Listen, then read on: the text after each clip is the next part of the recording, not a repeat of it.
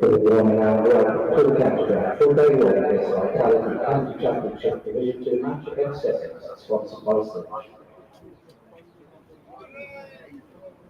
Northamptonshire won the toss and they went to field first. When the play starts, it will be just over 10 minutes time. Here's today's teams. For Sussex, Tom Haynes, Hughes, Tom Alsop, James Cole, Ollie Carter, Captain Wicketkeeper, John Simpson, Tim Throw, Nathan McAndrew, Jack Carson, Ollie Robinson, and George.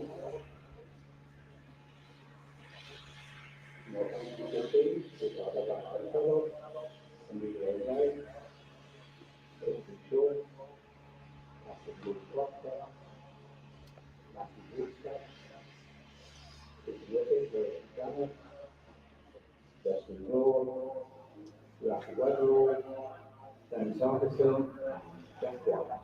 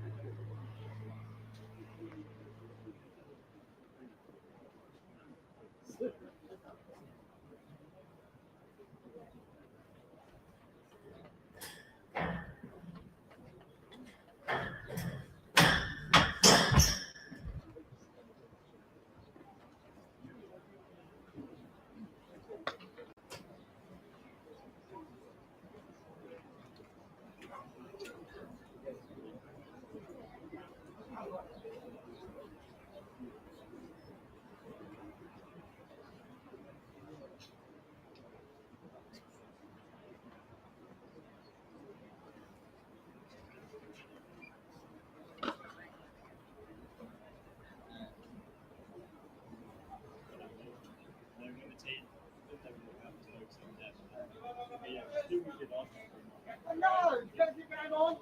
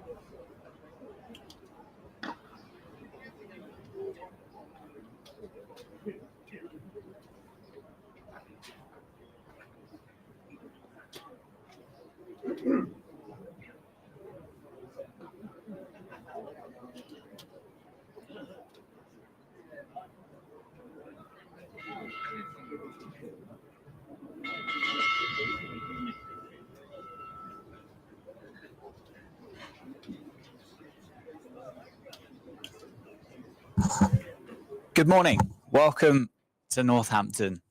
Wantage Road, the home of Northamptonshire County Cricket Club, and the County Championship is back. It's obviously been back for a round, hasn't it? But we're back at Northampton. The last time we were here, we were involved in a tied game, a last ball thriller in the Blast against Leicestershire.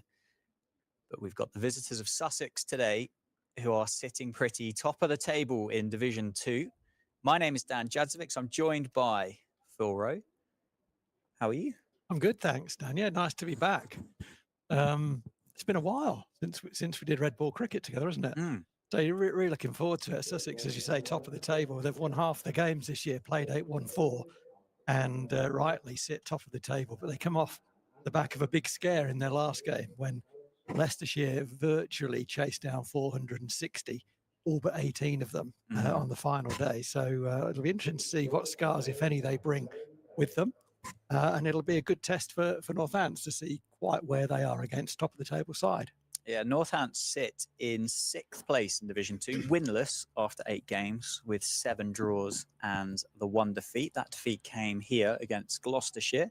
94 points. Sussex, as you said, played 8, won 4, lost 1, drawn 3, 132 points. Northants won the toss earlier this morning, and Captain Luke Proctor elected to have a bowl first today.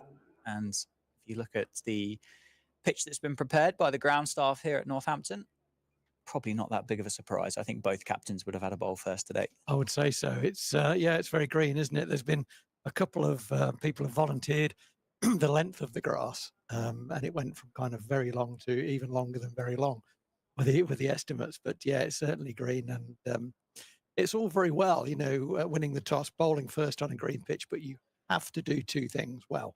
Firstly, you have to land the ball in the right place frequently. Yeah, that's not always easy with the new ball, controlling that. And secondly, you have to take the chances when they come. You imagine that the ball will find the edge of the bat from time to time with the conditions as they are. And Northants catching has been a bit in and out, I think, in the cordon. So the bowler's on the spot, hitting that top of off line, and then take your chances. Yeah, and then it's a good toss to win. Absolutely. I'll run you through the playing 11s for both sides. Northamptonshire first. Top of the order will be Ricardo Vasconcelos, Emilio Gay. Overseas, Prithvi Shaw, Luke Proctor, Matthew Bretsky is going to make his debut for Northamptonshire today in first-class cricket. Rob Keogh, Lewis McManus, Justin Broad, Rafi Weatherall, Ben Sanderson and Jack White. Sanderson with ball in hand from the David Capel end. Sussex, Tom Haynes, Daniel Hughes, who makes his first-class debut for Sussex today. Tom Alsop, James Coles, Ollie Carter, John Simpson, Finn Hudson-Prentice, Nathan McAndrew, the overseas seamer, Carson, Robinson and Hunt. Sanderson, as you'd expect, at 11 o'clock on a Sunday morning, on the money. Haynes is the man on strike. Daniel Hughes opening the batting with him at the non-strikers end. Hughes signed for the Blast. 280 runs in the competition for Sussex, and Sussex obviously made the inquiry and said, would you fancy a game of first-class cricket? And he said, good day. Or words to that effect. Along those lines. Sanderson hitting the spot straight away. Had a very good start to the year, Ben Sanderson. 24 wickets at 30s, which he said was slightly more expensive than what we've come to expect from Ben Sanderson. Yeah, I think there's a sort of a tale of 2 halves of the first part of the season. Ben started slowly, I think, in terms of wickets, but he's back to normal now. So I guess his recent average will be closer to his general 23, 24, something like that. It's Haynes off the mark straight away, turns it into the leg side. Going to come back for a couple, put Emilio Gay under a bit of pressure. So Tom Haynes opens his account at Wantage Road. Emilio Gay would normally find himself in the slip cordon, wouldn't he? I know he had a bit of a finger injury, didn't he, at the end of that? I don't really think you call it a block of championship fixtures, but the opening half of the season anyway. Yeah, it's kind of kept him out of contention for the T20 side, hasn't it? A lot of conjecture about selection for Emilio Gay, but I think his finger kept him out of the frame. Oh, it's gone down. There you go. Sanderson gets the edge of Tom Haynes. as we've come to see and expect from Ben Sanderson, on a pitch that's going to offer plenty. Just angled into Haynes. Justin Broad's put it down. Prithvi Shaw got back around Justin Broad to try and pick it up on the second bounce, but couldn't get underneath it. And yeah, Tom Haynes, 4 balls into the play. Gets a life.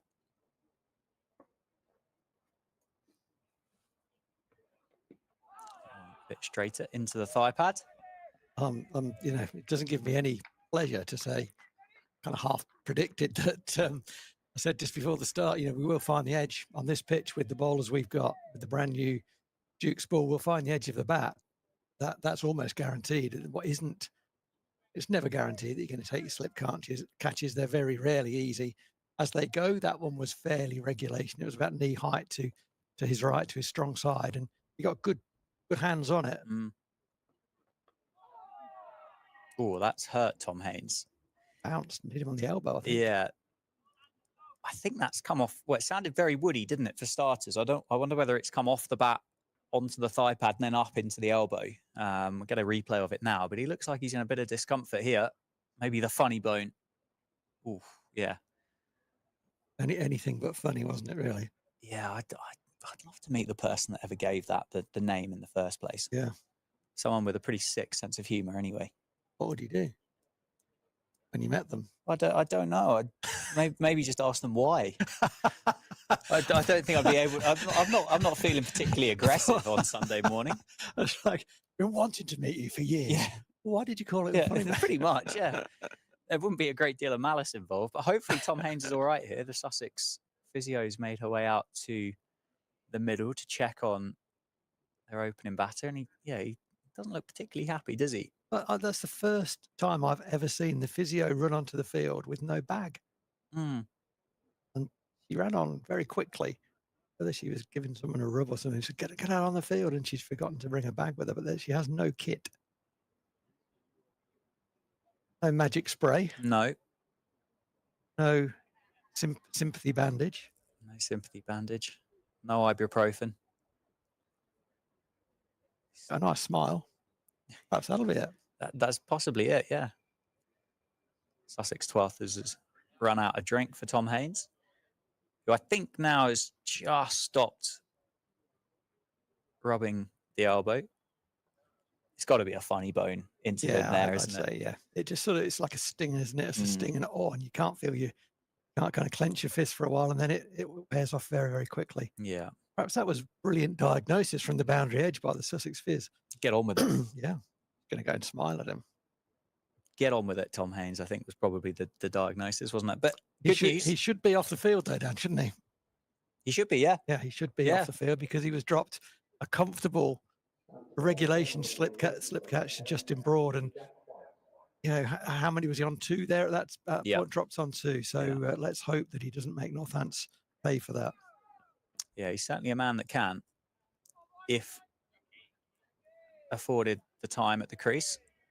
Jack White then will be opening the bowling from the Lynn Wilson centre end, and Daniel Hughes will take strike for the first time in the championship this year. Last played first class cricket back in March for New South Wales.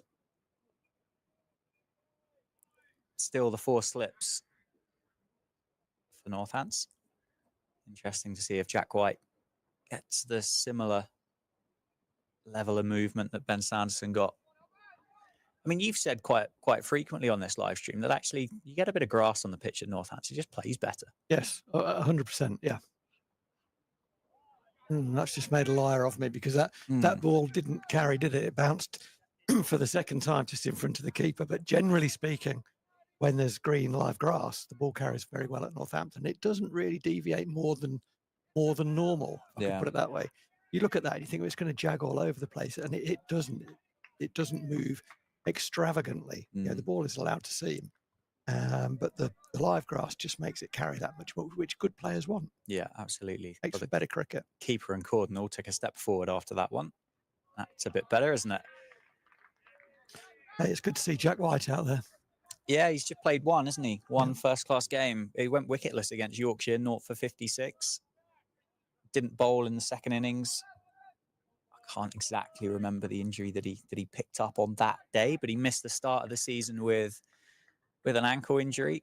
Came back and didn't pull up well, I think is what you would call in horse racing terms.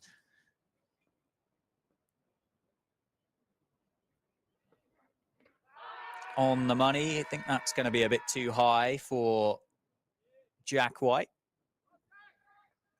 Yeah, I think Northampton have missed him, haven't they? Because he brings wickets. He gets good players out when they're in as well. Yeah, was it 50 first-class wickets last year in Division 1, wasn't it, for Northamptonshire? And, well, was a bit of a shining light in amongst his teammates. Was the only real one with any discipline to stand out. And Daniel Hughes runs that one down through the offside and will open his account with a couple of runs off the third ball of his first over. Bit of deja vu cricket. If it continues, there's a nick coming at a third slip. I think there'll be a nick. Yeah, I predict a nick. That guy's a cheat song. It could be, couldn't it? It's kind of more what Northampton would want rather than a riot, I think, would be a wicket. I predict a wicket. But chances will happen when there's, with the new ball, when there's that much grass on the pitch. It is a matter of holding your chances, as we said before the start. Oh, that's bounced. That's very well played. Yeah, it's just taken a hand off the bat there, isn't he? Just to help decelerate it as it made impact. Fell well short of the man at fourth slip. We talk about this from time to time, and perhaps people might think it's too much, but your personnel in the slips, they kind of get to know each other very well if they're together a lot. I don't know how frequently Justin Broad would have found himself at third slip in red ball cricket for Northants. Not very often, I suspect. Nicely played. Hughes works that one through mid-wicket, puts the captain, Luke Proctor, into action, who restricts that down to a single. So it's going to be one off the final ball of the over, and the Sussex physio makes their way back out to the middle with maybe some painkillers this time for Tom Haynes. Still in a little bit of discomfort. I think Justin Broad would have found himself at fourth slip throughout the course of the year, and he would have been the first one to have been jettisoned. Yeah, exactly. And he took an absolute screamer, didn't he? Earlier this year. Yeah, he did. He's a good catcher. He's in the plus column right with his field. And so this is not an anti-Justin Broad at slip.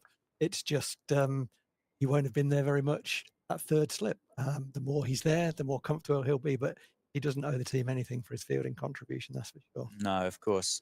I think that's Matthew Bretsky at fourth today. Prithvi Shaw at second, and Ricardo Vasconcelos in at first slip. And McManus and Vasconcelos, you'd say, would be the two consistents there, wouldn't you? Yeah. Broad's one in, and then Bretsky's in the cordon for the first time. Absolutely electric fielder in the T20 Blast is Matthew Bretsky.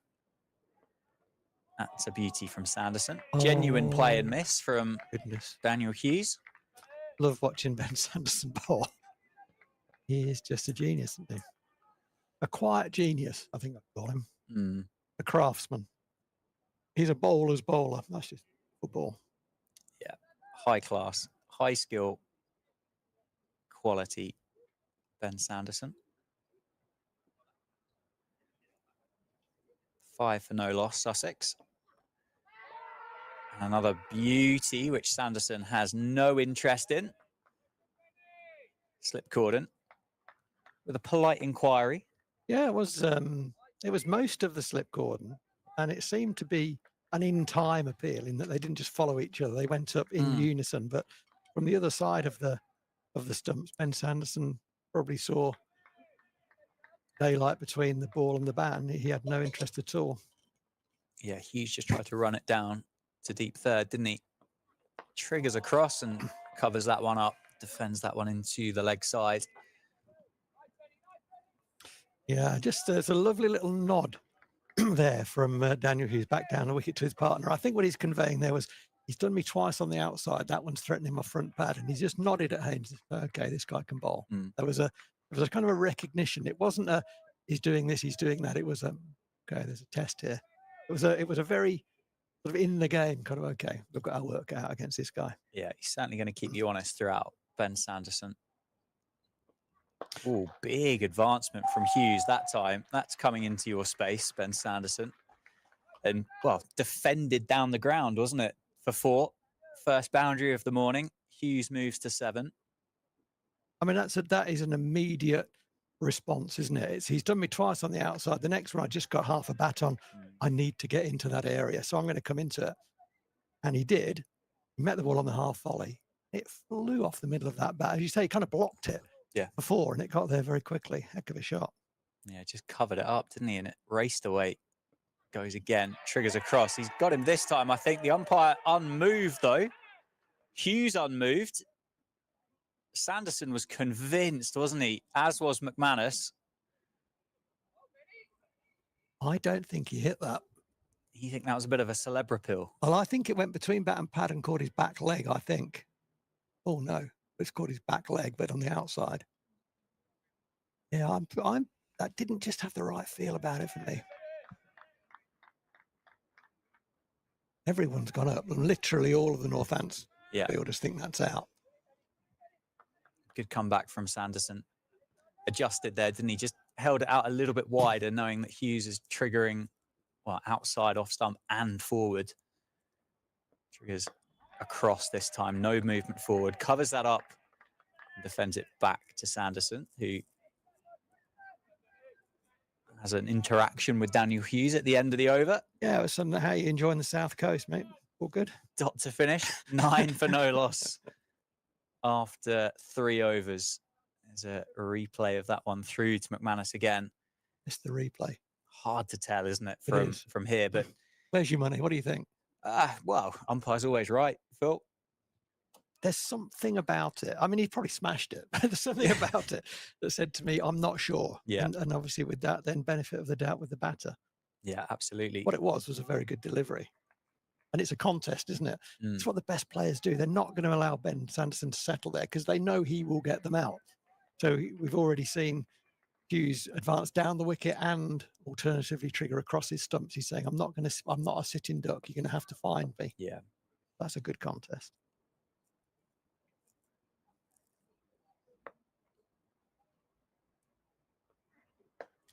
Jack White just goes straight into Tom Haines. Interesting, isn't it? I can't pick out who it is, but there's one of the Sussex personnel stood, well, what would be kind of directly behind the bowler's arm if Jack White was bowling from the David Capel end. Having a keen eye, I think, as to what kind of movement and how this pitch does act and behave, which you don't really see all that much, not early in the piece. No, you don't. David Ripley always used to try and get behind the bowler's arm in the first session. Nicely played by Tom Haines. Well fielded by Rob Keogh. Keeps that down to a dot ball. Whether he was avoiding getting the coffees in, that was always my thought. Phil, I'm just going up straight. You're in charge. Okay, Rips, thanks for that. My round again, is it, Rips? That was the nature of the thing, really. I'm slightly concerned he's too strong. I've got my eye on Jack White's pace. Yeah. When he's hitting back of a length, looks all right. He's gone over length a little bit, and that looks a little bit slower than his normal zip. So there he's fine. So that's back of a length, about kind of 6.5 meters from the stumps. It was, I think, the last ball or the penultimate ball of his first over when it was pretty much a straight half volley, but it seems to take an age to get to the batter. Right, okay. But obviously he's coming back off a long spell out of the side with injury. He did play and bowl some overs in the second 11 last week down in Somerset. I was pleased to see that. So he's obviously match fit to that extent. Nicely bowled. Yeah, she's shaping this back into Tom Haines, isn't he? There's 2 of them there now, Dan. Well, I remember Sussex came up here. Look, there they are. Well found. Sussex came up here last summer, didn't they, in the One Day Cup? And I remember looking out the window and essentially watching the Sussex support staff on a constant loop of Wantage Road, which it was kind of a noticeable difference compared to a lot of the teams that visit the grounds. 2 left in the over. That's played off the back foot. not timed, which allows Tom Haynes to get off down the other end. Keogh tidies up. So Daniel Hughes will have the last ball of Jack White's over to face.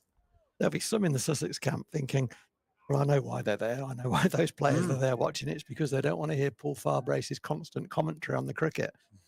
But I would say you should listen to Paul Farbrace's constant commentary on the cricket because there's a lot of value in that. What Paul Farbrace doesn't know about county cricket is probably not worth knowing. Oh, that's an absolute beauty. From round the wicket, the angle was coming in over middle stump. It then started to almost swing away, hit the seam and went further. What Hughes did well there is he didn't push at that. He just let it go. He just held his line. In fact, he didn't let it go. He played at it, but he didn't push across to the line of the ball. It was too good for him. Oh, just slightly short.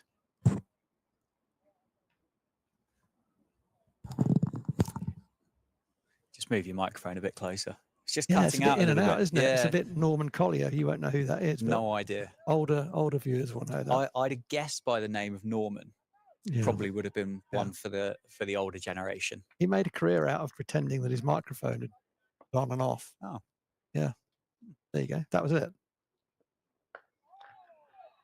Haynes plays that one into the offside, gets down the other end. So it's going to be Sanderson versus Hughes again.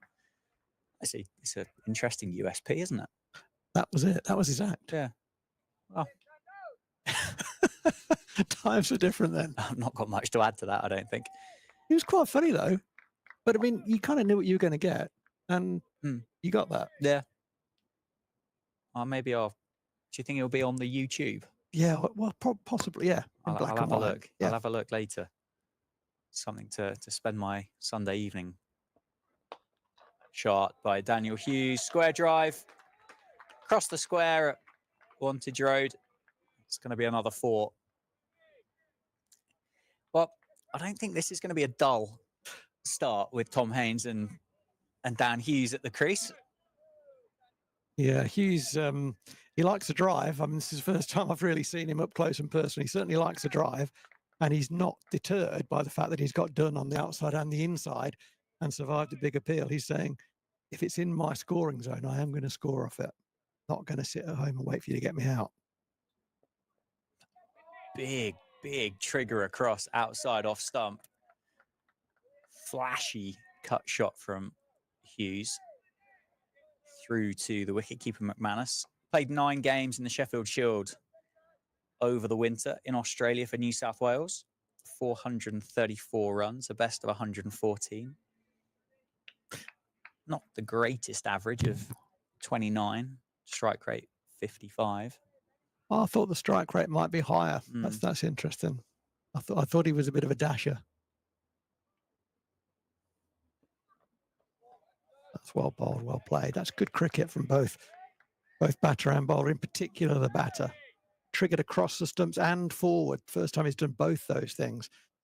Taking the stumps out of play, really, for Ben Sanderson. He can't really get bowled there. If he hits him on the pad, he's outside the line.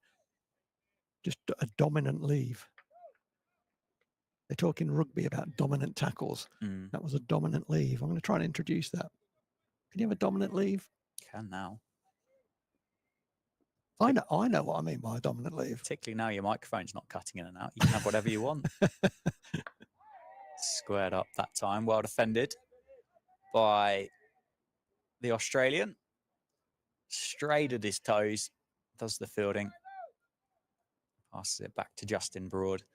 Last ball then of Sanderson's 3rd over. Wicketless. Got the edge of Tom Haynes, which went down at 3rd slip. I think that's something that Northants have been pretty guilty of for the last season and a half, haven't they? Definitely. Nicely played by Hughes again, just on his toes on the back foot, punches it through the offside. Rafi Weatherall's going to do the fielding. He's got a good arm. It is only going to be 2, so it's 17 for no loss after 5. Yeah, nice shot. So Ben Sanderson a couple of times just banging the ball in, just back, not banging in short, but banging it in back of a length. He got a big cut shot that flew past the edge of Hughes's bat earlier in the over. This one was a little bit straighter and he punched it nicely off the back foot. it's a nice example there of something I like to see on the back foot. Is he wasn't really trying to hit that ball for 4. He was thinking 2. And sometimes when you really time that, you do get a 4. But 2 is your thought there. Don't try and hit it too hard. There's always a gap early on between mid-off and point. There's a huge gap there. 2 was the call, and he actually went all the way out to the boundary. It should have been 3. I think they ran a little bit slowly, but Rafi Weatherall, quite quick across the ground for an opening bowler, kept it to 2. The benefit of youth, I think. Yes. Rowie. Jack White into bowl. Played uppish by Tom Haynes. And I wonder there's a bit of lack of pace there that did Haynes. It was a fuller ball, and that's where I think there's been a difference in. To my eye, I mean, I might be wrong, but to my eye, from a long way away, I'm seeing a difference in pace when Jack White hits his length at about 6.5 meters. He's bowling the ball into the pitch, and when it goes past that more kind of drive length, it's not quite got the same pace about it. Nicely played by Haynes. Just turns it around the corner. Should come back for a couple. Sanderson does the fielding. Over the bar. McManus can't get the glove on it. Backed up by Rafi Weatherall. So there's going to be a couple of runs added to Tom Haynes. Stream at Northamptonshire County Cricket Club is powered by Daffabet. And if you'd like to get in contact with us, whether you're on the South Coast, whether you're in the Midlands, you can do so at Northants CCC. You can email us, stream at nccc.co.uk. Share your thoughts and questions and comments. As Tom Haynes covers that one up and defends it. Well, drops the ball dead, just off the cut strip.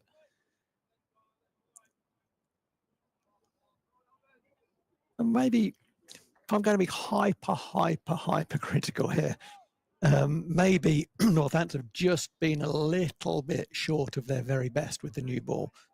You know, one of my things, as you all know, Dan, is how many forward defensive shots have been played. And obviously we created a chance. So if that had been caught, the equation would be different, but it wasn't.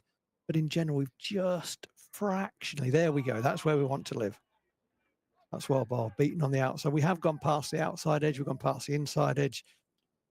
Haynes was dropped and there was a big appeal against you. So we've been pretty good. I'd say we're kind of 8 out of 10, 8.5 out of 10. Had we been 10 out of 10, I think there'd be a wicket, at least one in the wickets column. It must always be difficult with the scheduling.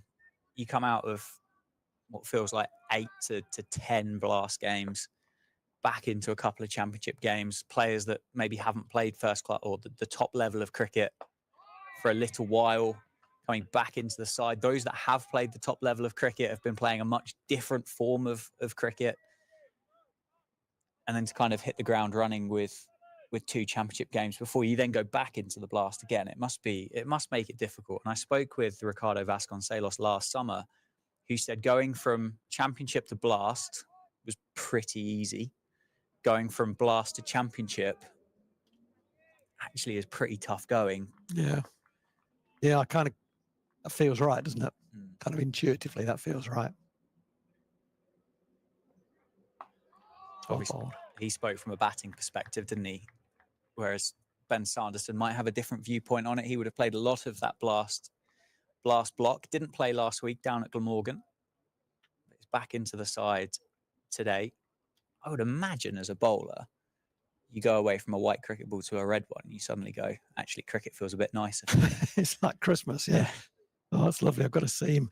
And there's some shine on the ball after a couple of overs.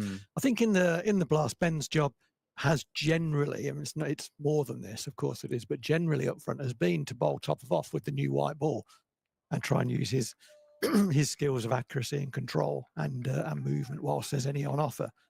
So it's not massively dissimilar in that respect. What he doesn't have is people running at him, trying to hit him out of the ground. Well, he's got Daniel Hughes, he's not exactly not exactly shy in coming forward, is he, this morning? Daniel Hughes? No, he's not. No, he's this will be his first time against Ben Sanderson, I suspect. I'm almost sure it will be. But he's quickly summed up that if I let this guy bowl at me, he's probably got my number. in these circumstances. So I'm going to give him a different target from time to time. I'm going to move around my crease a wee bit, try and take length away from him, and he's done that reasonably well. Feels a very Australian thing to do. Triggers across inside half of the bat.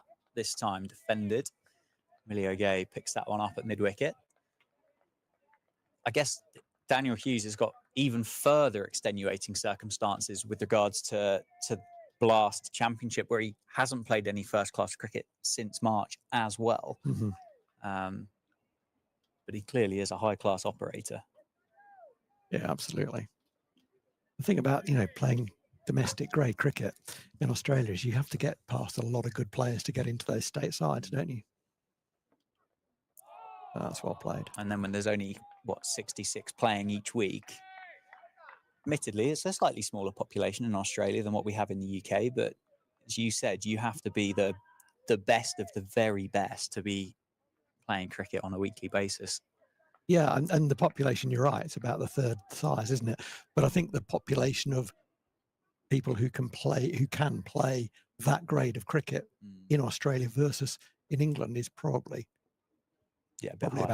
probably a bit high, yeah, on par or a bit high, yeah, agreed. Or bold. Inside edge runs down through square leg, and Emilio Gay tidies that up. So Hughes is going to add another couple. Sanderson double teapots at the end of his follow through.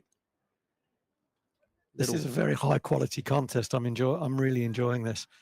Sanderson's going to go over the wicket now, I think. Yes, he is. So Hughes had kind of decided, I think, in general, that my best place to get outside off stump. Sanderson's tried to nip a couple back. He's had a little long look at the stumps and where the bat's coming down. He's trying to indicate to Hughes that actually you're not outside the line there. He is. So Ben Sanderson said, okay, all right, he's got outside the line. I'm not loving my chance of getting LBW there. I'm going to come over the wicket. Sanderson to left-handers is something not worth watching, isn't it? That's a big appeal for LBW. Half an attempt for a catch at third slip as well, but I don't think it carried. That was extraordinary.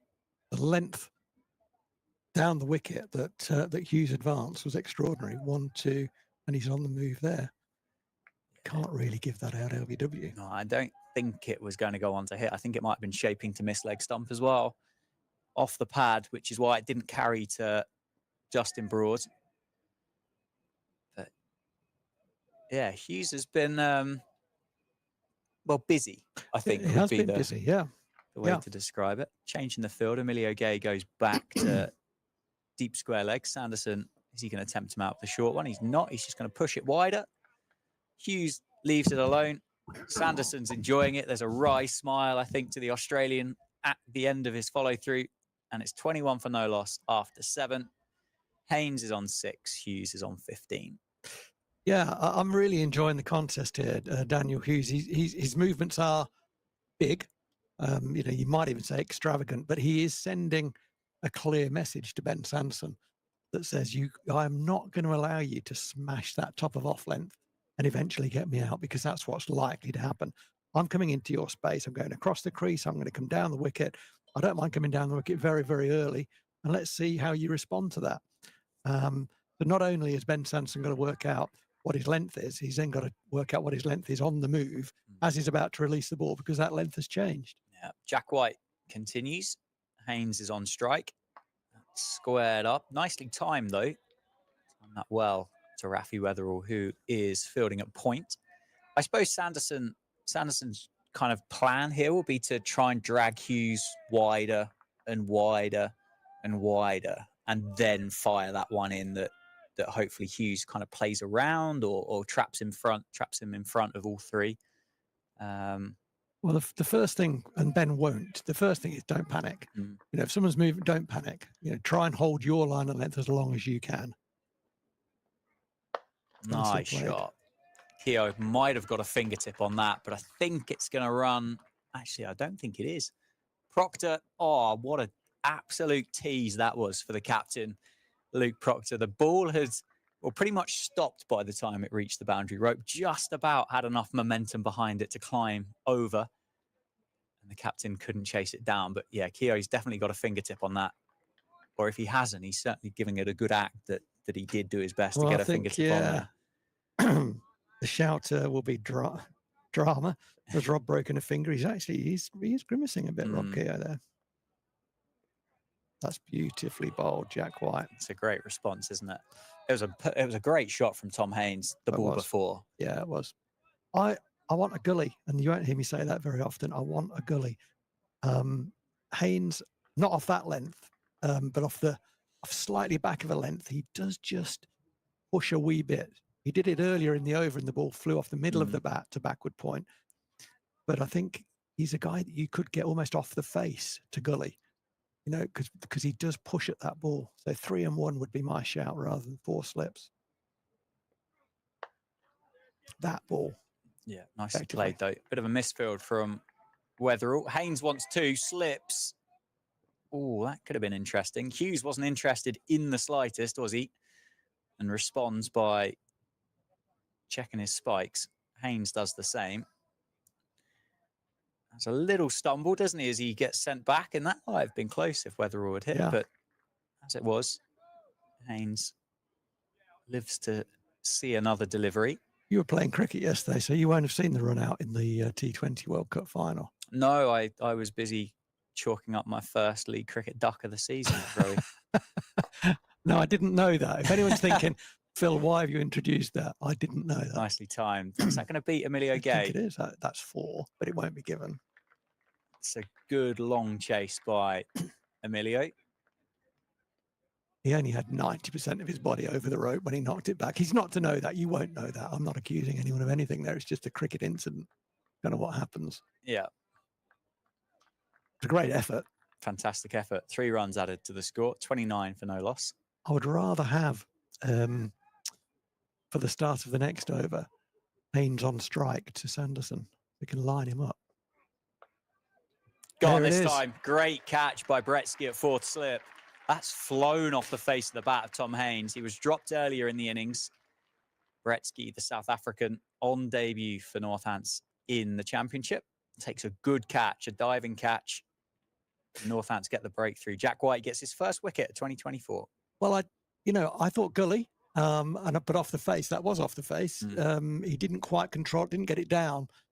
It wasn't quite in the way I thought he might get out, but it was close. Yeah. It was a close relative of the way I was hoping he'd get out. It was a bit of pilot error, really. It wasn't a ball that you should get out to. It was just short of a length. It was a little tight to play that shot, I think, this early in the innings. He does like to make room and hit the ball hard, square of the wicket. That one just followed him and bounced a wee bit more. It did come off an outer half of the bat, but it wasn't an edge.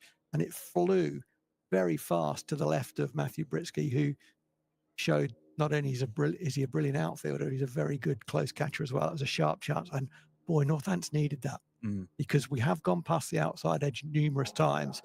And that early drop might have had a look about it. Oh, no, come on. That's our chance gone. But it wasn't. That was a good catch. And the scoreboard's got a more balanced look about it now, 29 for 1. Yeah, after half an hour, as you say, 29 for 1. That's over to you, Phil, as well. Oh, is it really? You're in the driving seat. Okay, so I'll welcome to the crease Tom Alsop. He won't be facing. Daniel Hughes will face again up against Ben Sanderson. It's been a very interesting contest between these two. There was a huge appeal for caught behind earlier in the innings. Obviously given not out because he's still there. I wasn't convinced, but the Northants fielders were. Sanderson is continuing now over the wicket. He's been around the wicket for most of his spell. Has now come over the wicket to Hughes. Interesting that Sanderson has lost the 4th slip. And the man that's been removed from the slip cordon was the man that's just taken an absolute worldie at 4th off Jack White. Yeah. Yeah. Well, I like slippers to be in the same place, and they get used to that place. They get used to the angle. They get used to the gap. The guy on the inside is the key one, really. So I don't mind. It looks a bit odd, but I don't mind that too much. I might have kept another catcher in though. Just for now, Hughes looks like if he gets in, he goes big. Oh, Sanderson's gone across him. What a beautiful delivery that was. Had to play at it. Daniel Hughes had to play at that because he knows that Sanderson can bring that ball back. He also knows that it looks like it's going to come back and then pitches and goes across. Oh, wow. Absolutely like a kipper. What you're supposed to do there, Daniel Hughes, is nick those. That's what we do. We're very polite in English cricket. We tend to nick those from Ben Sanderson and walk off and give him a nod. The forcing shot off the back foot, square of the wicket. He's played that shot a couple of times. That one he timed beautifully, and it's run all the way across under the cover. So it's going to be a scramble for Rafi Weatherall will be down his hands and knees to retrieve that ball. Just erring on length a little bit. Interesting, that's probably the poorest ball that Sanderson has bowled so far. It wasn't a terrible ball, but I do think that Hughes' movement so far, he's been coming down the wicket to Ben Sanderson. Ben might have anticipated a response to the previous ball. I think I'll just give myself a bit of safety on length. He may well come down the wicket to me. Didn't. Stayed at home and tapped it away square of the wicket for 4. Every ball is a contest. Hughes obliging. That one does come down the wicket. Sanderson's line is a lot better. Ben Sanderson he won't look like it, but he'll be really enjoying this. I kind of think the harder it gets for Ben Sanderson, the more he kind of likes it, because it really does test his skills. Sounds a little bit sadistic, doesn't it? But I know exactly what you mean. Well, he can nick off left-handers who just stay there for fun. New ball, first day pitch, plenty of grass on it. Ben Sanderson's going to get you out, but this is a contest.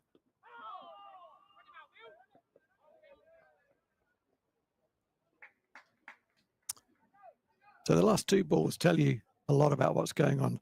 The 5th ball of the over, Hughes came down the wicket. Ben Sanderson held his length. The ball ran off into the leg side, and the next ball goes across his stumps. Didn't hit either ball, but in both cases, he's in a very different position from where he's batted majority of the innings on middle and leg, triggering across to off stump. So, yeah, there's a real contest between Hughes and Sanderson. There'll be some mutual respect there as well. Also knowing Ben Sanderson, he will desperately want to get Hughes' wicket. He loves any wicket, but particularly guys who are playing well against him. Yeah, absolutely. Well, any left-hander is usually in the sights of Ben Sanderson. And when you look at the Sussex top 3, left hand, left hand, left hand, Mm-hmm. Sanderson will be licking his lips at the opportunity to have a bowl at the 3 of them. It's quite a young lineup, isn't it? And Hughes brings a bit more experience, I guess. Not an old man by any means, but it's quite a young top 5. Yeah, I mean, Tom Alsop's been around for a while. Yeah. He's 28. He played, he's nearing 100 first-class matches. This is his 99th. Started at Hampshire, didn't he? Then moved over to Sussex.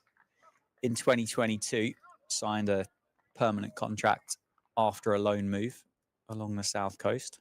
Good signing, I think. Yeah, that first season, 930 runs, 4 championship hundreds. He's got 424 so far this season, an average of 38 as well. Yeah, they've scored a lot of runs, haven't they? Sussex, 24 batting bonus points, I think, so far. Tells you that. A little advance down the wicket from Hughes this time.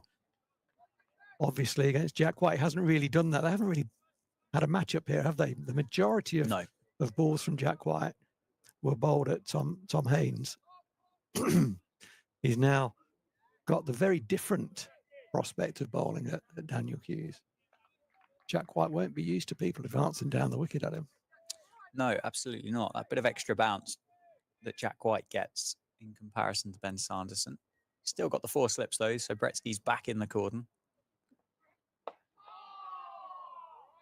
Yeah, that's where I want to see him a little bit more. If, as I said earlier, and I am being really hypercritical. In my time of looking after the seamers and doing bits and pieces, I wouldn't be happy to hear someone on commentary saying we've not quite been at our best. But I think we're not bad. I think we're good. I think we're good. We're just not quite very good. I haven't seen enough 4 defensive shots, but we've been a little bit unlucky as well. Created another chance that should have been taken. It could easily be 3 for. Currently 1 down, 34. Is the the lack of forward defence shots played by Sussex here, is there a little bit more to it than just Northants haven't maybe hit the perfect length? You just mentioned about the fact they picked up 24 batting bonus points. Yeah. They've got massive aspirations to get promoted back to Division 1. They are in the absolute drive seat for it. Maybe there's an element here that Sussex aren't that type of batting unit to get in behind a few early. They want to score. They want to score quickly. Yeah. Yeah, I mean, I think that's right. They're making it into a contest, aren't they? And there's another example of making it into a contest with Daniel Hughes advancing down the wicket. He wishes he hadn't there, as the ball jags back and hits him somewhere around the right hip. But yeah, they certainly have said, we're going to be coming into your area. We are not going to let you settle, which is exactly the right thing to do. Young players get confused with those messages. They kind of think that means go on the attack and play shots, and it doesn't mean that. It just means give the bowler a different picture, get into his space. You don't have to play any differently when you get there. And there's thank you very much for that, Dan Hughes. There's a great example of that very point. That's a good lead, right? But he left it from a position of way down the pitch, advanced down the wicket, got there. Jack White brilliantly brought his length back. And so Daniel Hughes thought, well, you know, if I was at home, if I was in my crease and you bowled that kind of length relative to where I stand, I'd leave it. So I've come down the wicket. I'm going to leave it. A good dominant leave. Good over though. Every ball's a contest. I'm enjoying that. We certainly didn't have this with the Kookaburra ball, where every ball was not a contest. This is good cricket. Absolutely not. Well, fortunately, we've got a few more weeks to go before we have to worry about those again. Yeah, we can enjoy the Dukes for at least 4 days before blast action starts again. But don't mention the Kookaburra. I think I mentioned it once. I got away with it. So Sanderson's going to continue into his sixth over. He won't want to leave the arena unless he takes Daniel Hughes with him, but he's going to be bowling at Tom Alsop for the first time. Oh, and Tom Alsop wishes that wasn't the case. From round the wicket, Sanderson gone back round to the new batter. Alsop pitched on about fifth stump, angling in, hits the seam, moves away, doesn't catch the edge. Well bowled. Oh, the umpire is showing some shots to Rob Keogh at mid-off. I've not seen that before. Did you see that? Just caught it Right at the very end. Shadow demonstration. Sando's got his tail up here. You can tell from the effects mark there, that ball hit the bat pretty hard. He wants a wicket. But he will believe, and I think he's probably right to believe, he will certainly believe he deserves one wicket. He did get the edge that was put down. Good nick it was too, but he will not want to leave this spell unless he's got at least one against his name.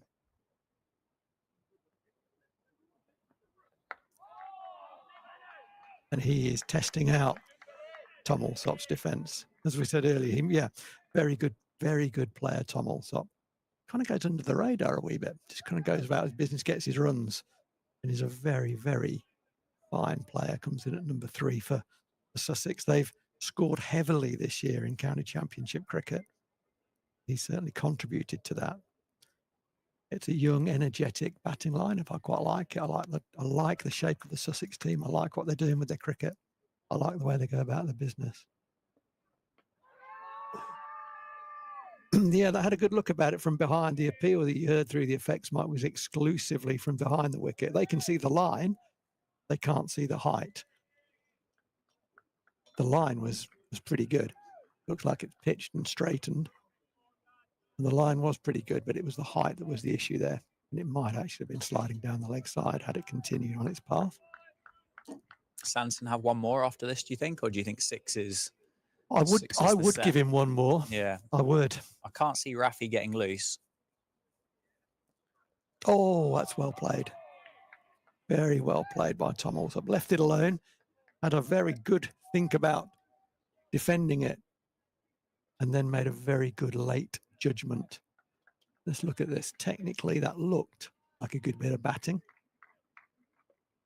Round the wicket, Sanderson. Yeah, that's nicely played. Withdrew the bat late on. So for this last ball of his 6 over, Ben Sanderson is giving a different look, coming over the wicket. Expect this one to pitch and go across. Just got his line too straight. So with that, Allsop's off the mark, knocks it into the leg side. There was a comfortable 2 there in the end, and Ben Sanderson's got a double teapot on. It just looked like that could have been potentially a run-out opportunity, but actually it was nowhere near a run-out opportunity. So something wasn't quite right. Ben Sanderson wasn't happy with Emilio Gay's progress towards the ball.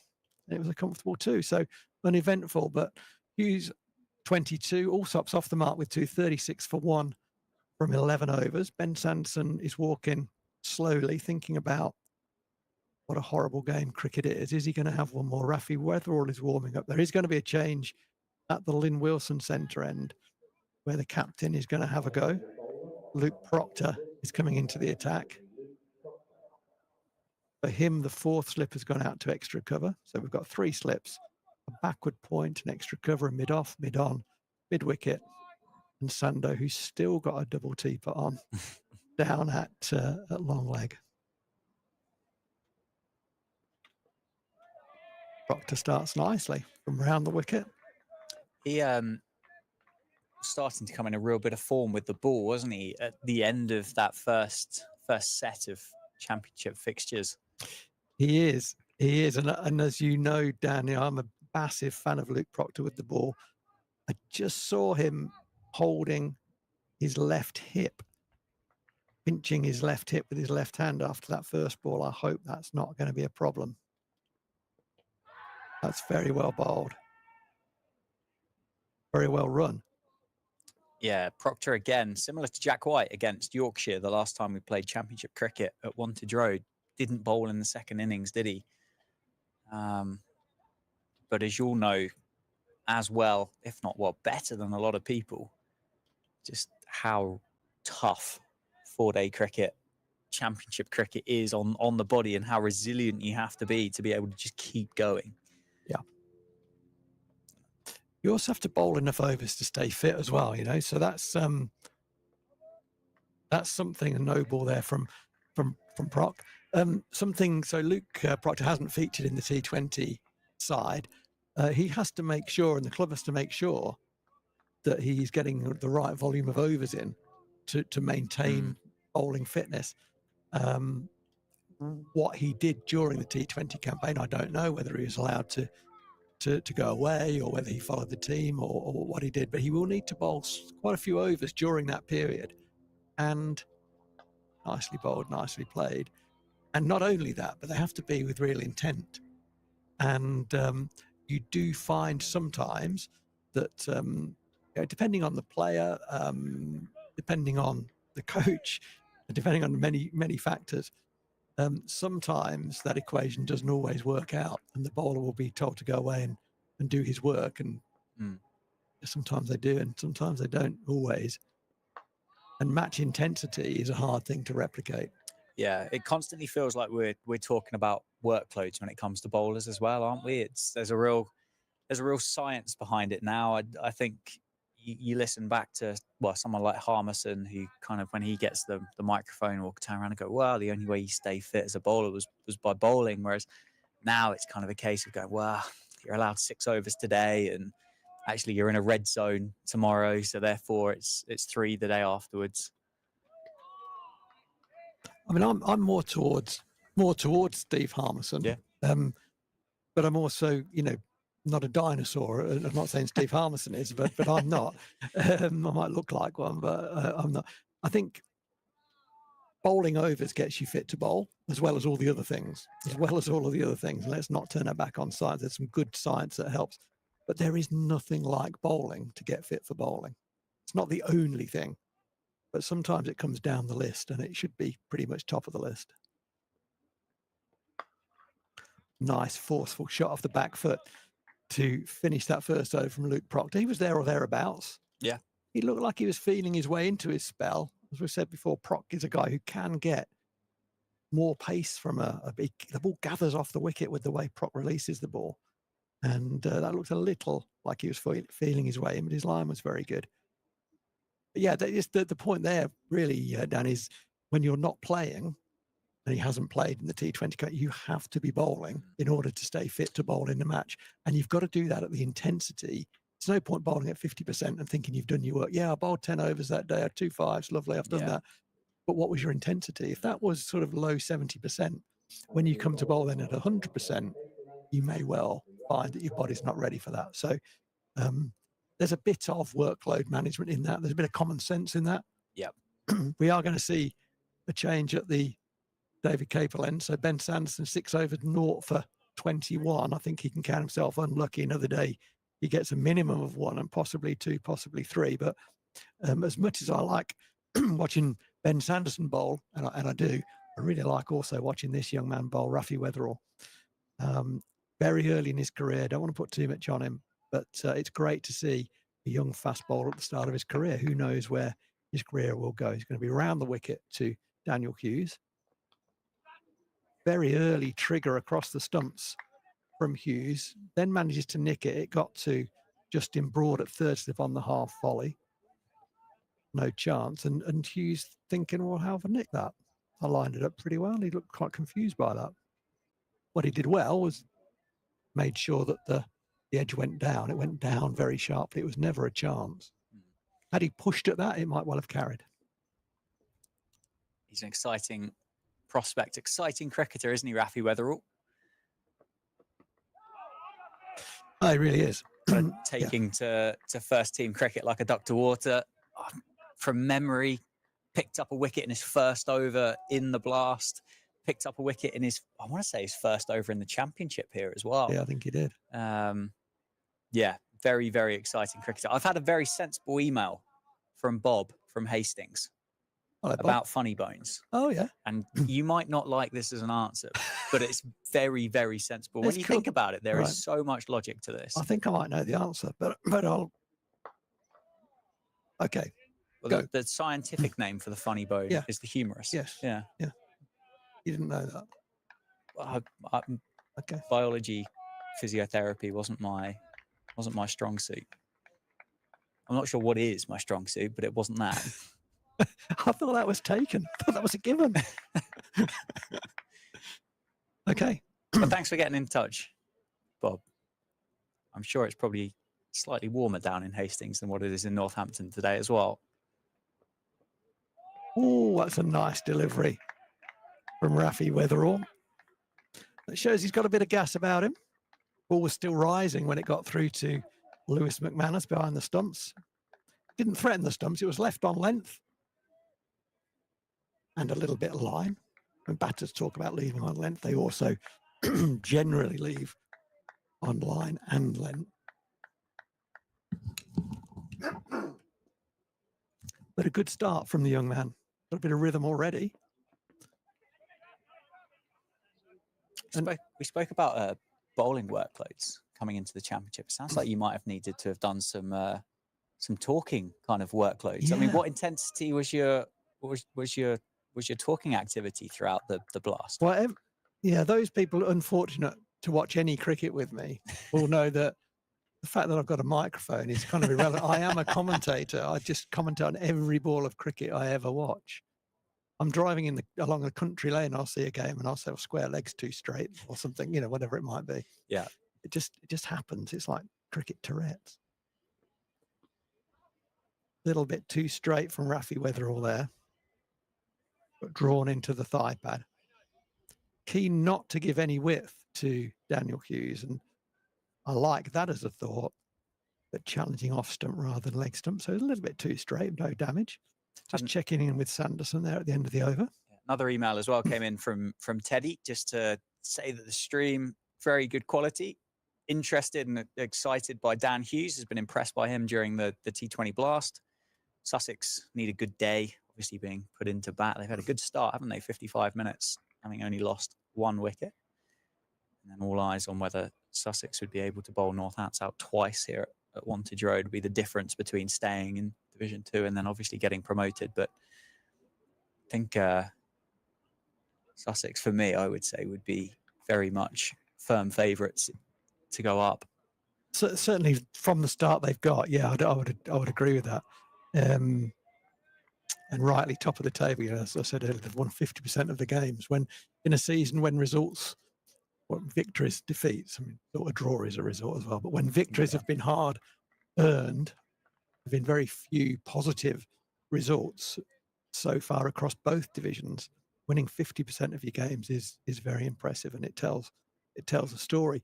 I do also think that, particularly in Division 2, there are a number of teams that could challenge. That's a beautiful extra cover drive from Daniel Hughes, over pitched by Luke Proctor. Not seeing the zip I normally see from Proc so far, and just stand and deliver. That was a beautiful shot. It was a bit like a throwdown in the morning. Some players like to have a net. Some players just give me some throws. That was a bit like, yeah, just throw me some half volleys and I'll stand and blast them into this net. And it had that look about. It was a beautiful cricket shot. He does latch on. He loves the drive, Daniel Hughes. We can see that. And why wouldn't you if you can play it that well? And Proctor will want to drag his length back with this next ball. Yeah, I think Sussex, as I say, rightly top, and they've played some good cricket. That's a nice run, just dropping it into the offside. Good nod through. Well responded by Tom Alsop. But it wouldn't surprise me if it's a very, very competitive last couple of rounds of of matches when we get to that point in September, because I think most teams can beat most other teams in this division. Yeah, I think well, if you're going to get your results, get them now. They can't. Well, they can, but you know, they shouldn't be able to take the points away from you. That's get them in the bag. Yes. Yeah, I think that's right. Particularly with 2 more Kookaburra rounds. Absolutely. Coming up in the penultimate, and then the one before that as well, which based from experience, you'd turn around and say probably going to be both drawn. You would say later on in the season when everything gets a little bit damper again. Yeah. Oh, that's nicely bowled. Good line, good length. Offering to go away from the left-handed Alsop. Ran off an outside edge, a thick outside edge. If I look at that, as I am doing, say if I look at the table, I am looking at the table. And my point here is that Sussex have won 4 games. Yeah. Okay. Middlesex are in second place, have won 3. No other team has won more than 1 game. Okay. Yorkshire are in 3rd place. They've got 99 points. Gloucestershire are in 7th place. They've got 92 points. So 7 points separate 6 teams. Nicely played again. I was impressed with how well forward Tom Alsop got there. He saw movement the previous ball from Luke Proctor away from him, caught a thick outside half of the bat, and he was particularly careful there. And a lot of players might have had a little push drive at that ball because it was quite long. Wasn't quite a half volley. And Alsop said, no, I'm going to respect that. I'm letting it in. I'm going to get as close to that as I can, get my head over the ball, let it in. And then he just opened the face to account for any movement and got it down into the offside. It was a very nice bit of batting. It looked like nothing, but there's a lot of good technique and skill going on there. Are we expecting any weather about today? you are the local. Just asking, because they're off for rain further down the country. Are they? Oval, obviously, well, even further south down at Hampshire. Wow. Chelmsford as well, where the Sunrisers are playing in the Rachel Hayhoe Flint Trophy. They're off for rain as well. Just wondered, is anything planning to be kind of working its way up? Yes, is the short answer. It wasn't. So the forecast has changed. I think we'll be very unlucky to cop some. Yeah. But there's a bit in the vicinity later in the afternoon. Tomorrow is the day when we might get a little bit more. Okay. But it's not by any means certain. That's well bowled. That's well played. Better length. It was left very early in its flight, that ball. You deciding that ball is not going to come back in. It didn't. It pitched and left him from about 6 stump. It's a better length. It's been fractionally short. Bit on the safe side of length so far, Rafi Weatherall, but no great dramas. He's not gone for a run yet in his 8 balls. He's settling into his spell. How nice to have the wisdom of Ben Sanderson at mid-off to check in with as well. There we go, challenging the stumps. Yeah, he's impressing me, Rafi Weatherall. So the young bowlers come into the game and they sometimes get sort of written up and spoken about, and a lot of pressure can be applied to a young man. I think he's in the right place. He's part of the England under 19 thoughts. His Northampton selection will take precedent over that if he picked for both outfits. Oh, okay. Yeah, he'll play here. Is that that's just because this would be a higher standard of cricket, and then therefore the future development would be kind of deemed better to be playing first class cricket? That's interesting, isn't it? Yeah. Because it's true of first team, but not second team. Yeah. No, that makes sense. You always want to, as a fan, I think, live in a world where international honours comes first. Would that be the same for the Lions as well? I don't know. A little bit too straight there. Tucked away nicely by Hughes. He's just checking he wasn't falling across his stumps a wee bit there. When you trigger as he does across the stump, sometimes you can lose balance.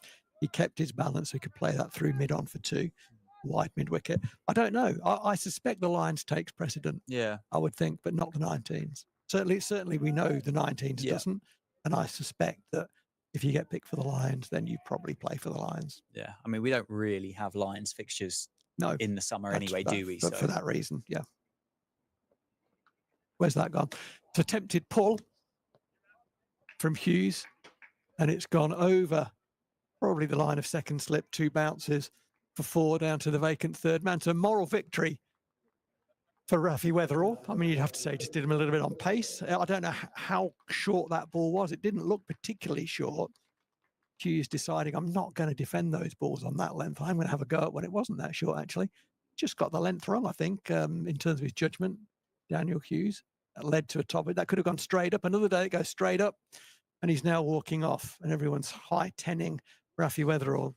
That one didn't go straight up. It flew down to the vacant third-man boundary for 4. He moves on to Daniel Hughes, moves on to 33. The score, 51 for 1. Proctor continues from the Lynn Wilson centre end. He's got 3 slips in place. It's on the money. End of that previous over just started, didn't he? Just started to shape that ball away from Tom Alsop. That one straight at the stumps. Alsop covers it up well. 2 off 15.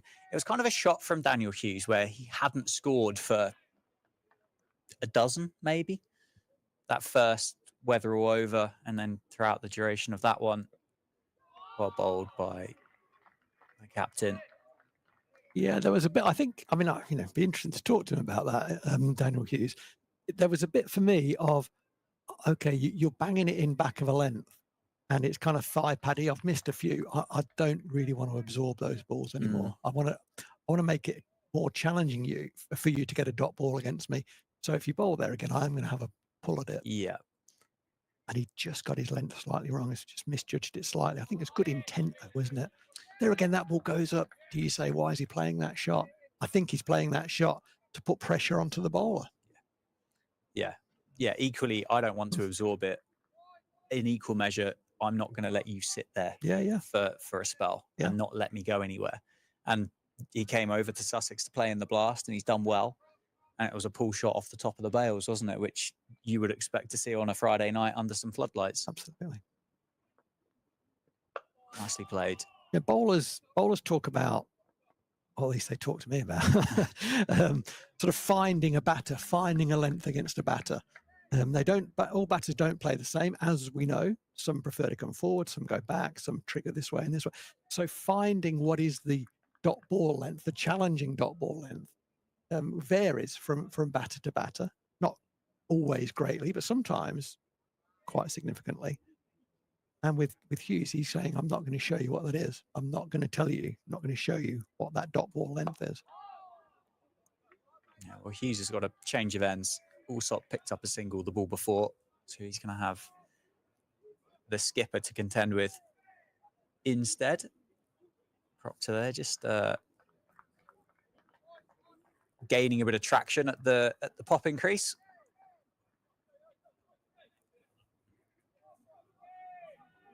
see those footmarks that are just starting to develop. 16 overs into the game. That one nicely played, tucked around the corner, and Daniel Hughes is going to certainly come back for a second. It's going to take him up to 35. 35 off 55. 16 overs bowled. 54 for one. Just, yeah, I think I mentioned it earlier. Just my eyes are on Proc, and he just looks a little lacking in zip. He gets a nice snap at the crease normally, Proc, and he can get the ball, a bit like Andrew Hall, who would run in and slightly deliver the ball slightly off the wrong foot, a little bit like Proctor does, but the ball would zip off the pitch when he was at his best. And that's what Proctor brings. You know, for having mitted to him a lot, he hits the mitt very, very much harder than you might expect. I'm not sure that zip is quite there today so far. Ooh, shape from Rafi Weatherall. That's stood the seam up, isn't it? And it's swung as it's gone past the stumps. Lewis McManus has taken that at a good height up to his right-hand side as it's shaped back in towards the wicketkeeper. That's not a delivery that you want to look around as a batter and see where McManus has taken that, because all of a sudden you think, oh my word, this ball's doing plenty. Do I have to play at the next one to cover this up? Now, this is about the follow-up, isn't it? Needs to make him play now. Weatherall does exactly that. His bat on it, it's onto the thigh pad, pops up into the leg side, falls short of Matt Bretsky. Would have been a lovely catch for short leg, wouldn't it, though? It would have been handy. There was a helmet out there for a little while, wasn't there? There was. Obviously deemed that short leg wasn't appropriate. It's a bit of extra bounce that Rafi's getting from the David Capel end, though. You know, a few, haven't there, into the thigh pad that have popped up. And the other thing about short leg is you can't walk right down the wicket as a short leg because you might get run out. So brings that into play as well. That's 4. Tickle down the leg side. That's going to be 4. That's the first boundary for Tom Alsop. Moves to 7. Quite retrieves the ball. Throw that one back in. The line not right there, was it, from Rafi? And Alsop's just had a bit of a freebie down the leg side. Because at 58 for 1 after 16 and a half overs, having won the toss and elected to have a bowl first, I mean, Northants need wickets. They can't let Sussex go in 1 down at lunch, having won the toss and put the visitors in. Right. That's again down the leg side, not cleanly taken by McManus, but does enough to deter Hughes taking the bye. So at that point there, if you afford yourself a couple of extra runs because you're going to have a short leg in place, then surely that's the way to go, isn't it? I wouldn't. So yeah, I mean, sometimes short leg can be what's the word? Window dressing. I wouldn't necessarily say it's a big mistake not to have one, but I think it's a thought. Well, that's a nice punch down the ground. Well fielded, Ben Sanderson. That looked like a long way down for him there, but he got there. It did Well look like done. 6 overs at the top of the day for Ben Sanderson. Do Few you know- sleepless nights as well at the moment for Ben Sanderson. Got a beautiful little baby girl, hasn't he? Yeah, recently become a father. I think there was a fleeting moment when Ben Sanderson thought, I'm going to get my left boot on this. Yeah. And then thought, no, I can't do that because I'm just going to get hammered. I better get on the floor. That does look incredibly village, doesn't it? Left alone, Hughes. A bit of extra carry through to McManus. Hughes so far has been brilliant. 35 or 56, 17 overs done, 59 for 1. So it started quite nicely, Rafi. 3 overs, 1 maiden, 0 for 11. Just lost his line slightly and got a little too straight there, particularly when bowling at Alsop and got tucked away into the leg side a couple of times. I just want to see him hitting the stumps a bit more. Yeah. Just a little, his radar just get a little bit more accurate. Use that, the ball is still fairly new. It's only 17 overs old. There'll still be some hardness and shine about the ball. I just want to see him using that a little bit more. But again, it's great to see Rafi Weatherall in the side, and I think he's certainly a prospect. Yeah, a bit of youth, bit of extra pace. I guess you're afforded a little bit less consistency Proctor, change of angle to Tom Alsop, who just covers that one up nicely. I think the last thing that you're suggesting is Rafi Weatherall loses 5 mile an hour and just kind of bowls top of off stump. You want that kind of pace, don't you? But actually, if you could have the consistency as well, that'd be handy. If ever a coach is telling a young bowler to bowl slower, yeah, get a different coach. I mean, there'll be the rare exception to that, but it will be rare. Yeah. It's like telling a spinner to stop spinning it so much, isn't it, really? Essentially. Can you spin it a bit less, please?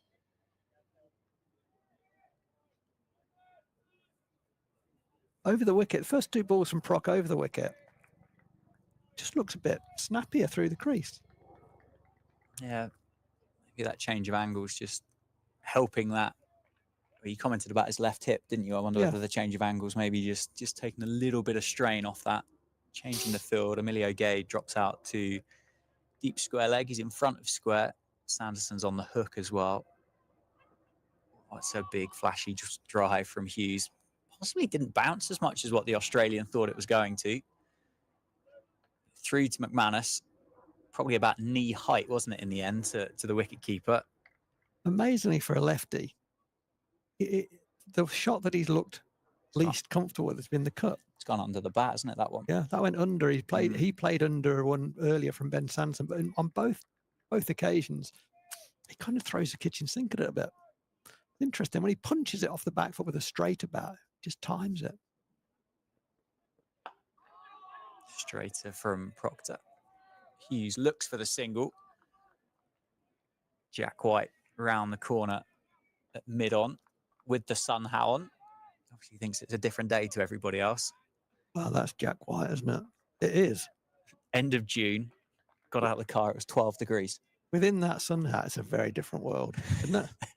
I mean, it's a strange place. Halfway off Helvellyn, I think. Oh, that's got dropped again. Oh, no. Dropped again. That's a genuine edge from Hughes. Pushed across the body by Luke Proctor. I think that's Prithvi Shaw at second slip, diving across. It was definitely his catch. Dear. It was kind of in between, wasn't it, Vasconcelos and Prithvi Shaw. Prithvi had to go for it. He's got his fingertips to it and it's gone down. It's a beauty in response. Wow. Well, Prithvi Shaw will probably give the biggest hug and biggest apology to Luke Proctor, having dropped Dan Hughes the ball before. Fortunately, it hasn't cost Northants anything more. It was a bit of extra bounce, wasn't it, from Luke Proctor, and the Australians got to go for 35. You know, over the wicket, I said earlier on, Luke Proctor's bowled 4 overs now, 3 of them around the wicket. And I thought he was down on pace. As soon as he came over the wicket, the ball started to bounce a bit more for him. There was a bit more snap in his action. The 5th ball of that over was a comfortable slip catch, again grasped by the Northants cordon. But what a follow-up ball. The 6th ball pitched, hit the seam, bounced, caught a thin edge, through to McManus, took the catch, and that's exactly what Northants needed. And 60 for 2 looks a more balanced reward, really, for Northants. They deserve at least a couple, I think. Yeah. But that's a big one. Yeah. Because Hughes was looking dominant. I was about to say, I think Hughes has looked very good there for 35. Tough conditions. Come and play county cricket for the first time, Dan Hughes. Oh, by the way, it's a green top. You've got Ben Sanderson, who loves left-handers with the new ball. It's a bit cloudy as well. Yeah. It's 12 degrees. Yeah. And I think he's done well there for 35. Obviously, he would want more. And those of you watching the stream from the South Coast would have loved to have seen more of him as well. But I think it's a good start. And I think he's done well to absorb that early pressure. And we saw that blueprint, didn't we, from Gloucestershire here earlier this season when they won their first game in the best part of 2 years. Mm-hmm. Batters at the top of the order. Cam Bancroft batted for the session, didn't he, for about 30 runs, I think? Yeah, he did. Just took the shine off it. Charlesworth faced 60 for 10 balls. Rafi Weatherall continues from the David Capel end. Tom Alsop is on strike, and the new man for Sussex is James Coles. and suddenly Northants are on it, aren't they? You can hear through the effects mic. Everyone's contributing now. Yeah, in at number 4. It was a good bit of bowling, wasn't it, by Proctor, coming back over the, well, not back over the wicket for the first time in that over, and really did challenge the outside edge. Yeah, it really was. That change of angle just seemed to have made a huge difference, didn't it? It just made him look like a different bowler. It did, yeah, it really did. And whether, as you say, whether you are kind of right with that left hip, and actually the change of angle might have taken a little bit of pressure off the body, but certainly looked more comfortable. And can Rafi Weatherall pick up one of these two? Allsop's now faced 27 balls. He's only got 9. Obviously, Cole's yet to get off the marks. They've got 2 relatively new batters at the crease to bowl at. James Cole's 20 years old.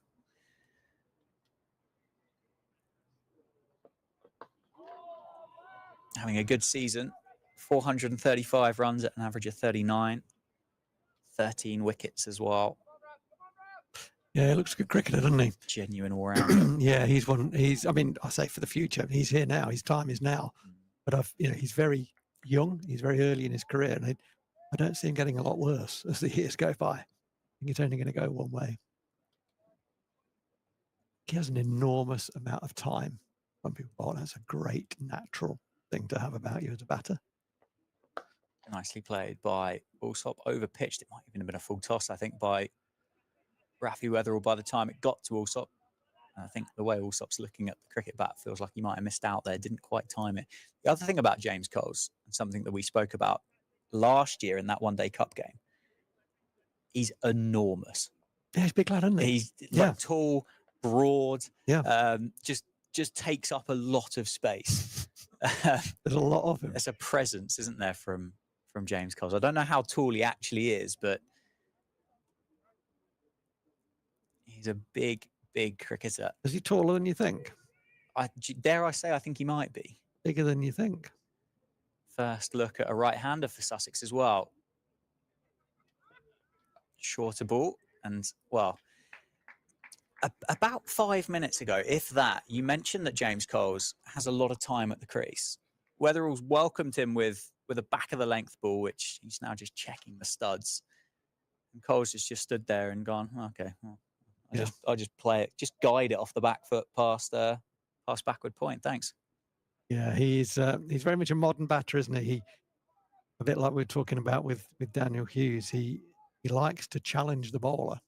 And there's a good challenge. If you're going to bowl back of a length to me there, I'm just going to hit you for 4.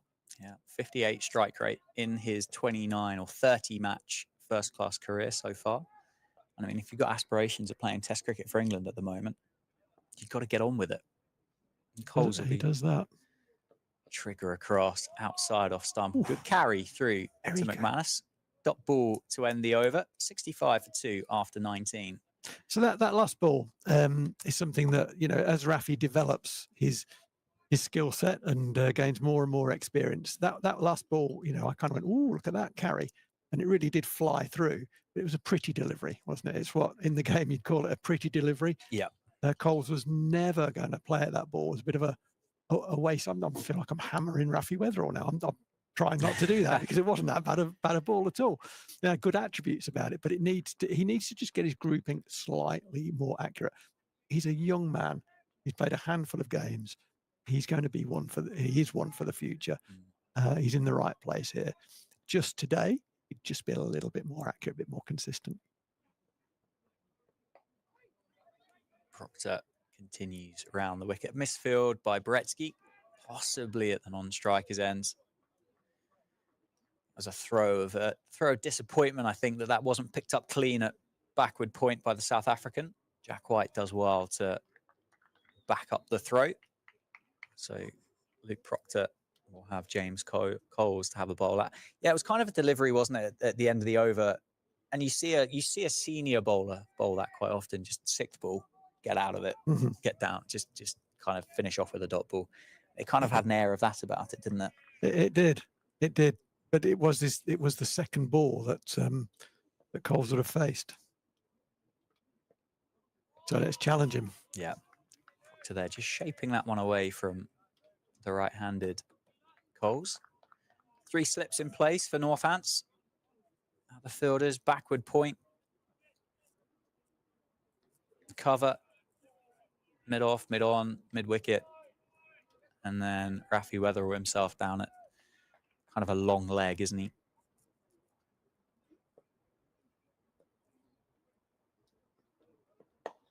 Nicely played. They're going to take on Sanderson through James Coles for the quick single.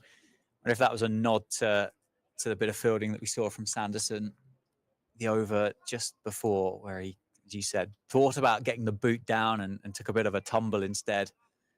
Nicely played by Coles, wasn't it? Just worked it through mid-on. It was. I mean, he took that ball kind of middle and off stump. As you said, he's a tall guy. His head was right over his front leg, so he gets good access to that ball. And it's a real advantage someone of that height has. It's not necessarily always the way that tall guys play, but a number of them do. And what I mean by that is they get their head right over the front knee. What that allows you to do is to get access to the ball. You can play with a straighter bat into the leg side, as Coles did with that particular ball. Your head's not right over the knee. You're playing across the line. It goes square. You're missing a few of those. Carry again through to McManus. Just a little bit inconsistent, isn't it, at the moment, the pitch? Yeah. A few haven't quite carried through and a few have really, really lifted and risen. Yeah. Yeah, the one that got Hughes bounced, didn't it? That did bounce. Geez, Northants needed that wicket off the back of the second comfortable chance dropped. Nicely played. I think that might be 4. Runs down towards the members. Rafi Weatherall gave it the sprinter's finish, didn't he? Dipped for the line to try and cut it off. I thought for a second he might have been tumbling over his own boots, but it's going to be 4. 4 off the final ball of the over. So 20 overs now have been bowled in the first innings here at Wantage Road, having been put into bat by Luke Proctor and Northamptonshire. Sussex are 71 for 2. The score could be almost anything here. It's a difficult one. You know, I'm thinking about lunchtime summary, and I'm thinking who deserves to be where they are, who's had luck, the score could be almost anything. In terms of wickets, it could be 1. It could be 4. It could be more than 4 possibly. It's a difficult. But so there's plenty in the pitch. Northants have created chances. They have gone past the outside edge a number of times. They've dropped 2 comfortable slip chances. And from a Sussex perspective, they've looked to be busy. They've run pretty well. They've latched on to anything short and wide. If you looked at the wagon wheel, I'd say the ball hasn't come back down the wicket as frequently as it might do. There was a nice straight drive from Hughes early in his innings, back down the ground off Sanderson. But generally, boundaries and runs have come squarer, which tells you something about Northants accurately. Sanderson back on. Tucked away down the leg side. It's just going to be a single as Jack White tidies that one up. James Coles almost walks the single down to the David Capel end. Interesting that Sanderson is back so early in the piece. 6 overs, none for 21 in that opening spell. Rafi Weatherall just bowled the 4 overs. 4 overs, 1 maiden, none for 16. Yeah, and I think I quite like that captaincy from Proc. It's kind of very proactive, isn't it? It's Coles is just in. He's fairly new. He's only faced 3 or 4 balls. Rafi, your radar's not quite there. It's not bowled badly by any means, but he's not quite there. And we think Sanderson's going to bring a better challenge for a couple of overs here hopefully before Coles gets in. Allsop triggers across, covers that up well, defends it back to the bowler. 15 not out, Tom Allsop. 34 balls faced by the Sussex number 3. Played well, hasn't he? He has, and there's the scorecard on screen for you. So Haynes, the first man to go for 11, caught by Matt Beretsky at 4th slip off the bowling of Jack White. And the last wicket to fall, the other opener, Daniel Hughes, made 35 before being caught behind off the bowling of Luke Proctor. But yeah, Allsop's look good, look very organised. Obviously, it is a challenging time, isn't it, as he drops that one into the leg side and gets down the other end. This will help Sussex, having a left hand and a right-hander in place. The fielders will have to be paying attention. It's going to make Sanderson's life slightly more difficult in settling into a rhythm, onto a particular line. More left-handers in the game nowadays? I don't know. No, feels that way. It does, doesn't it? I think when you get right-handed cricketers growing up as left-handed batters, it feels like it looks better as a left-hander, though. That's nicely played by Coles. Jack White is down there to do the fielding. Does well, picks it up on the bounce. It's going to be another one. So Coles just gets down the other end straight away, as he did at the start of the over. Something about left-handers. A left-handed cover drive just looks a bit better, doesn't it? Yeah. Couldn't tell you why. No, but it's right. I think on reflection, I was probably a left-handed batter. I just didn't know it. Or a no-handed batter or something. I was going to say, I've yet to decide what my strong hand is.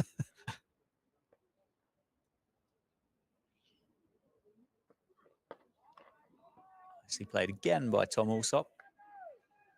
Yeah, he's gone about his business quietly, hasn't he? He's just accumulated 16. He's taken a couple of sort of cheaper ones. He's flicked off his hip for a couple of fours, but left-handers are entitled to do that. Game's hard when the ball is often angled across you. And with that, Sanderson comes around the wicket, so this one probably won't be angled across. But he's played nicely.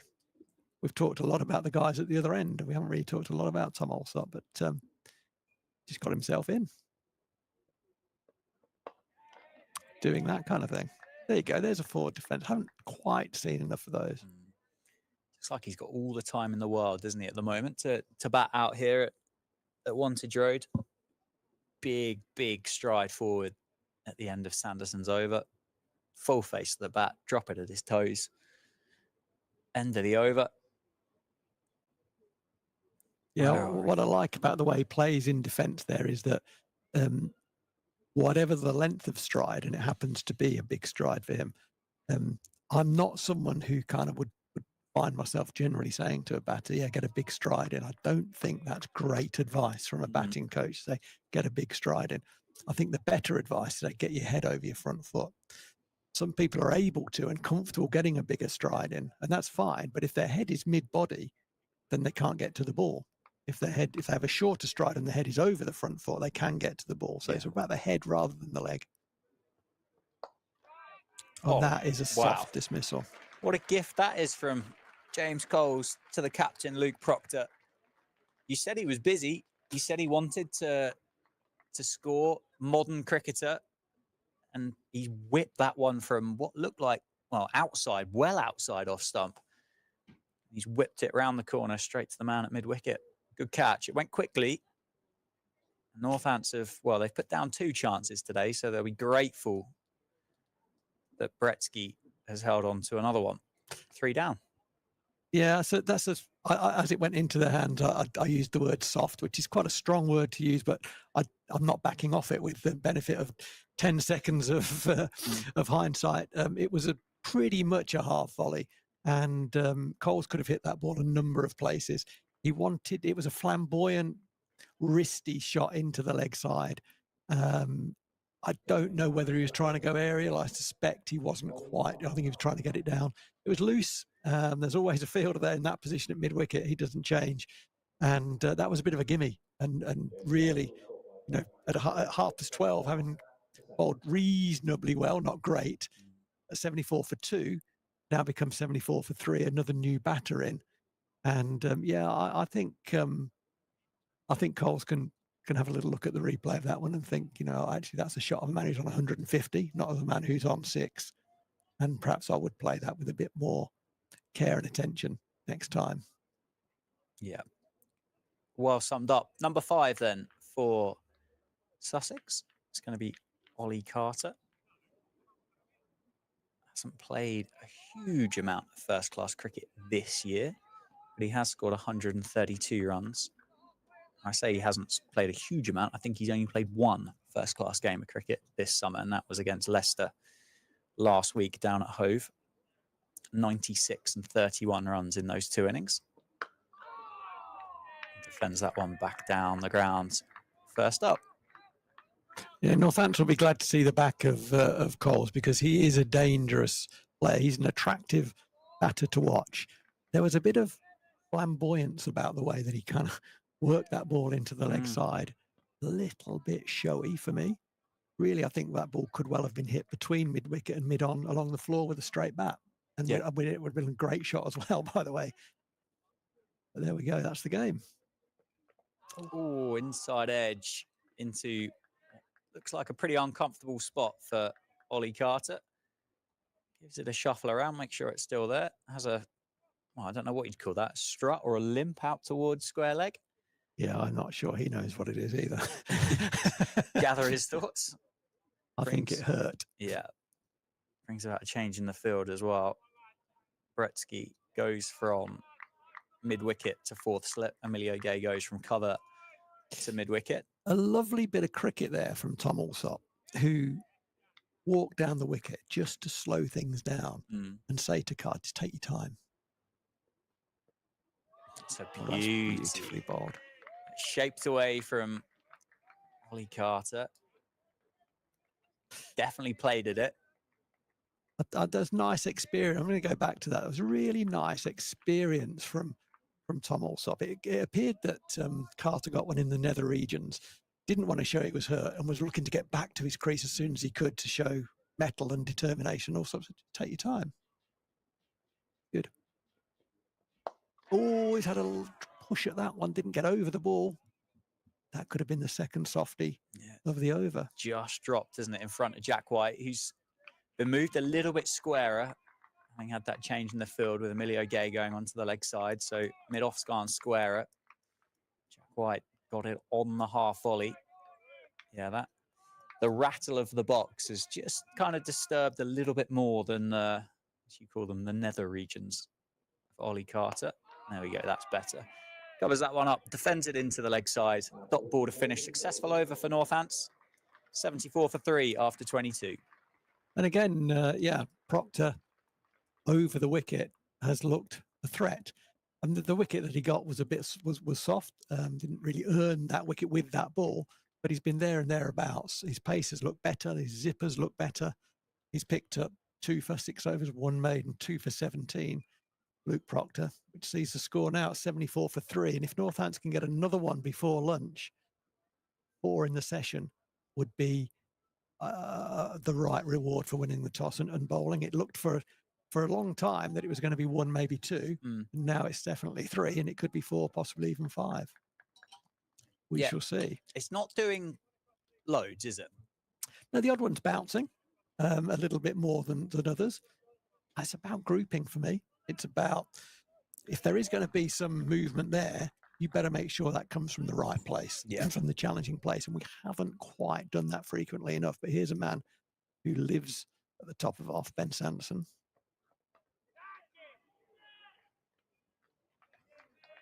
And there we go. That's what Ben Sanderson does. It was top of off. It pitched. It just left the left-hander. What Tom Alsop did very, very well. And I'm impressed with the way he's gone about his batting quietly on 16. Is he didn't push it in. Just let it in. I tell you what, I don't want to jinx anything here, but Matt Bretsky must have a fantastic pair of hands. He's not flinched at that at all, as he picked that up on the half volley. You see others that would try and get the roll under that just to try and get the body out of the way, and he's just gone, nah, thanks.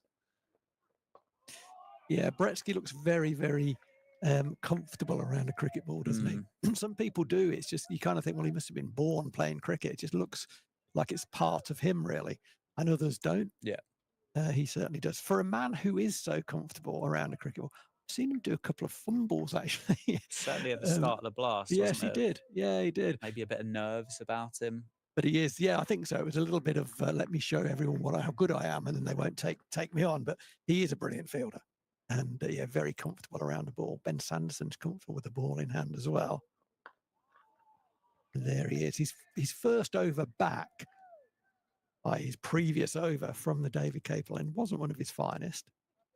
Got left a bit thigh paddy, but he started this over very, very well. Created a half a chance. It didn't carry to Bretsky at fourth slip, but it did catch the edge of Alsop's bat. But again, Alsop, good technique. Did everything he could to make sure that if I'm going to nick it, it's not going to carry, and he did that well. Soft hands, good head position over the front foot. That's an effort ball from Ben Sanderson. Turned it over and swung it away. Just didn't get his start line quite right, so Allsop decided to leave that fairly early in its flight, but it certainly did swing.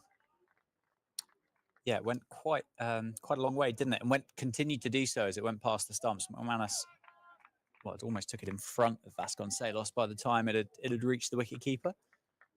Vasconcelos just indicating the shot that he might have played to it. I think it's a good judgment there. Just leave that alone. It's swinging. I'm not sure how much. Ben Sanderson will be cross with himself there, as that ball is a hip ball turned off his hip for 2, comfortably square of the wicket from Tom Allsop, and Ben Sanderson does not like to go for runs. Yeah, certainly not 3 square leg anyway. I don't suspect Ben Sanderson would mind too much if Tom Allsop were to take him on for a drive. He hasn't. How many drives has Tom Allsop played? I don't know, but I'm going to suggest none. I think none.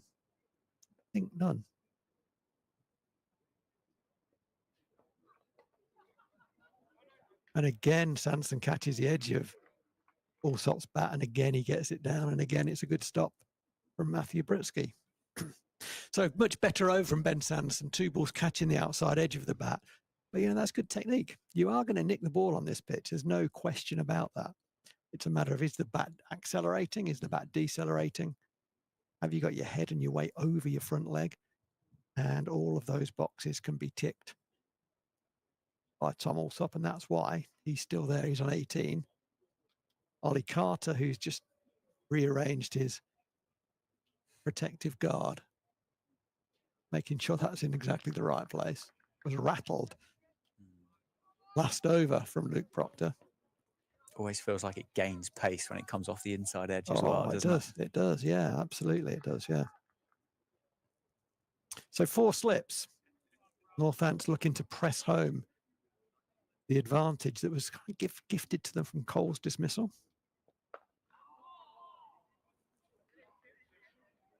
Proctor wants to be, I suggest, a little fuller than that. Played off the back foot. Get him forward. Proctor's 7th over as well. 2 for 17 with 1 maiden in this spell. Well, we got 21 minutes to go until lunch. So bring Jack White back, or maybe Rafi Weatherall up the hill. Do you know, I wouldn't mind seeing Justin Broad have a bowl. Yeah. Yeah, for those watching from Sussex, Justin Broad would be the other seam bowling option for Luke Proctor. Keogh will offer some off spin. Well, what I've seen, it's early days for Justin Broad, early days for me watching Justin Broad, and he hasn't bowled many overs with the red ball. What I've seen is he looks to me to run the ball back into the right-hander. Ollie Carter is a short guy, doesn't really look like he wants to get forward, particularly. That might be a nice little matchup for a couple of overs. Probably won't happen. Nicely bowled, Proc. I think he's kind of an age, or a professional cricket age now. He's had a first-class contract or a professional contract for about a year, isn't he? He signed it midway through last summer.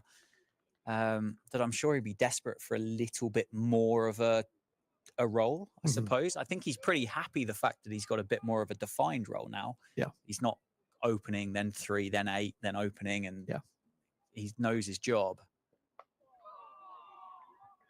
But actually to give him a spell before lunch and then bring him back again, because what we've seen in the championship so far from him this year, which we didn't last year, and I think with the benefit of a winter as a professional athlete has helped.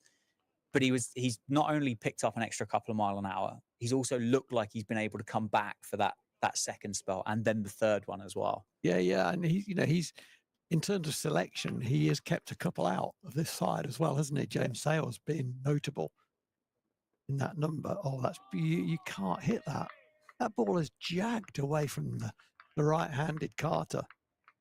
He was tentative. He doesn't look like he wants to get forward. He was tentative in coming forward to the ball. Probably rightly so, because that ball pitched and jagged away from him. Yeah. And you can see on the replay there, Lewis McManus staring back and thinking, crikey, that hit a stone or something. Let's hope that's not the case. Be odd, wouldn't it? Now you've got to back that up, Proc. You've got to be better than that. Keep asking him to play forward defensives. Don't get too clever here with Ollie Carter. Early in his innings, he knows there's movement there. He's not daft. He's been watching. And he's just a little hesitant to get forward. Let's exploit that. Let's get the ball there. If he has to drive, if we ask him to drive us a couple of times, if he does, he does. Yeah.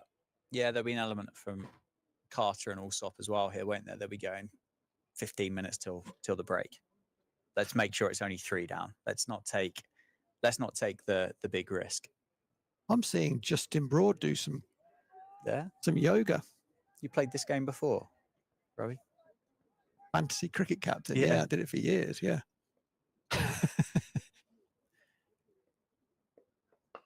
Sanderson to Allsop, bringing him forward. Nice bit of cricket all round there. Well bowled, well played. The batters thought about the single. That was positive. The fielder responded. 2 Northants players go to back up the throw. That wasn't necessary. A lot of busy cricket. I like that. Yeah, that third wicket's just brought a bit of life, a bit of sparkle about Northants, who I suspect, having put 2 slip catches down, there will be a few of them out there thinking it could be a long day. Absolutely. And there'll be a few thinking, hope he doesn't nick it, which is not what you want from your slippers. It's not what you want from your slippers. Let's say they're not thinking that. Yeah. I suspect that Matthew Britsky's thinking, you're going to nick it to me, I'm catching it. Seems that kind of guy. Yeah, which again is why I was a little bit shocked as to why he was the first to vacate. Yeah. Well, he's a good catcher. He's an amazing fielder. He's a fine cricketer. Great signing. But I did see Justin Broad doing a couple of bits of yoga, and then he stopped. But I would like to see him bowling probably from the David Capel end. Let Sander have this one. And then let's have 1, possibly 2 from Justin Broad. In particular, if Ollie Carter's on strike, that would be a nice matchup, I think. And if he drives, he drives. He hits in the middle of the bat, so be it. But I think let's get him forward. At the moment, Allsop just looks like he's a man who's in. And he is very much in. Tucks that into the leg side. He moves on to 20. And really, between now and lunch, what have we got, about 15 minutes, something like that? Yeah, just over. Yeah, 15, 16. Northants want to be bowling 80% of the balls at the new batter if they can. I mean, that says 2 things. One, it looked a little shaky. It's not an easy pitch. But also, it says how well Tom Allsop has batted. He's played very nicely. But this could well be a test. The front pad of Ollie Carter. Indeed, it was. He was up to the job.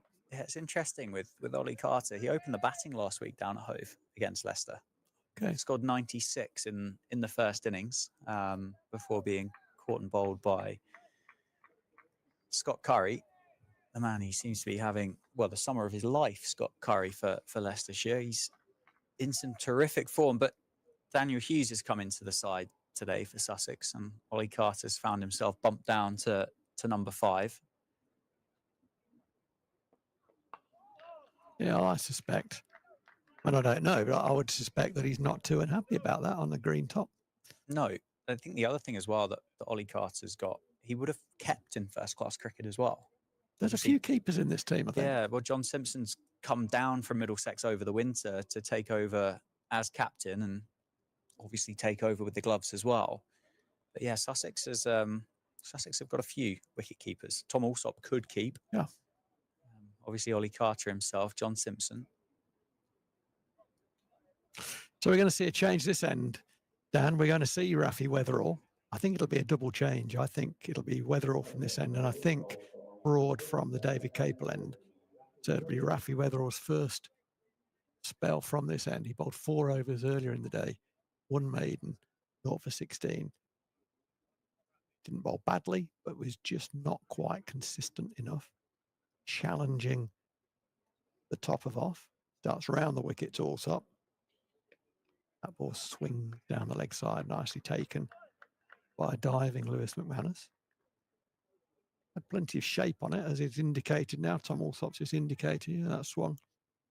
I'd imagine Ollie Cast could probably work that out for himself, but it's become the modern way, isn't it? With almost every ball that's bowled now, that the man on strike feeds back to the non-striker. So now these things accelerate into the game pretty quickly.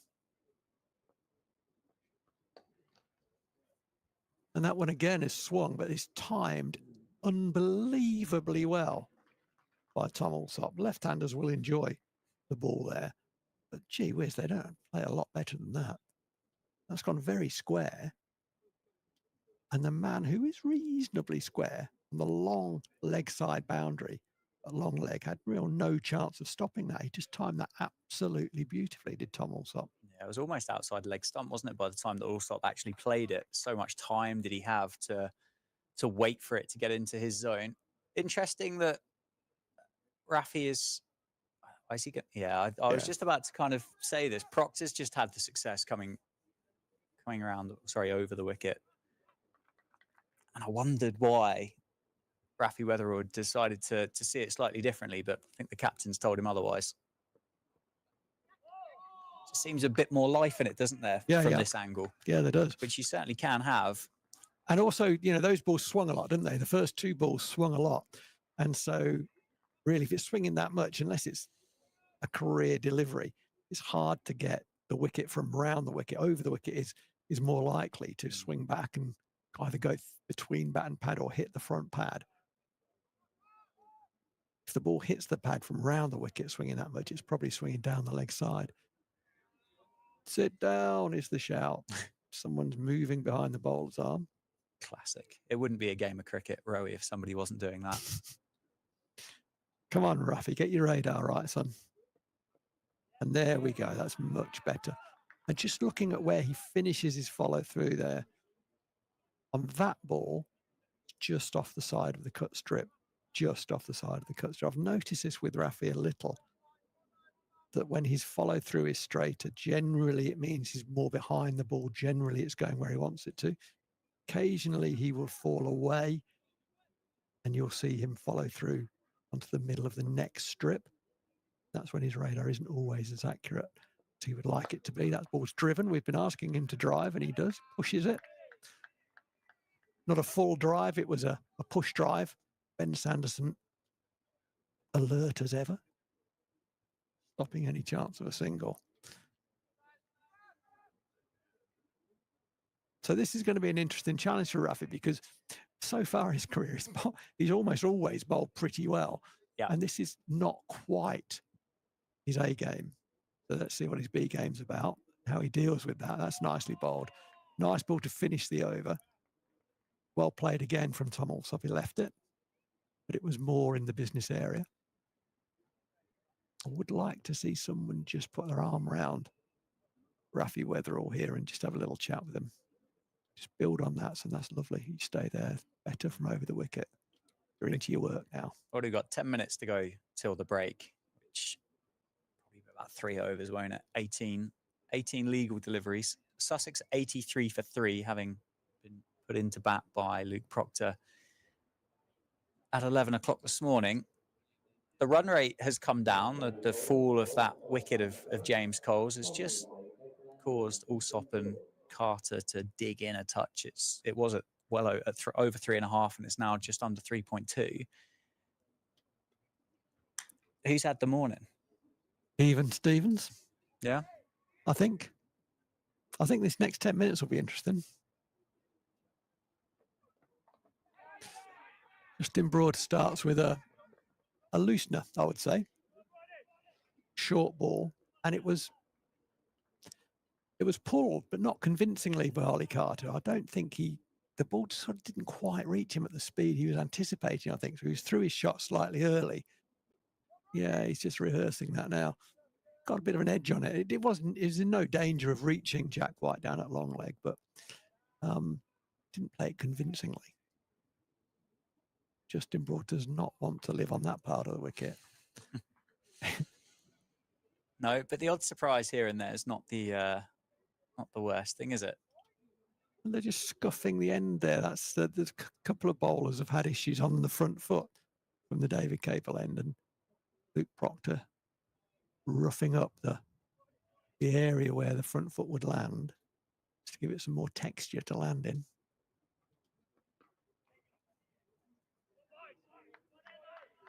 Yeah, that's into another kind of loose-ish ball from, not a bad ball, but a loose-ish ball from Justin Broad, hits the hip and runs out square, and Luke Proctor immediately, come on boys, clapping his hands.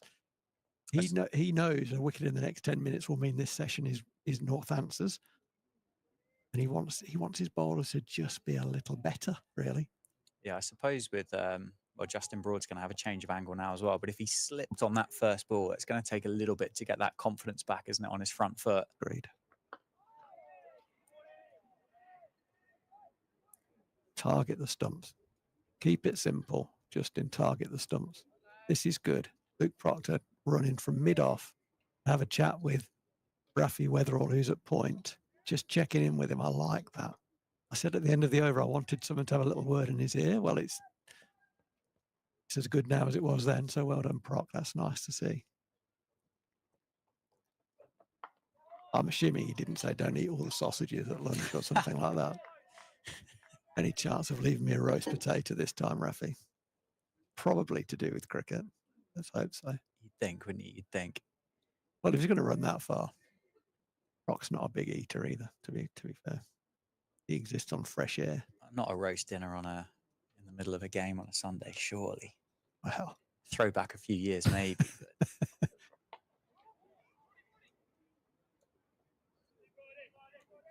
it's something kind of genuinely interesting, really, as to what would get served up in 2024 for a first-class cricketer.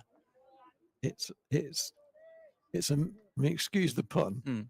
It's a movable feast. Food at first-class cricket is a very movable.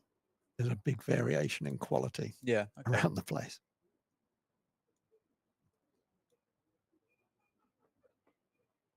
Oh, that's nicely taken by Lewis McManus. Yes, it was a dive at the end, but it was the footwork that he put in before having to take off. You'll appreciate that, Dan, being a gloveman. We're going to see it on replay. Look at the footwork he gets in before he takes off. It's lovely. 2.5 steps, isn't it, down the leg side? Beautiful work, isn't it? Very, very tidy. He's a fantastic wicketkeeper, isn't he, Lewis McManus? What I appreciate you've not been in the circuit for the last couple of years, but what would be the kind of items that would be served up, or would it be a real kind of variety day by day? Would it be? Well, hopefully, not always. Yeah. It's some. I mean, players will tell you quickly the grounds that they like to play out for. Yeah, of course. Food and otherwise. Lords being the standout. The food there is astonishingly good, and players tuck in. To be honest, you can't really blame them. But you're generally looking at maybe a couple of. There'll be some potatoes, there'll be some pasta, there'll be some protein. Chicken's a favourite thing. Chicken in some kind of sauce, with a bit of carb, a few veggies. That's kind of what you get generally. Something like it. Pretty simple. Don't overdo it, but it does vary. It's amazing. We had a game at we played Glamorgan down at Swansea. The rugby ground there, and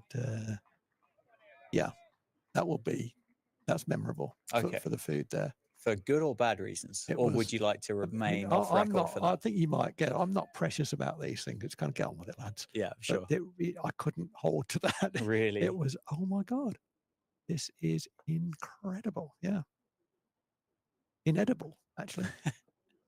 And there was a game at Northampton.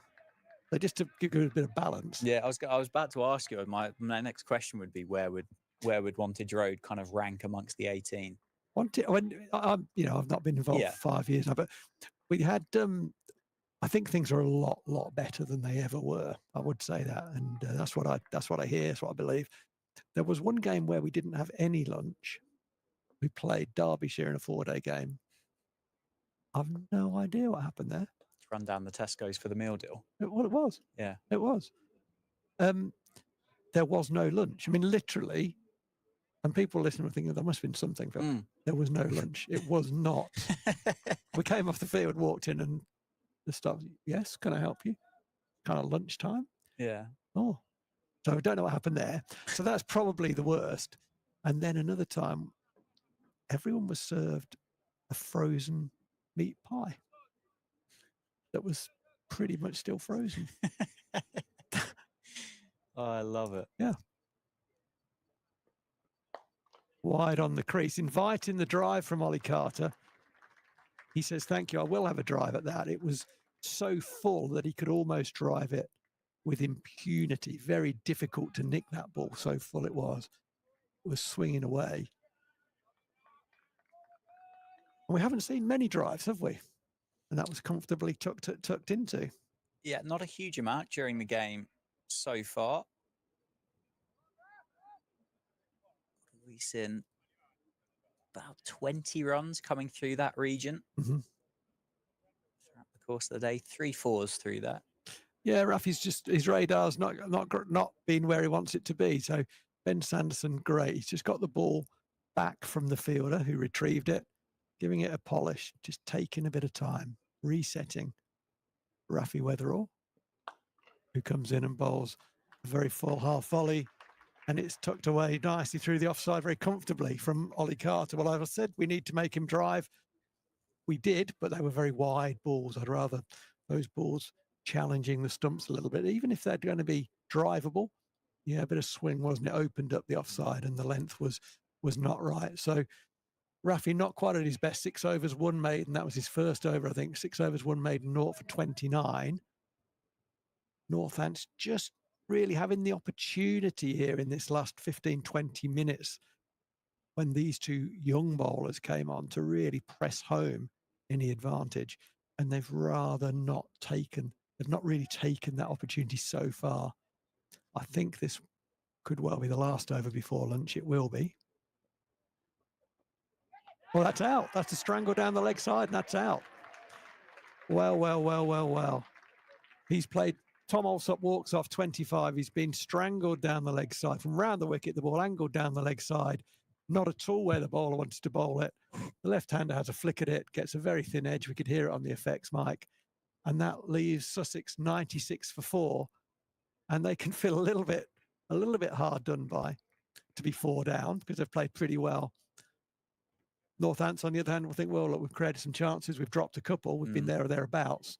But I think 4 probably flatters them a little bit. 3 would have been fair game, I think. 96 for 4, Northants very much on top. And the end of Tom Alsop, I thought he made very few errors in that innings. So he played very, very well. And he can count himself a little bit unlucky to get the strangle ball.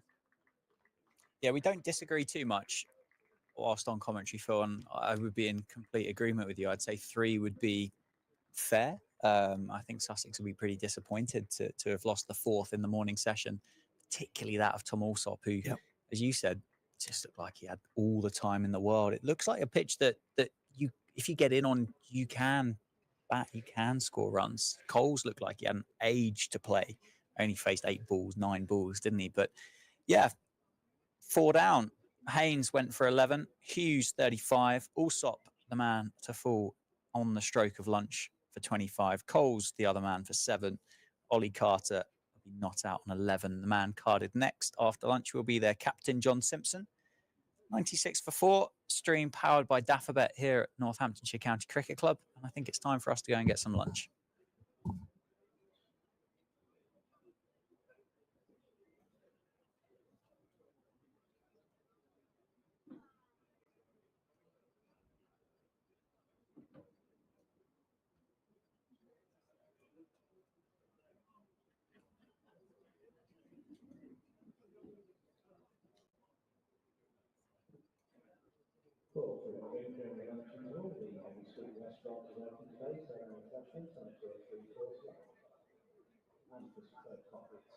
Your coffee on the front of the Wisconsin Pavilion. Plus, Glenda's ice cream is relatively one of the sauce.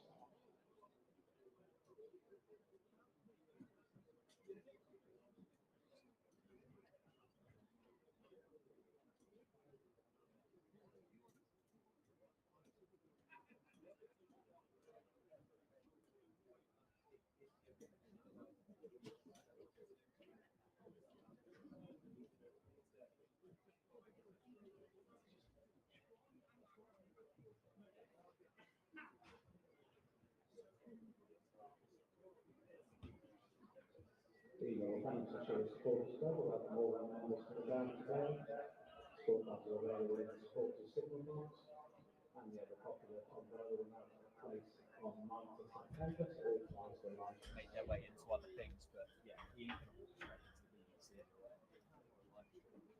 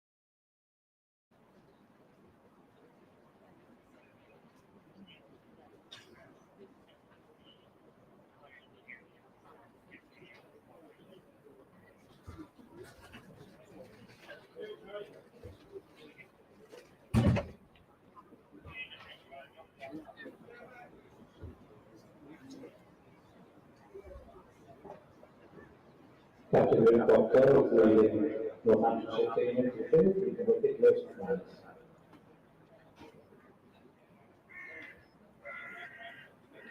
Good afternoon. Welcome back to day one at Wantage Road, County Championship Division 2 fixture between Northamptonshire and Sussex. The stream is powered by Daffabet, Sussex, who were put into bat earlier this morning by Captain Luke Proctor on 96 for 4. Tom Alsop, the man to fall on the stroke of lunch. First ball of Justin Broad's second over, so 5 more deliveries from Justin Broad from the David Capel end to complete this over.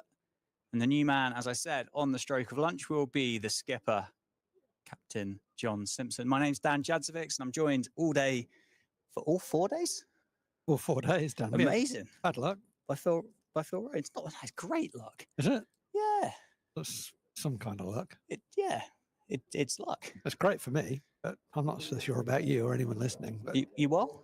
yeah, very Nice good, lunch? thanks. Yeah, had a nice roasted vegetable quiche. You didn't. I did, Oh, just for a change. surprise me. John Simpson's in a bit of form, I think. He's had a very, very good year. 680 runs in the championship at 75s. Oof. A double hundred in there. Yeah, good signing. Good bit of business for Sussex to tempt him away from Middlesex. Oh, there's an appeal for LBW first up. Tries to work that one through the leg side. Umpire takes his wander away from the stumps. No interest there at all. Yeah, it didn't have a good look about it. I just want to see the replay. Did you see where Simpson finished? Because out of the car, I was watching the ball, but it looked like he finished way outside off. Yeah, he falls across that a bit, doesn't he? Mm. So whether that ball reflects a plan to go very full and straight at him early on, or whether he just dragged it too full, but he did fall over a wee bit. That one a bit better. Just defended. Full face of the bat. It's an interesting bit of business, isn't it? You know, John Simpson, just a very, very fine county cricketer, really experienced, lovely glove man, and very capable of scoring hundreds from number 6, which is what you want your keeper to do, ideally. Mm. That's fun. You know, that's great. That's a great profile. So sort of surprised Middlesex. I mean, who knows what happened? I have no idea what happened. But he ends up at Sussex, and what a signing. Really good over this from Justin Broad. On the money. Simpson's been up to task so far. There's 2 balls left in it. Yeah, I suppose it's fairly well documented at the moment that Middlesex aren't exactly cash rich. So maybe Sussex offered John Simpson a better offer. Nice place Better to play deal. your cricket as well, isn't it? You know, it takes something to drag you away from playing your home games predominantly at Lords. Mm. But yeah, that's a nice place to live. A nice place to be. Next to the sea, the cricket ground is lovely. It's a cricket county. There's a lot going for it. Yeah, there's a lot of benefits. Great jumpers. Just beautiful. Do you know, I love those. Are they martlets? Yes, yeah, They're great. the Sussex martlet. Fantastic.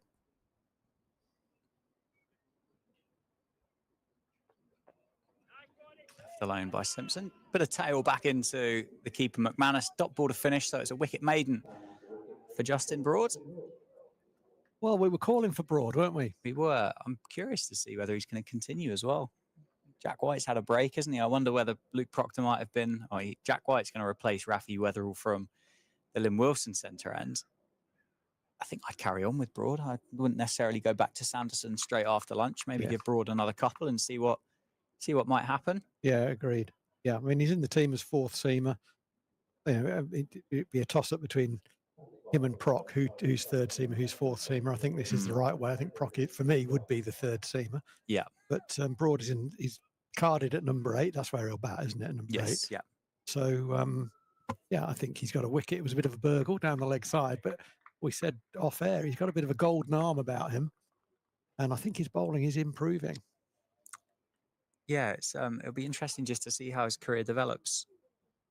Able to move the ball both ways. He's again quicker than you think. Jack White into bowl. Like a very gentle start after lunch, didn't it? It did. Almost Ollie Carter played a shot, thought about leaving it, played another one and left it again, as it just kind of drifted past the outside edge of Ollie Carter's bat. He's 11 not out off 17. John Simpson had a Richard Levy-like wander down the wicket to try and engage Ollie Carter in something, and Ollie Carter gave him donuts. So John Simpson wandered back again. Appeal for LBW, but that's right up in the thigh pad. I don't think it got Ollie Carter quite as high as what he's rubbing there on his hip, but Squared him up a bit, didn't it? yeah, it was a long way up the leg, wasn't it? Top of the thigh pad. Simpson's taken a wander down. I think again, Ollie Carter first game last week against Leicester at Hove. He's done well though. 96, 30 odd in the second innings as well. But That's well bowled. he's certainly kind of offering mannerisms at the moment for Northampton to get pretty excited about, I think, about getting Sussex 5 down here. Yeah. And I think that what Simpson's doing is continuing what Tom Alsop did as well, and just tried to offer that kind of calming and reassuring word Yeah. for Ollie Carter whilst he starts this innings. Yeah, agreed. Certainly looks that way, doesn't it?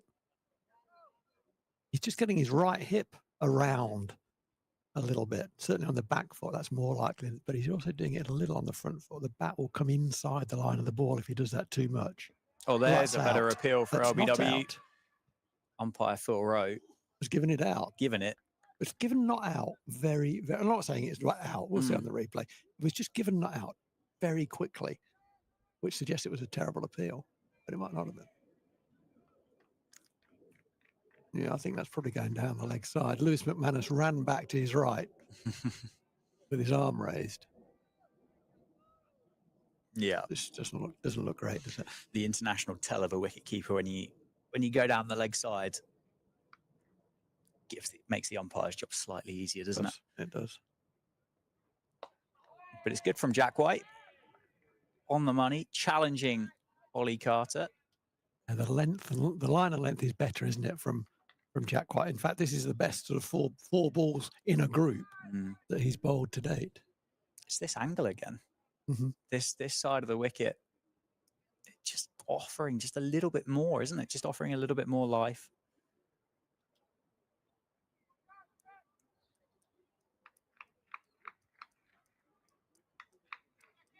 Yeah, Northampton go bang bang here. 115 for 6 is then deep trouble. But the card is long. It's a good lineup, isn't it? Ollie Robinson can bat. He's in at 10. I don't know a lot about the number 11 Hunt. I don't know a lot about his batting, but Ollie Robinson can bat.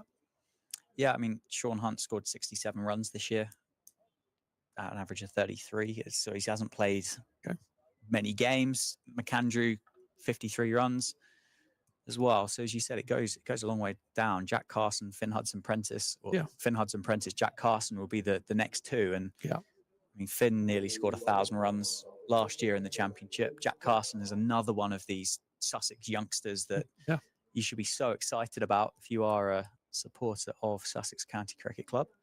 Well, you and I are both wrong. Justin Broad has been hooked from the attack. Wicket maiden to get through to lunch, and the skipper's brought himself on. Change of ends and a bit of a full start as well. Captain to captain. Now, having said that, I wouldn't have done that. I wouldn't have taken Broad off, and I wouldn't. I'm glad that Proc has brought himself on because it says I want to bowl, and I'm bowling well. But he's now got to bowl well because he's just taken a guy off who's bowled a wicket maiden. Yeah. Albeit it was a strangle. Yeah, well, there's that kind of little bit of discomfort maybe for Luke Proctor, isn't it? As he's walking back with one hand on his hip and just kind of giving it a little gentle stretch, I guess is the right word. I don't know what kept him out of that second innings against Yorkshire. I'm not sure what it was, but it's the one that move he's making it again now. When you see a bowler go with their hand around their hip and pressing the thumb into their lower back, that's exactly the move that worries physiotherapists. It's a side strain, isn't it? It's a side, or it could be, it's one of two. It could be sidey, or that's generally a little higher. Mm. It could be, I mean, it could be a number of things. It could be nothing for one thing. Yeah. But very often you'll hear physios say, okay, that looks like that could be an indication of a stress Okay, fracture. yeah. That's where that generally goes in what they call what's known as the facet joint. Mm-hmm. And the cupped hand around the hip or lower back is an indicator of discomfort in that area. Lovely shot from John Simpson, timed beautifully up to Rob Keogh, who's fielding at mid-off. That's a bit of what I did do at lunchtime is I bought myself a coffee from the coffee van. He's a great guy over there. Loves his cricket, loves Northamptonshire sport, and makes a very good cup of coffee. Nuts for your coffee is the brand. Very good. Simpson tries to run that one past. Matt Bretsky can't do so. Be a nod of frustration there from Simpson. Played 2 nice shots and found the fielder on both of them. I like the fact that Luke Proctor's brought himself back on to bowl to John Simpson as well. We've said about the season that he's had so far and just generally the fantastic career that he's had. Down the leg side, McManus goes one-handed. It is going to come off the thigh pad, isn't it? Oh, okay, he's given a dead ball there, the umpire. Suggesting that John Simpson hasn't played a shot at that. That's what he's done. Oh, goodness gracious. I'm not the greatest batter in world cricket, but I'd call that a shot, wouldn't you? Well, yeah. Yeah. The reason for that is because it shot. Yeah. Yeah. It was an authentic attempt to leg glance the ball. Yeah. I mean, the scoreboard would never move for amateur cricketers if every time we missed a ball, it was a dead ball. That's quite remarkable. Proctor on the money. Dot ball to finish. As deliveries go that end up as a dot in the scoreboard, that one is one of the more remarkable. Yeah, that's interesting, isn't it? Interesting. It is. I have to say, it is something that I often find frustrating.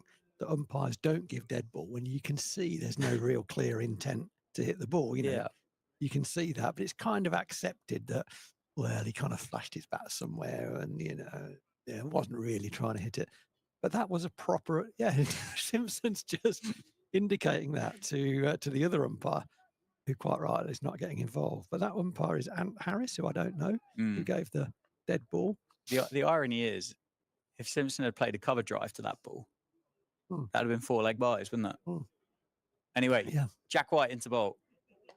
Carter defends into the leg side. Can't get it past Emilio Gay. It's just going to be a dot ball. It's like the umpires in conversation with one another there as well. Simpson makes his way down to the middle. Does a bit more gardening. 96 for 4 off 31 overs. Overcast day at Wantage Road.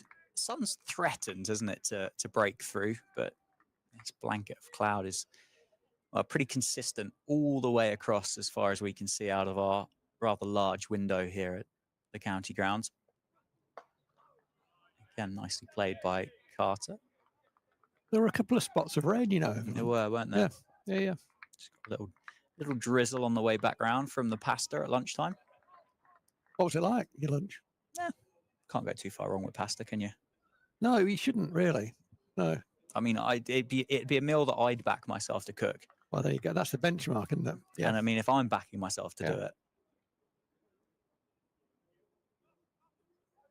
What was alongside it? Bit of tomato sauce and some meatballs of some variety. Okay. Was a appeal for RBW that. again. Big inside edge from Carter. But this has been much better from Jack White after lunch to Ollie Carter. That run rate now down towards 3. Looks like Ollie Carter does look he shapes up like an opening batter, doesn't he? He said in the game that the other game he played this season, he opened the batting, and he has that kind of look about him. We've not been able to group enough balls at him in the right place. No, It's been a fidgety start for Carter. Odd. That looked like a little bit more of an assured movement from the Sussex number 5 as well, didn't it? Kind of a big trigger across and then, then a big step forward as well. Yeah. More positive, wasn't he? Yeah, I would say would be the first sign of in the 26 balls that he's faced that he's doing that. Agreed. Got the 3 slips still. See, positive in defence. Yeah. That's what that was, wasn't it? Positive in defence. Intent to hit the ball, your movements are more positive, you make better shapes. Defence. Down the leg side. Taken by McManus and a bit of a crowd appeal from somebody out there. That was Rob Keogh. Good old Rob Keogh. That was definitely Rob. There's a nice chatter about Northants at the moment, isn't there? You can kind of hear that through the effects mic. You wouldn't have said they're giving you the impression they're thrilled at where they are in the game, but there's a nice kind of a nice hum from the fielding side right now. Yeah, there is. It's a beauty. Yeah, I mean, I don't think there's any secret where my allegiance lies. I wouldn't imagine there's a lot of secret. I think at 96 for 4, I think Northants can count themselves a wee bit lucky to be in that position. The wicket of Coles was a softie, chipped to mid-wicket, and the wicket of Allsop was a strangle down the leg side. They have put 2 catches down, but, you know, that's not bad luck. That's part of the game, is catching your chances. So I just think overall Northants haven't really grouped the ball. They haven't been as consistent with the ball as they would want to be and are normally, you know, in a lot of the games this year. And this is probably one of the poorer starts that we've had, but we're 4 down. So, take that. There's plenty of times in this game that you don't get what you deserve. So we'll take the good days as well, for sure. Yeah, very much in agreement. Certainly have seen Northamptonshire bowl better with the new ball and come away with less reward than what they've had this morning. A good toss to win. Obviously don't know what John Simpson would have done had the coin have fallen the other way around, but I dare say that Sussex would have had a bowl first as well this morning. That's leg side. That's going to beat Emilio Gay. Has a bit of a tumble down on the deep mid-wicket boundary. 100 up for Sussex, and John Simpson is off the mark. Nicely timed. There's a lot of the Northants fielders staring at Emilio Gay at mid-wicket. I didn't, because it's just out of my field of vision. Did he not make a good attempt to stop that or something? It just looked like a 4 to me. I think John Simpson timed it really well. Emilio Gay, to give you a point of reference, is pretty much centre of the cinch stand. Okay. And that's uphill for LBW, but Simpson, as he did with the 4 through mid-wicket, he smashed that one as well. And it's kind of gone past the far end of that stand. I wonder whether it might have been the tumble after the ball had kind of was it? hopped over the advertising board that might have been the bit that upset a couple. There was certainly a lot of eyes on him for a long time, and I thought something's happened. I just couldn't see what it was. To change of angle. Simpson. Oh, it's a fantastic hand, wasn't it, from Justin Broad? Full length dive from Broad at third slip. Takes all the pace off it. Saves his skipper and his side 3 runs. Fielding tidied up by Matt Bretsky. 101 for 4. So Ollie Carter will have a change of ends. Doesn't feel like he's faced a great deal of bowling from the David Capel end in this innings so far. 3 slips in place, 2 balls left in the over. I'd like to see us bowl virtually drive length, but straighter, Ollie Carter.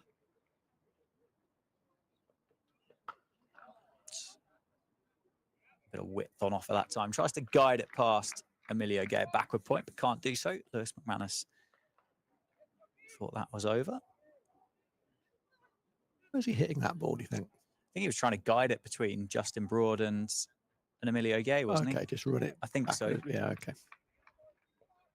It didn't look the most positive intent about. A bit dangly. I thought it was a bit dangling is about. Dangerous. Bold. Yeah. Good from Luke Proctor, 101 for 4, 33 overs. Simpson on 5, Carter on 11. One of the beauties of our game, isn't it, that people can be successful in very different ways. And there's a real contrast, although he's not here anymore, a contrast with James Coles and the way that he shapes up and Ollie Carter. Because James Coles makes batting look ridiculously easy. He's no longer here because he made it look so easy that he hit the ball to mid-wicket and he had to walk off. But he does make the batting look ridiculously easy. And it seems that he enjoys making it look that way. And Ollie Carter makes batting at times look tough. And it looks like that's what gets him going as well. Yeah. You know, I'm a nuggety man. I'm hard to get out. Ball me half volley, I'll tuck you away, or scamper well. That kind of approach to batting. And it's just amazing. The game is one of the beauties of our game, that people can play in very different ways and have success. Yeah, good point. Jack White from the Lynn Wilson centre end. Left well alone by John Simpson. I think John Simpson will much prefer taking Jack White on, I think, rather than watching Ollie Carter from the non-strikers end. What are you suggesting? It's dark. That's what I'm thinking. I'm wondering if Craig Harvey is going to put 50p in the meter. Well, it might be. We don't know for certain, but it might be one of those days that actually the floodlights aren't available for Northants. Because they're not far. They wouldn't be far from going on, would they? I would agree with you. I would have thought it's been pretty gloomy all day, hasn't it? Yeah. Left alone. Good carry through to McManus. But because of the neighbouring houses around the ground at Wantage Road, Northants are only permitted a certain number of days per year. And they'll be allocated at the start of the season. I suspect they're probably subject to change if needs be. But yeah, obviously the blast will get priority. There we go. Look, that's the depth of cloud that is keeping the sun away. It does look a bit gloomy. Internationals as well. They would need to be there for reserve. And the other thing as well, I don't know if, obviously they will for the blast, but if there was a one-day international here, which England have played, haven't they? England women played earlier this summer. Yeah. If they weren't used, but they were allocated, I then don't know whether that day rolls further down but a day like today, if it was only one day, I can't believe that 1 day out of 4 would be permittable with floodlights, if that makes sense. No, that's right. I think it's all or nothing. Because you can't have one team batting under lights and another team off the field. That's crazy. That'd be a crazy situation. But you are right. It wouldn't be a surprise if the umpires get the light meters out.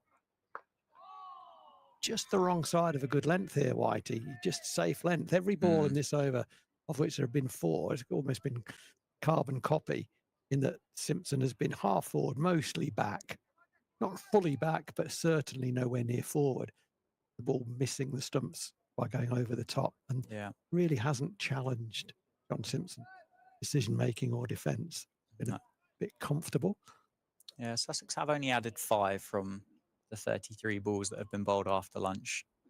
So it might be safe and comfortable, but they're not allowing Sussex to tick that scoreboard over.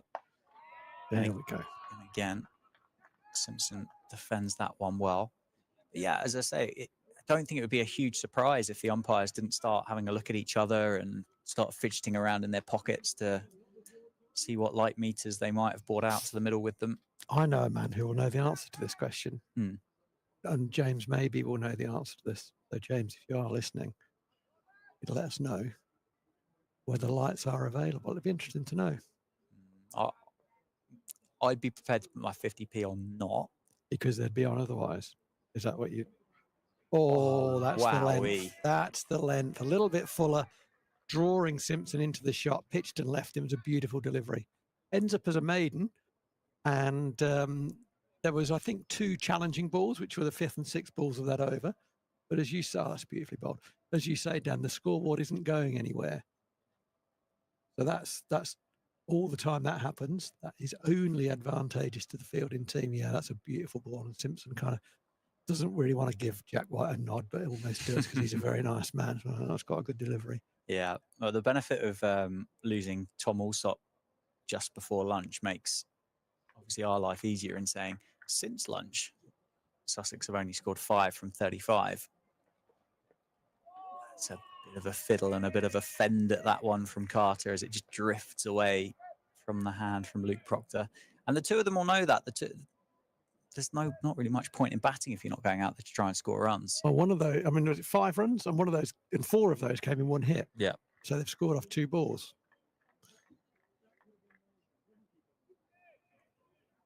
And there's still movement there. There's plenty of movement on offer. Ollie Carter will be cross with the way he played that. He's been tight in defence. And a couple of times now to Proctor, he's just poked at width. Defended into the offside, off the outside half of the bat with the light. And again, it's not really worth kind of dwelling on too much. As a batting pair, not something you would think about. Would it be a question that you would ask to go, oh, it's a bit gloomy out here, isn't it? Is that something that an experienced Simpson would say, or is it just a case of get on with it? Because the umpires might think that you're trying to pull a fast one. I think it depends, you know.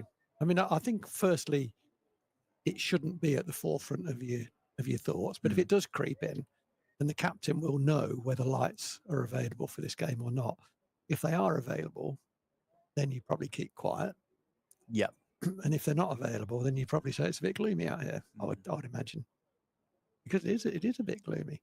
See Craig Harvey, the groundsman, is standing poised to do something. Well, that or he's having a chat with your mate for the coffee van. Trying to lag a free coffee. Yeah. Terry Owen, the Northampton scorer. Thank you very much. Terry Owen says floodlights not available for this match. Thank you, Terry. I think if we can get through these next kind of 10 minutes, I think it starts to look a little bit brighter, doesn't it? Just beyond the roofs of those terraced houses, away over the players' rooms. So that's a square drive from Carter. Plays it nicely. There's an ooh and an ah from the slip cordon. It's going to be 4. 105 for 4. Carter moves to 15.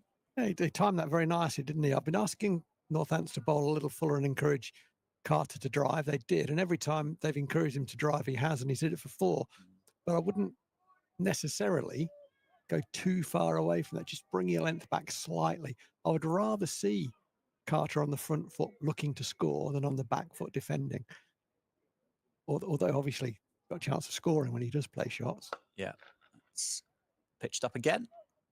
Played down the ground. Tempted on drive, which Luke Proctor sticks a hand out to. Does the fielding off his own bowling. So 35 overs. Bowled 105 for 4. It seems to me that's the best chance of getting it, is to bowl that fuller length. If it nips, you've got him either side of the bat, and if it bounces a bit, you know, it brings the shoulder and of the bat and the gloves into play. There was a good example of that. The wicket, the ball that got Daniel Hughes definitely bounced a wee bit, and got a fine nick through to the keeper. So there's still a little bit of new ball effect. The ball is now, what's that, 35 overs old, so almost half its shelf life. Yeah, it's not been crashed into the advertising hoardings, has it? Really, the ones the cover drives that came were down towards the long side of the grounds. Nicely played by John Simpson. Drops it into the offside, gets a single. Change of ends. Ollie Carter back up against Jack White. The 4s that did come through the offside, they were down towards that kind of the covers where there's a bit of extra real estate to play with. It hasn't crashed into the short side here. There's not exactly there isn't exactly, because there isn't, but there isn't a dry square. It's not a dry outfield. It's not coarse, is it? It's not, no.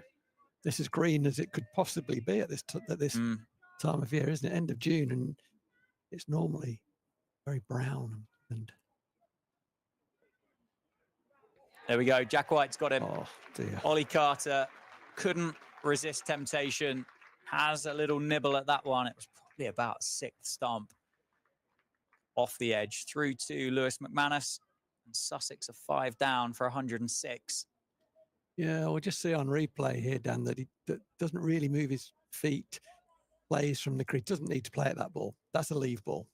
The length of the ball is the danger here. The line of the ball is no danger to him at all, but the length is. Yeah, he Just jabs a little bit. Our reaction, wasn't it? The disappointment with himself, like almost like a nod in towards his glove. It was kind of like, yeah, I've made a mistake here. Just sorry, Dan.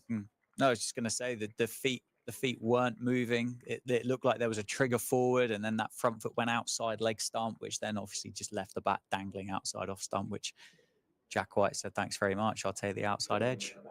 He had a couple of nibbles at width in the previous over when he faced Luke Proctor. And Proctor had bowled a couple of balls sort of back of a length on 6 stump, and he got contact on one that ran away to the offside, and he missed another one. And I thought then, he's poking a wee bit. We talked about it. And that was another little poke, wasn't it? And led to his downfall. It was a healthy nick, wasn't it? It was, yeah. Yeah, it was. She said one that he could have left well alone. 106 for 5. Well. Just doesn't feel like that, does it? In terms of, the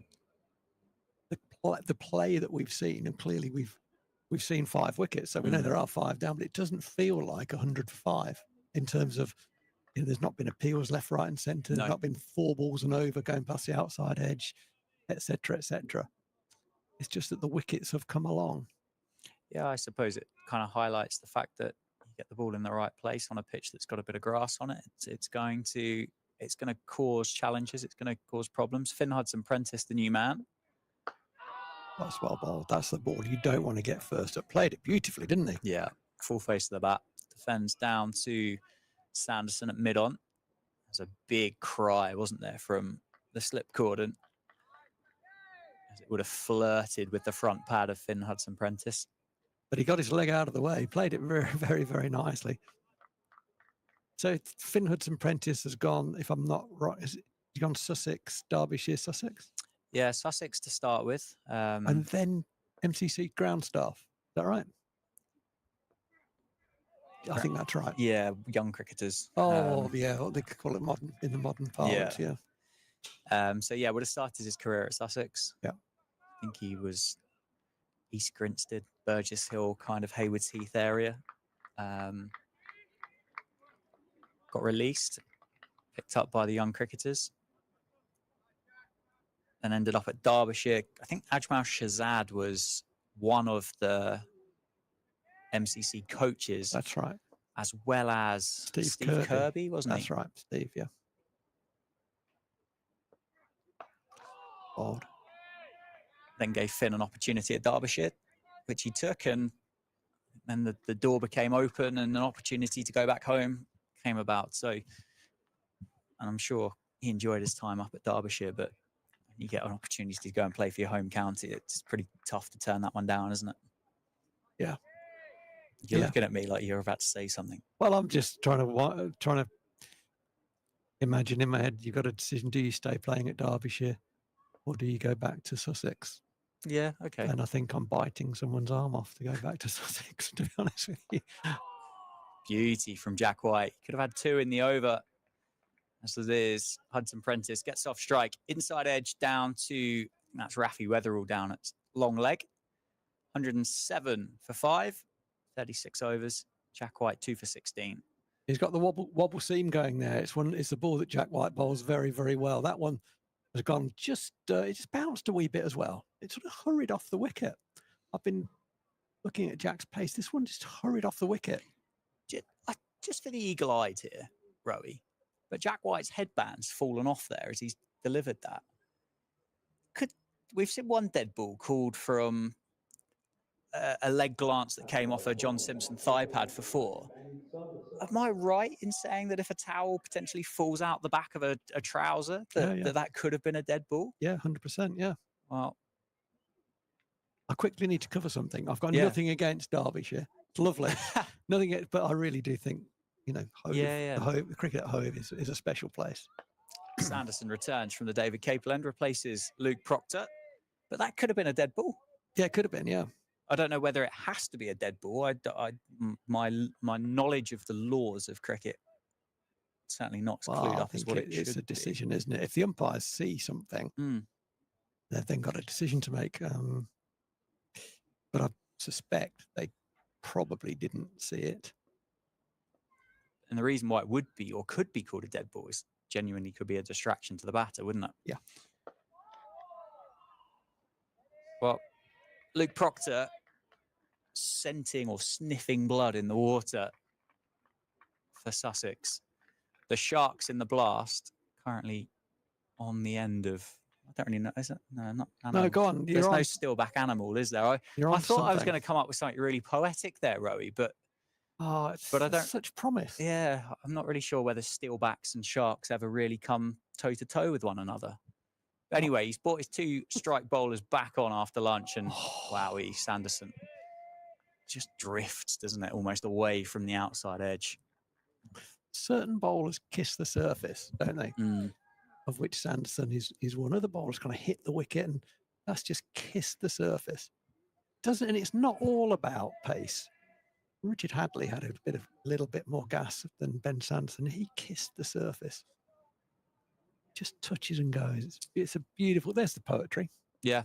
Well, I knew you'd have it, and I wouldn't. No. Just in terms of the the visual. Northants have a planned apprentice. Your mate. I'm going to call him your mate. Go for it. That was always a Northants thing. Your mate. They're going to bowl very straight him, I think. They have bowled. He has played more forward defences than probably any other batter, and he's only got 1. He's only been in, 10 balls or something. Yeah. So the plan clearly is give him no width. I think he's a young man that likes to score, isn't he? He's a bit of a bat on ball guy. Takes the challenge to the opposition, but at 107 for 5, that has turned him round. Yeah, I mean, well, he's an English all-rounder that bowls seam up. It kind of all come from the same mould, don't they? Really, the same school. They do. And when you've had so many icons throughout the decades of English seam bowling all-rounders, it's pretty difficult to convince yourself you want to do anything different. If you just walked in and saw 107 for 5, you'd think, oh, Sanderson. You would, yeah. He's none for currently. Hudson Prentice gets at least 1. Oh, Rafi. There was a moment they'd got 2 square of the wicket, and there was a moment when you could almost see Rafi Weatherall thinking, should I slide? He's now looking. There's an old wicket end that was where he might have intercepted the ball, but I think his judgment was, that's going to be very, very painful if I slide there. And I don't think it's a bad decision at the end of the day, not to slide across the old wicket end there. There's no guarantee he would have intercepted the ball. Yeah, well, English fast bowlers aren't made of the strongest stuff, are they, in the world? So good decision by Rafi Weatherall. 37 overs, 109 for 5. This is a massive partnership, I think. 2 guys. Certainly John Simpson's coming off the back of a big 100 last week. Hudson Prentice is a very good contributor from number 7. Make no bones about that. This is a really big partnership in the context of this game, I feel. The ball is 37 overs old. If these 2 can get it through to 50 overs old, that would be a target they might have an eye on. Jack White has grown into his work. He's missed a lot of the season with injury. He's bowled 9 overs already, and with every ball he bowls, he's getting more like the Jack White that we know and love, that picked up hatfuls of wickets last year. He's got 2 so far today, and he hasn't yet been at his best, but he's growing all the time. Yeah, just getting more and more confidence in his body, I suppose, as each over gets under his belt. He's round the wicket to the captain. Simpson bowls, he's nicked it, and it's dropped again. Now, there might be a bit to say about this, because it's dropped at 3rd slip. Sorry, it's 2nd slip, but look at 3rd slip's movement here. This is dropped by pretty sure there, but 3rd slip turns and makes a move. He doesn't dive, but his foot moves, his hands go, as though he's going to dive across, and ends up fully in front of the guy who dropped the ball. Now, that catch should have been taken, but that's a mistake as much by 3rd slip as it is by 2nd slip, because you can't flinch there. And if you do flinch, you've got to go. That's the third drop we've seen. The second that Privy Shaw has spilled, but I do have sympathy for him, because that ball's coming as it was just to his left, and you see third slip starting to dive across you. You are absolutely distracted by that. Yeah, it's quite incredible, isn't it? 110 for 5, and 3 have been grassed in the slip cordon. Yeah. It's quite a remarkable score, and when you add that bit of context to it as well. Oh, well bowled again. Yeah, Jack White could easily be on 3 wickets here, and that's part of slip catching in the cordon. Yeah. Is knowing when to go and knowing when not to go. It's a bit like the keeper, isn't it? You know, if the first slip makes you'll know yourself, that first slip makes a move across you. Yeah. You think he's going to go. Yeah. Yeah. Oh, yeah. Yeah. Well, I think it's all shaping up, and I'm just having a look at the scores from the other 3 games as well. To have made those 3 mistakes on a week that looks like there's going to be results in all 4 games. That's out. That has kept low and nipped back. And yeah, Finn Hudson-Prentice is, and understandably, looking at the wicket and saying, well, how am I supposed to play that? Mm. That ball hit him mid-shin, and he was on the back foot. It did nip back. It was probably a wobble seamer. As I said, that's a very good ball that Jack White has. Oh, yeah, it's just knocking all 3 out of the ground. And he's, you see Hudson-Prentice on replay looking back at where the ball pitched and thinking, well, have I gone back to a foot? No, that's just rolled along the floor. Well, it hasn't rolled along the floor, but that's what it'll feel like to him. It was a good length. It was an in-between length. Some players would have got forward to that. It wasn't quite as short as I thought it was. So I think Hudson-Prentice is going to put that down to a bit of a low bounce. But I do think it would probably have hit the stumps in terms of height, even if it had bounced normally. I think he slightly misjudged the length of that ball. Yeah. But he was unlucky that it kept so low. Yeah. I think there was a comment of, I don't know, condolence maybe from Vasconcelos as he walked off. Just, it never looks great, does it, when you get trapped on the crease like that? No.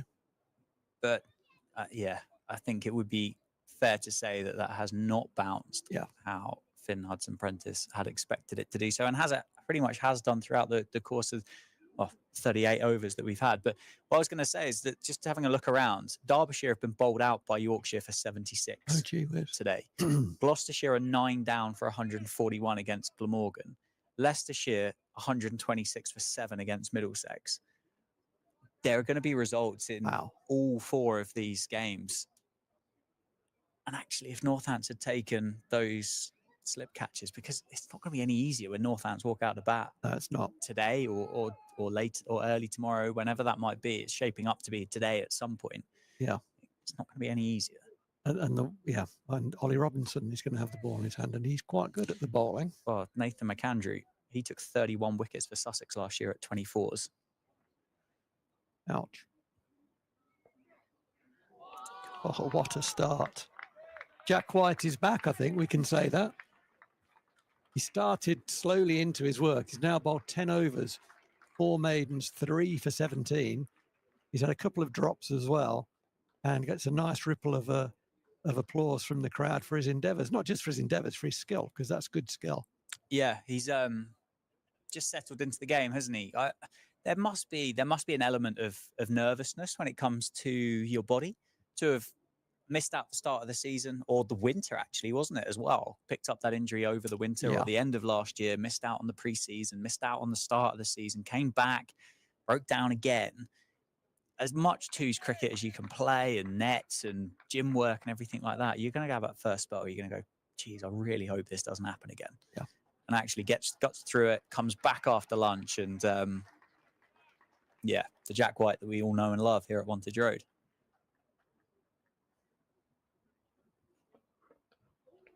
Oh, that's another drop. That's a hard chance, but they are caught. John Simpson's been dropped for his last 2 balls in his face. He's nicked them both and been dropped twice. Once was a comfortable catch, sure. This one goes fast to Bretsky's right hand. He goes one hand. It has to go quickly. It's low. Sometimes they stick, sometimes they don't. Percentage-wise, 35%, 40%. Oh, yeah. Sorry. What'd you say? I thought you were asking about the number that had been taken in the cordon. No, sorry. Just in terms of, I'm trying to rate the difficulty of that. Yeah. Do you know something else that's interesting here, Rowie, is the fact that Prithvi Shaw has actually come out of second slip and gone into cover. Yeah. And then everybody's moved the long one, and Bretsky's come back into the cordon. Yeah. There's now a discussion between Broad and Britsky about whose catch that was. It's not, they're not complaining. I think Broad's indicating it was a good attempt, and it was a good attempt. But sometimes they stick. I think it's a 3.5 out of 10. Yeah. Would that be about right?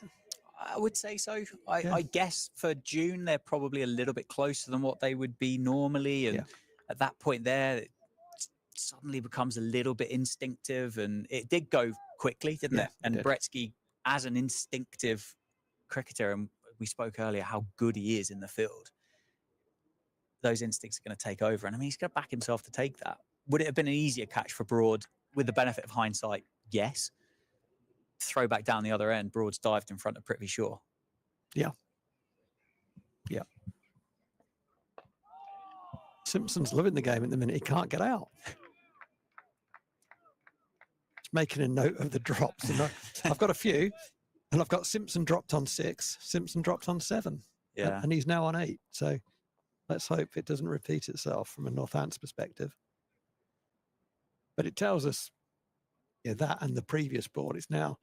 We're down to the 39th over, but there's still plenty on offer for the bowlers when they get enough balls in the right place. And I think since lunch, Northants have done that a lot better and need to continue to do that.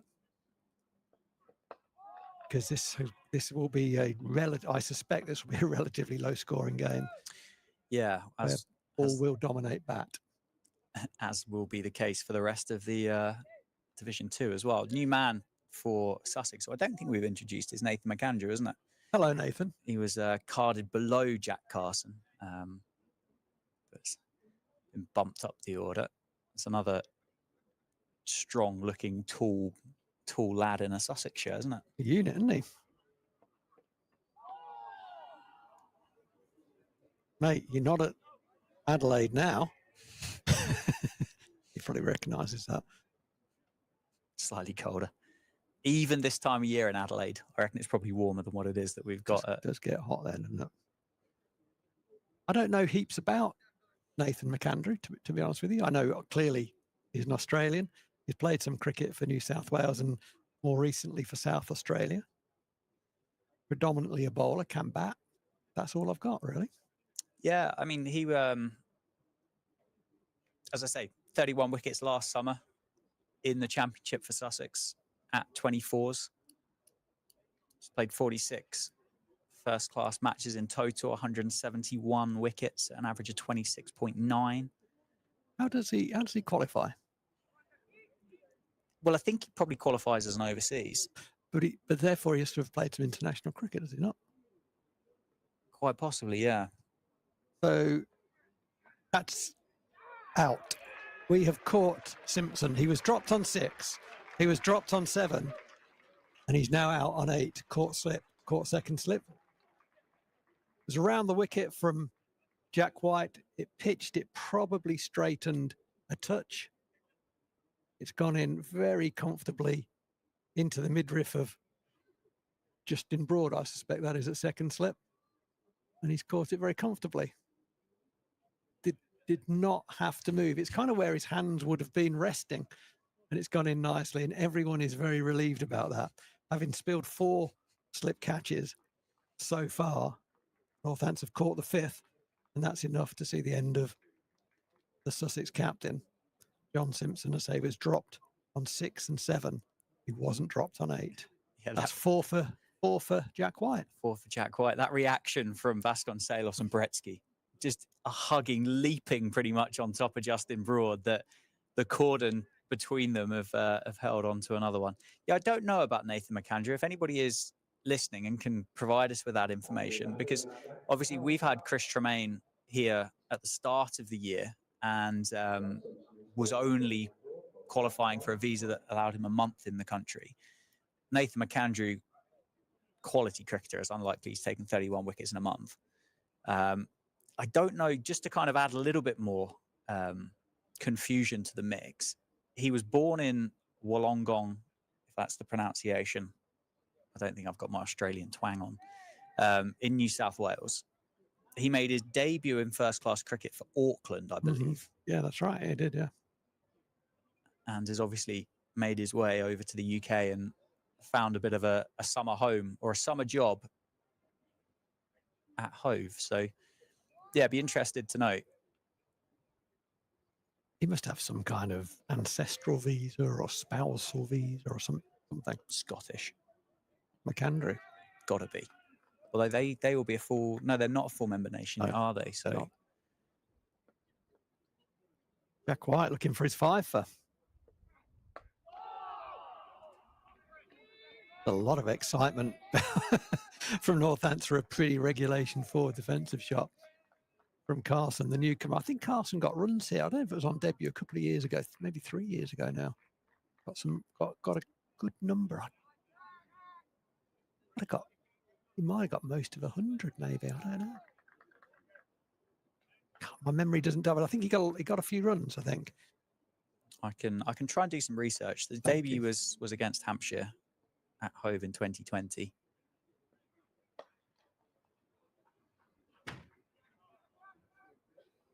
So he had 247 runs this campaign at an average of 22, plus 20 wickets at 32 as well. Well, that's good, isn't it?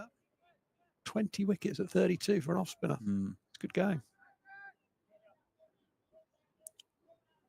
I think similar to James Coles, and they might end up competing for the same spot. But James Coles will offer something slightly different, being a top order batter. But if they've got kind of eyes on international red ball recognition, England don't play two spinners that often. But Carson's got a pretty bright future ahead of him as well.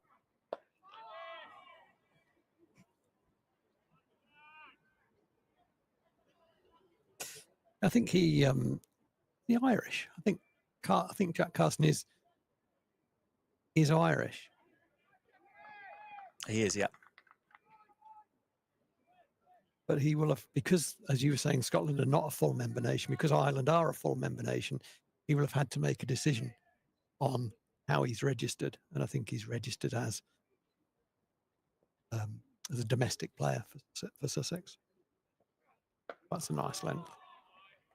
Yeah, he's played England Lions. England Lions toured Sri Lanka. Took nine wickets in 2 matches in Gaul.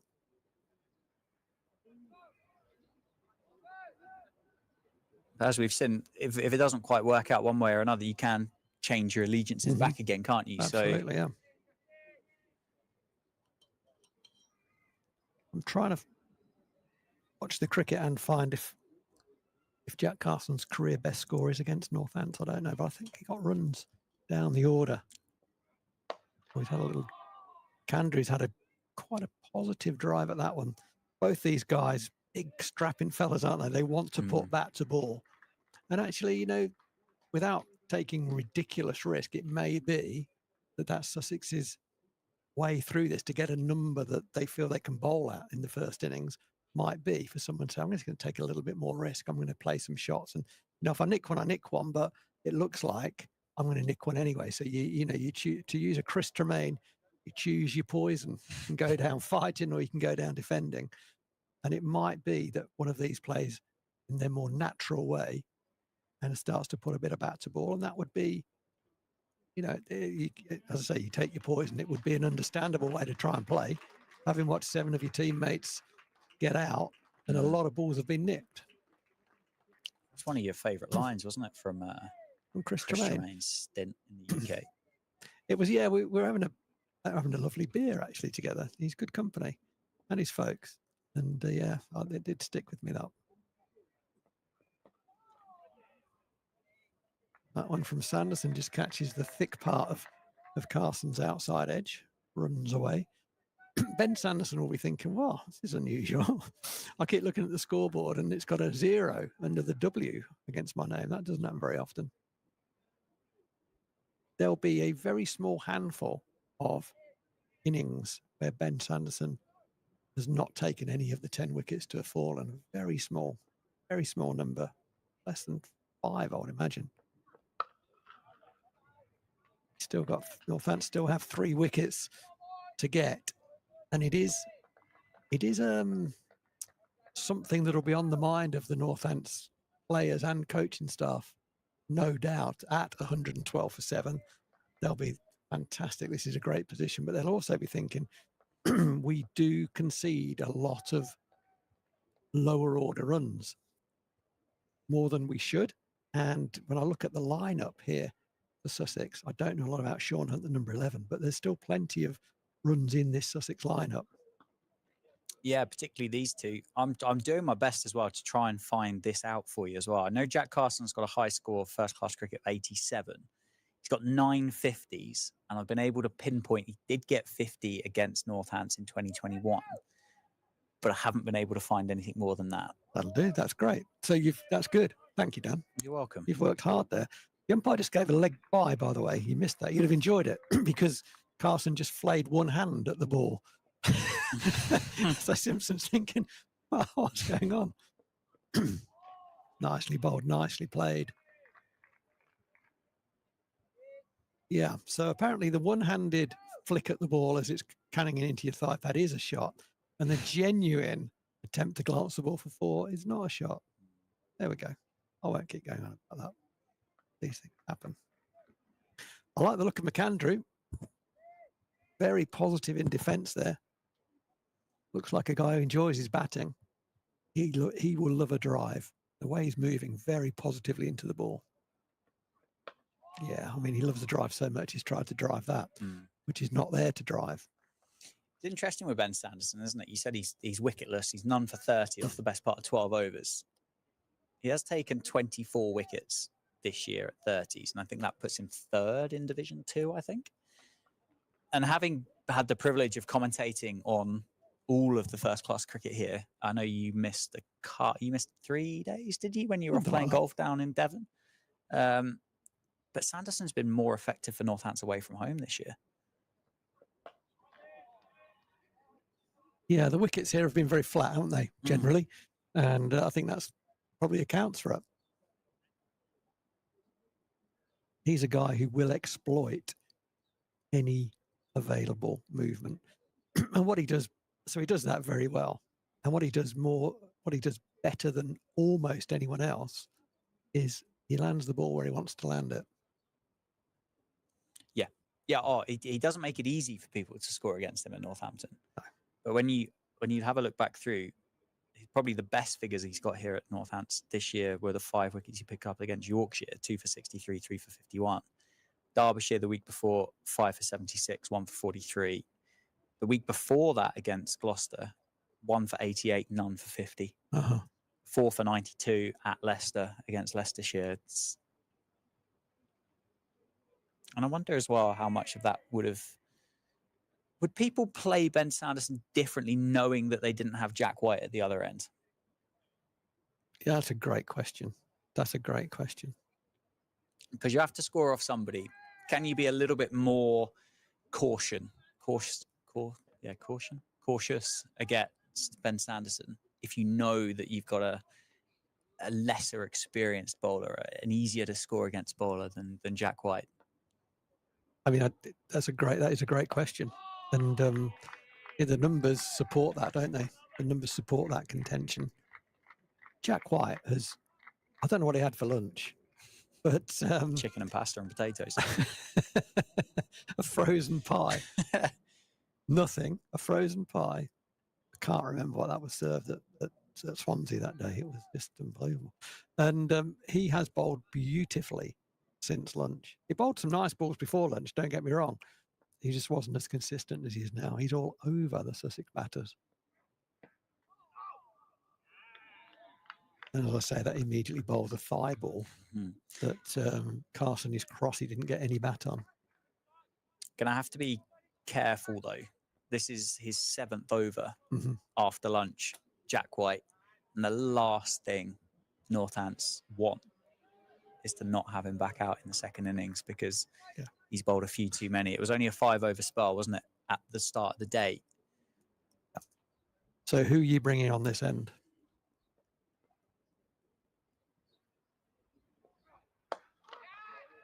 Well, that's a nice shot. It's a positive shot, deliberately played in the air from Carson. Some players find it easier to go aerial than others. He enjoyed that. It was in his area. It's a scoring area for him. Got a good bit of bat on it. Hit it over the mid-wicket fielder comfortably for 4. Well played. Well, I can see Luke Proctor having a stretch out the window, which gives a good indication, doesn't it? I don't know whether Northants would go back to Rafi Weatherall. I wouldn't. Didn't quite get it right, and no, I wouldn't. Not at this stage. For a young lad, I don't know whether that's the best thing to do. I'm not sure. Justin Broad potentially, but Luke Proctor if he's ready to go. Oh, wow. That looked very straight. Be interesting to see the line on the replay. There was a bit of interest from behind the stumps. It was all to no avail because it was flicked into the leg side. But should that ball have been missed by Carson? Oh, well, he's out. Yeah. But he didn't miss it. No, played it well. It's got 5, but it's been an entertaining 5, isn't it? McAndrew yet to get off the mark. He's faced 9. For a score of 117 for 7, the pitch is doing enough. Carson, go out there and just give it a go. Yeah. That's what I was taking an age to try and communicate. Well, you've just summed up very nicely in one sentence. A counter-attack, I think. Yeah. It would be called, wouldn't it? If it feels like a day that you're going to get one with your name on it. Yeah. An hour of Jack Carson playing positively. Yeah. The game is in a different place. Well, yeah. Yeah. Because we had an hour of it. Yeah, exactly. 30 off 35. Yeah. Bank that. In the context of this game at 118 for 7. Yeah. Anything north of 200 is a great rearguard effort from here. And it's possible. That's nicely played in defence again from McAndrew. Got good technique. Yeah, he's offered the full face of the bat, hasn't he? In the 11 balls that he's faced so far, yet to get off the mark. So we are going to see Luke Proctor, but it's not from the Lynn Wilson end. He's going to replace Ben Sanderson from the David Capel end. Jack. So, go on, sorry. Just Jack's going off, isn't he? Look. He is. Who's the 12th man?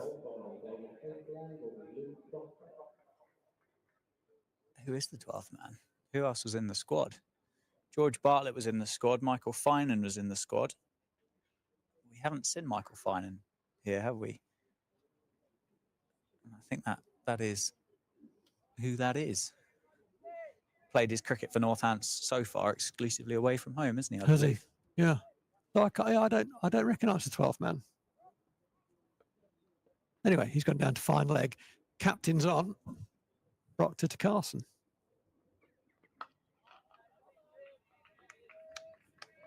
Yeah, I think it's ready made for a counter attack, isn't it? It's kind of what it's what you need. It's what Sussex need to do here, and they've got personnel to do it. Carson likes to put bat to ball. I don't know about McAndrew, but the way he's shaping suggests that. And Ollie Robinson doesn't hang around. He can play a number of innings. Ollie Robinson, he's talented cricketer, but he does like to hit the ball, and I think that may be the way to go. Play slightly more positively than you might otherwise imagine at 118 for 7. Yeah, I mean Ollie Robinson, we know won't hang about. That's for certain. Yeah, he'll want to get bowling, which although I think he does like his batting. But it's been I'm sure Northampton's not the only county. You can never wrap the tail up too quickly, but Northampton sometimes do concede a few to the lower order. And there's 4 more they've conceded to Carson. He picks that one up off sort of middle leg stump. It was going down the leg side. He hit it up and over. Again, the leg side fielder. A couple of bounces, runs away for 4. And with that, changes his bat. And that happened very quickly. So he must have been going to change his bat before that ball because... Yeah, he signalled for it. Oh, he did. After the first ball of Proctor's over. both hands up in the air, pointed towards his cricket bat, which Sussex 12th man acknowledged. And did he have 3 there with him, 2 there with him? Yeah, and a few, didn't he? Square leg's gone back to the boundary. I like that. I think that's a good move. People might say, well, we're following the board. He's only there for a bad ball. I think we want to bowl straight to encourage LBW. And Carson is willing to hit that ball off the stumps up and over the leg side. So if he does that, he can have 1. That's what we're saying to him. And I think that's not a bad move. It's getting ahead of the game a little bit. We don't want to be doing that when it's 160. No, and if you're playing across the line on a pitch that is offering a little bit of variable bounce here as well. Yeah. You know, I'd say boundaries are at a premium. It was banged in, pulled by McAndrew. The fielder who's out there at deep square leg, Rafi Weatherall, he lost the ball in the background for a while, but it wasn't middled. So he was able to find the ball effectively and keep it down to 2. Yeah, it rushed McAndrew, didn't it? It did. I think the shot that was played by McAndrew and indicated that would have gone behind square. In fact, it was out. Nicked and gone. Well done, captain. Poured himself on, got a wicket from the David Capel end. It was a nick. It was a tentative push from McAndrew. He wasn't sure, I think, do I need to play, do I not? He'd been really positive in his judgment and movements up until that point, and he was a little bit tentative there. He did push at it. It was a good low catch to Lewis McManus's right-hand side. That sees the end of McAndrew for 2. And a 3rd wicket for the captain. I think he had to play it, I think, on the angle. Yeah. I think it was always coming back in towards off stump.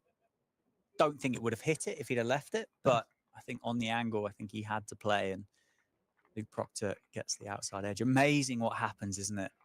You drop one in short, you get a little bit of panic, a bit of rush. We speak pretty much every time we watch Luke Proctor bowl. He's quicker than you think. Yeah. Skiddy arm, quick, strong shoulder, and it rushed McAndrew. It brought about the wicket. Well, I don't know whether it was a direct relation or not, but the wicket fell the ball afterwards. Yeah, it's and you know the classic is, and it's a classic for a reason. Things are cliches for reasons.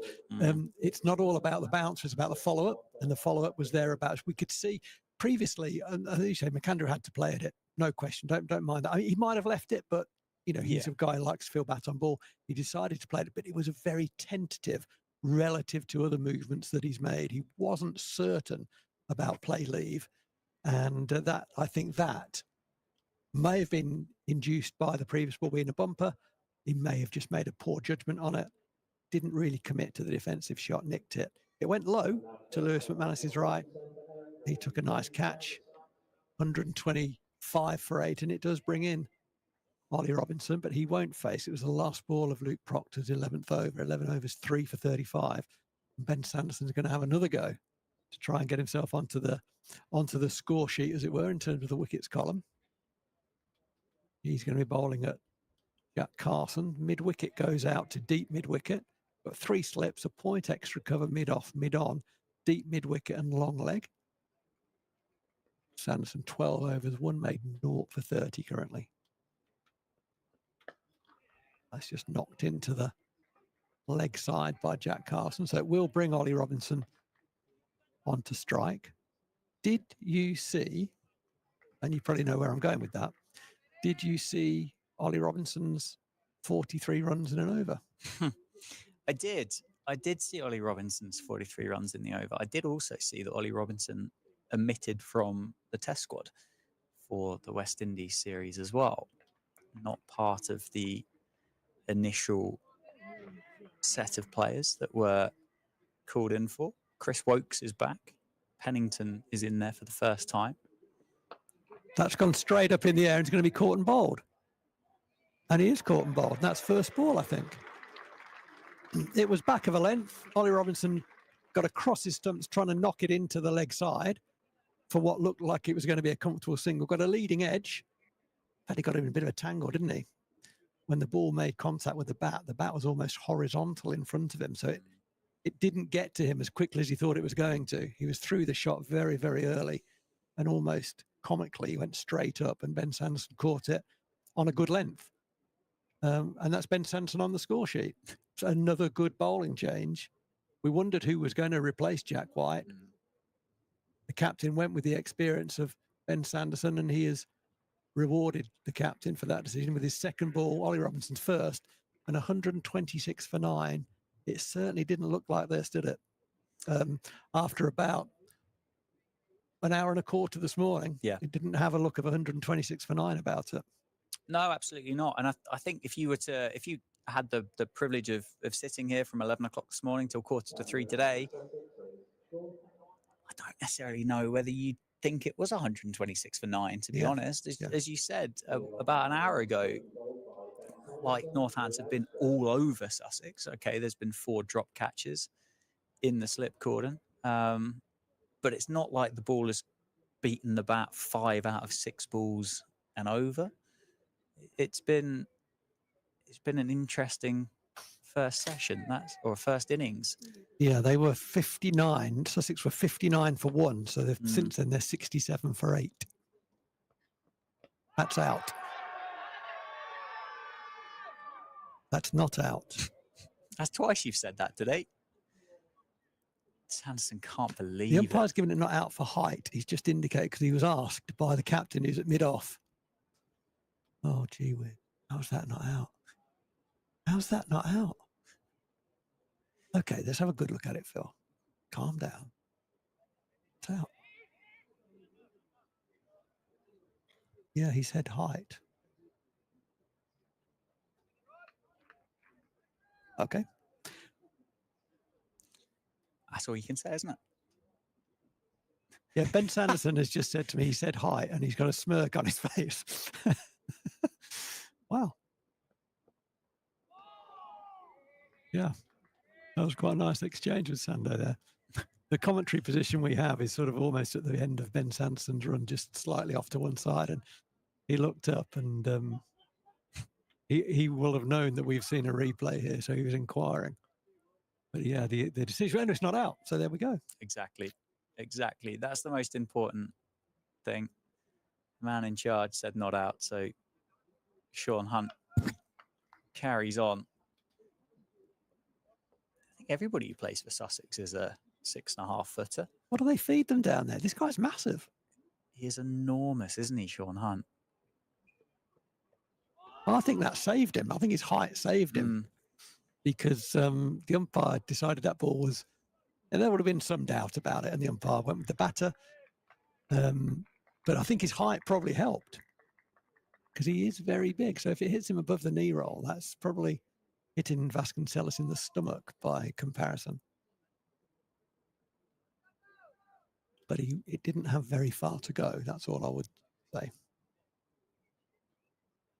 The field spreads for the last ball of Ben Sanderson's 13th over, encouraging Sean Hunt to take a single if he wants one. They're still encouraging him to. He's got no interest in doing so. He wants Jack Carson to face. Yeah. So the umpire is trying to explain to Ben Sanderson why he gave it not out, and Ben Sanderson has no interest in that conversation at all. It's interesting, isn't it? Because I mean, it literally doesn't matter now. You know what? I wish umpires wouldn't try to do that and explain. They're, give it out, give it not out, but don't then explain it for the next 5 minutes, because that suggests you weren't sure about it. Trying to convince yourself and others. So give your decision. If you're asked, I like umpires who will engage in that. So how do you see that? I saw it too high. Fine, done.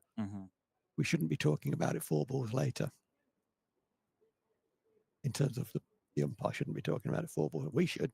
Yeah. No, I that's kind of the point I was starting to make there is it's irrelevant 4 balls later. It doesn't matter anymore, does it? The question had been asked.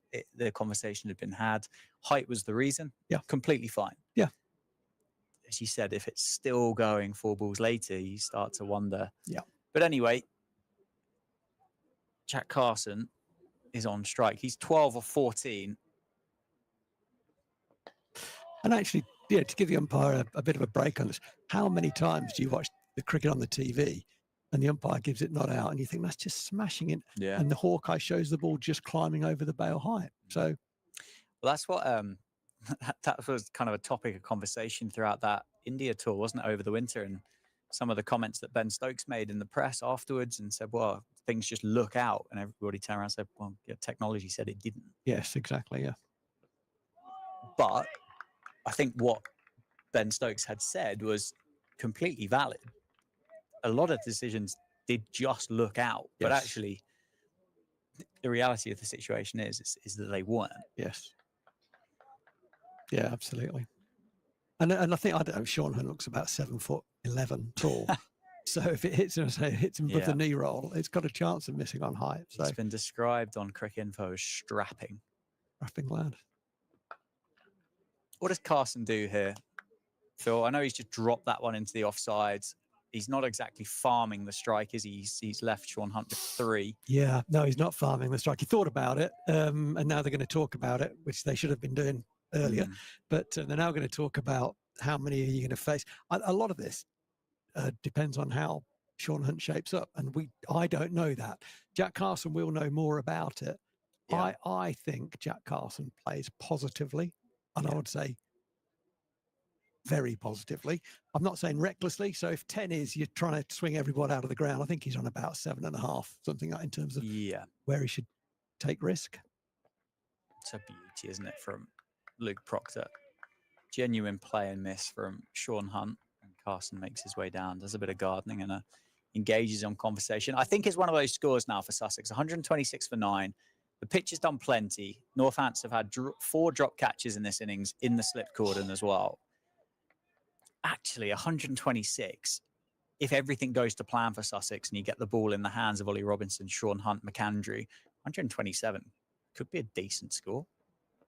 Could be a decent first inning score. I know Northants will have the benefit here. Craig Harvey and his team will bring the heavy roller out, and that will take a little bit of life out of it. But actually, it's still going to be green. It's still going to be cloudy. You're going to have an England Test cricketer with the new ball who absolute bread and butter bowling in the Championship for Ollie Robinson. If they're out for 127, all right, not great. If Jack Carson hangs around for 10 minutes and they get to 140, at this stage, unless Sean Hunt and Jack Carson can bat around and put on 100 partnership, for example, which potentially could do, actually the difference between 127 and 150 is probably not a massive talking point, is it? This situation says to me, and I'm going back a long way, there's been lots of people who could play this way. It's kind of like an Ian Botham innings. This is where you play. If it's up, put your hand through it. Width, put your hand through it. They bowl short at you. Have a good flail at it. I think play. But don't get bowled middle stump trying to hack it across the line. I'd say that. You know. So if they bowl you a very good ball, block it. Anything else, try and score off. Yeah. And Hunt, you don't face very many, and you get me back on strike as soon as you can. I think so. Yeah. You don't want to see Carson walking off having poked at one outside off stump and getting caught at first slip. No value. Get bowling. Get bowling or get scoring. Gets caught at third slip because he's taken a big drive. Yeah. Happy days. Yeah. Sanderson into bowl. There is a bit of a drive from Carson, but it's a thick inside edge. Comes down to Jack White at mid-on. Rehearses shot that he wanted to play. 127 for 9. As you said, Sussex were 59 for 1 at a stage. And at that point, that run rate in this first innings was about 3.55, maybe a little bit closer to 3.6. With the loss of the wickets, it's down to 2.81 now. Carson, oh my word, that could have cleaned up umpire, could have cleaned up bowler. Sanderson stuck a hand out, didn't he? But I think that was past him before. That was frightening. He got that out. That was brutal from Carson. Oh my God. Gee whiz, he hit that hard. Handy bit of fade on that, wasn't there, to take that away from the umpire. Advanced, swatted it past Sanderson. Brought about a change in the field. Luke Proctor's going to stay down at long off. Goes for the ramp. Gets the ramp. That's over, broad, all the way for 6. Uses the pace of Sanderson. Carson, back-to-back boundaries. Well, he's read the script. He's doing exactly what we've just spoken about. That is a remarkable shot, that reverse ramp there. What time was it in the morning session? I said about I had a chat with Vasconcelos, and he'd said that it was difficult going from last to the championship. But actually, in a situation like this, and maybe a situation like Louis Kimber found himself in last week at Hove, to have stood there and kind of practiced range hitting for the last month and a half, you get to this situation, you start to feel a bit confident. It's a nice shot. That's going to be 4 again. Wow. That's a fantastic shot. That is timed brilliantly through backward square leg. Because that was played with some skill. Now, Ben Sanderson is now saying to the umpire, we shouldn't be out here. So Ben needs to be careful here because he might talk himself into, I don't know exactly what's being said, but too much is probably being said. Sanderson suggesting they should be off the field by now.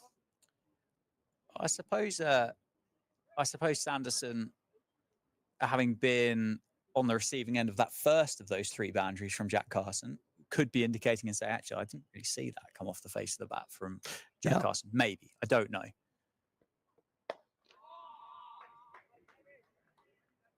I'm certain the LBW probably hasn't cheered Ben Sanderson up. No. More so than these last 4 deliveries. Yeah, agreed. This is an interesting ball now. This is the last ball of the over. Carson will want to retain the strike. We don't. There's a man at deep square leg. There's an easy one if he gets across his stumps and knocks it into the leg side. He knocks it into the offside and we'll get a run. It could run for 4, but I suggest we stop it. Don't give him the extra 3.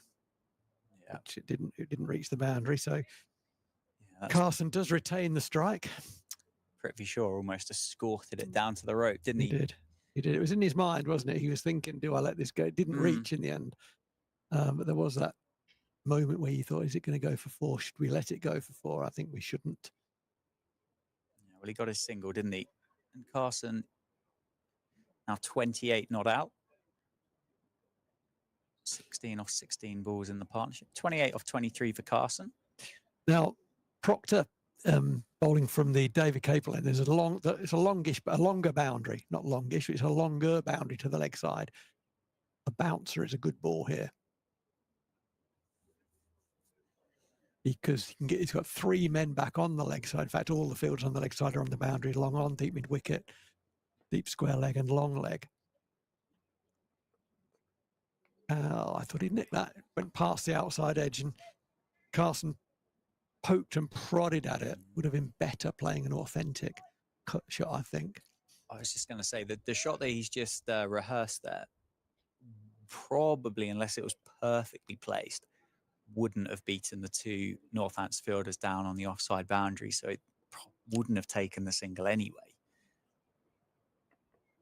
Advances. That's a better option. Yeah, that's a better option. Tries to take Luke Proctor down the grounds. Umpire now having a conversation with Sean Hunt. Yeah, what's that about? That's interesting because that's quite animated, isn't it? Yeah, I mean, if there is kind of conversation about it being a little bit gloomy out there, then maybe Sussex are turning around saying, well, we've been out here since 11 o'clock and nothing's changed. So why are we suddenly thinking about not batting at this stage? Down the ground. It's getting brighter, isn't it? Yeah. Going to take 1. So they are going to give Sean Hunt 3 deliveries of this Luke Proctor over to contend with. Okay, so I always moan about commentators not saying what they think and sitting on the fence. I don't think they should have taken that run. 3 balls to go. From what I've seen from Sean Hunt so far, I mean, everyone's found batting difficult at times here, and he has found batting difficult at times. I'm not sure he should be exposed to 3 balls. But there we go. We will see. Rain will start in 2 minutes, my phone tells me. Oh, that's nicely played. Yeah, nicely bowled as well. 3 slips back in place for Northants. Not sure where the rain's going to come from, though. It's well, normally the sky or the clouds. Yeah, it says rain will start in 2 minutes. There's a radar. I can look at the radar as well. Oh, it's nothing really. So we're getting the very tail end of something that's going from the northwest to the southeast, and it may well miss us. It's kind of, yeah, it's nothing.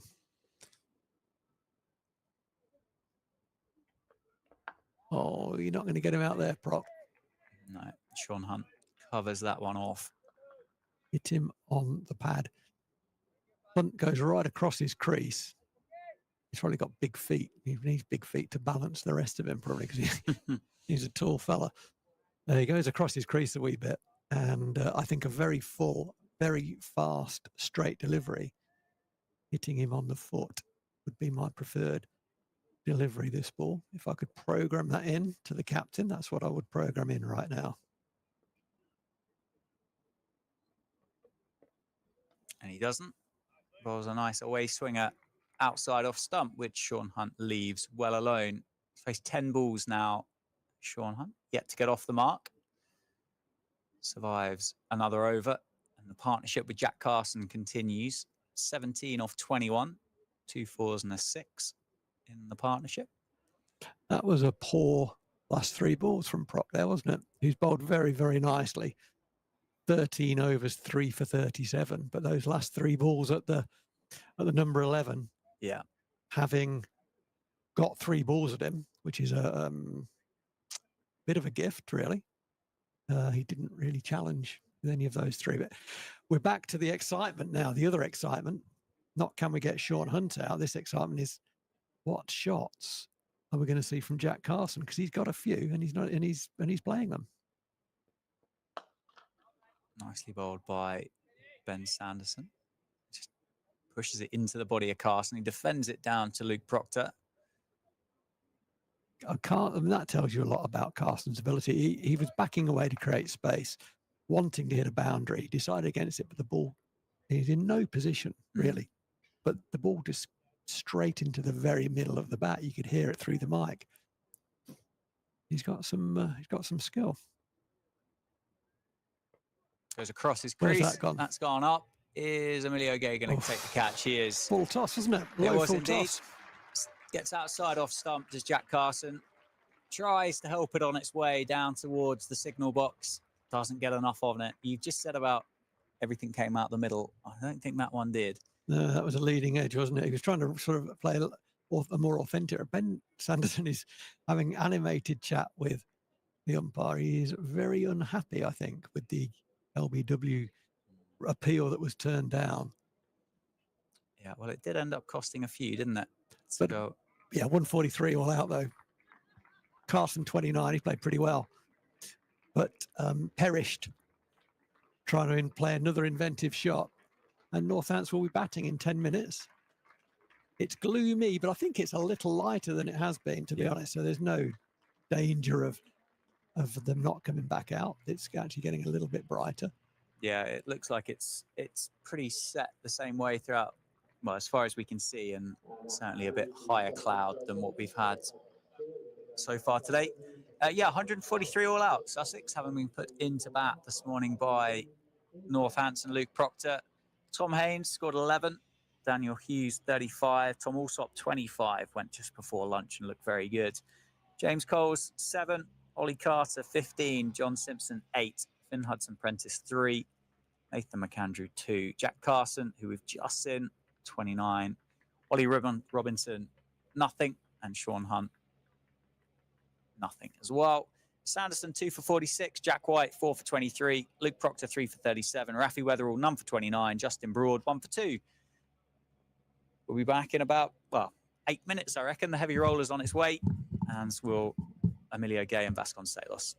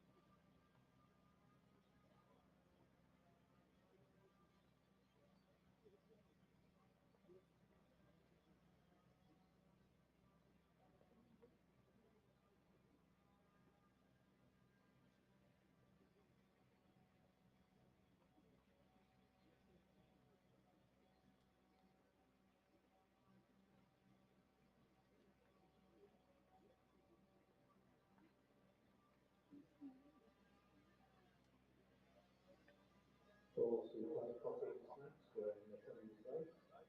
You can lunch your coffee on the floodlights starting in French Pavilion, and the early live stream is going relatively right after sunset.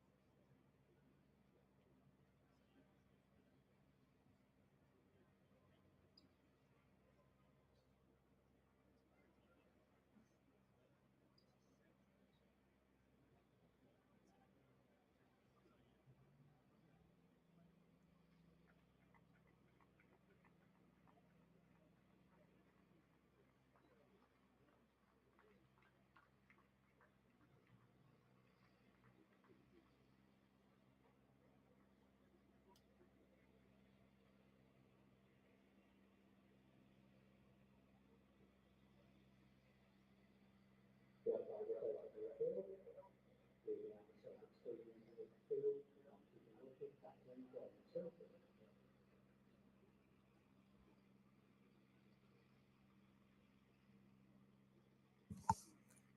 Welcome back, everybody. The heavy roller makes its way off the outfield.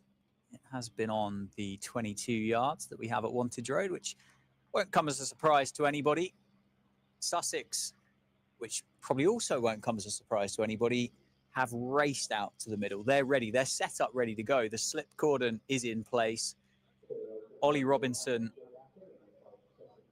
will be opening the bowling from the Lynn Wilson centre end. He's marked his run. He's pretty much at the end of it with ball in hand, ready to go. And all we're waiting for as they make their way out to the middle is Ricardo Vasconcelos and Emilio Gay. And if you owned a cricket bat and some pads and a thigh pad and some gloves, I could understand why you wouldn't be that thrilled about the prospect of walking out here today and having a hit. And that's not exclusive to Northants, is it? I mean, we spoke earlier, Derbyshire got bowled out cheaply. Gloucestershire were well on their way if they're not been bowled out cheaply already. Leicestershire as well be another one on their way. And Vasconcelos and Emilio Gay would have seen how difficult that would have been for Sussex in the first innings. They made 143, having been put into bat by Luke Proctor. My name's Dan Jadzovic. I'm joined by Phil Rowe. Stream's powered by Daffabet. What's the plan then, Rowe? Accuracy. Don't waste the ball. Down the leg side. Don't start there. Vasconcelos off the mark straight away. He's not going to waste many, is he, Ollie Robinson? No, he's not. No, cash in. If he bowls you a hit ball, do not miss it, because you're not going to get leg buys today. But he didn't miss it. He tucked it away nicely. It's just what you want. One on the hip, and immediately Ollie Robinson comes around the wicket, which is interesting. The ball seemed to swing a little bit. Bit breezy out there. I can see Ollie Robinson's shirt sort of ruffling in the breeze. Yeah, big encouragement, wasn't there, from the slip cordon for Ollie Robinson. Down the leg side again. That one's going to be 4. I'm surprised Vasconcelos even set off for a run there. He timed that well through mid-wicket. Punch of the gloves between himself and Emilio Gay. This will be interesting. Ollie Robinson, as you said earlier on commentary, Dan, he's been omitted from the England Test squad. I was slightly surprised to see that, but not altogether baffled by it. But it will be a blow to the young man. He also received some harsh treatment in the last game, 43 in and over, and he's got a few records there that he wish. Yep. I don't think it's going to give him sleepless nights, but he'd rather not have his name against those records. So, he's picked up a goldie in the first innings here as well. So he's not loving the game of cricket right now, and the game of cricket is not loving him. Down the leg side, Vasconcelos looked to cash in on that one. He didn't give me a chance to raise that exact point. No. I wondered whether there would be any baggage coming into this game from Ollie Robinson with the news or with what he's had to kind of endure for the last 7 days. I could put together a story and suggest that actually the shot that was played would suggest that potentially there was a little bit, but it's a chance here to really kind of put Northants under pressure. But as it is, he's bowled 4 balls so far and he's gone for 10. And actually, the other thing is he should have been spoken to by the umpire, because that last ball, he finished right in the middle of the pitch. We'll see him on the replay. His follow through is right down the middle of the wicket. You cannot go there. That's incredible. The umpire has not spoken to him there. He's going to have a change of angle again. So, yeah, I mean, who knows? Ollie Robinson's a complex character. I'm a big fan of his bowling. I think he's a beautiful bowler to watch. I really admire that. He's complicated. He's not straightforward. Coach's dream. I don't think he's that. That's not to say he's a bad bloke, because I don't think he's a bad bloke. But he's complicated. He kind of marches to his own beat at times, and I like guys like that. It's kind of interesting, isn't it? And it's an interesting management challenge. But this will be an interesting one for him. I have no idea how he responds to the recent events, whether it girds his loins and gets him going, or whether he thinks, Northampton on a really. I've just been. Is it?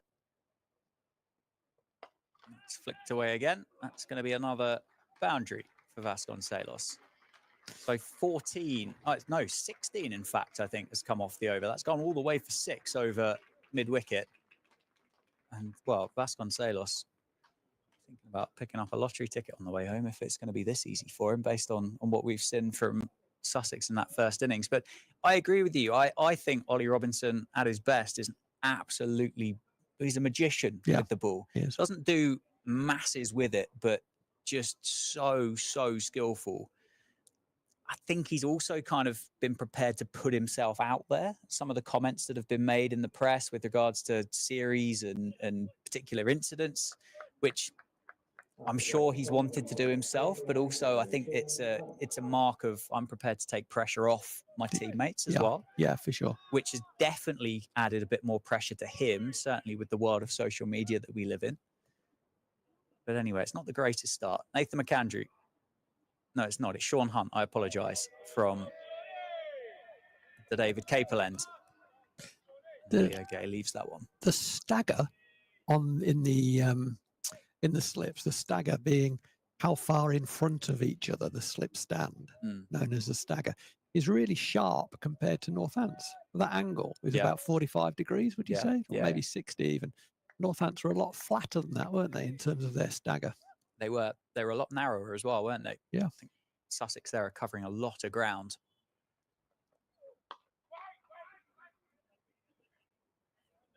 I wonder if there's any part of Emilio Gay who sees Vasconcelos receive 6 half volleys on leg stump. Yeah. Or one was on the hip actually, but pretty much 5 half volleys on leg stump and 1 on the hip. He thinks, why don't I get those balls? Yeah. Can I go down? Can we swap? It's when I'm sure it's not the case in professional cricket, but club cricket, you'd sit there and go, I'll take 1. I don't know. I might take 2 actually. And as you say, you stand at the other end on your bat handle and you think, I've made a mistake here. Yeah, absolutely. I should have taken 1. Well, it's one thing getting, in swinging balls on your pads first up. That's one thing. The other thing is not missing them and dealing with them as harshly as Vasconcelos did. I mean, don't hit the bird. What?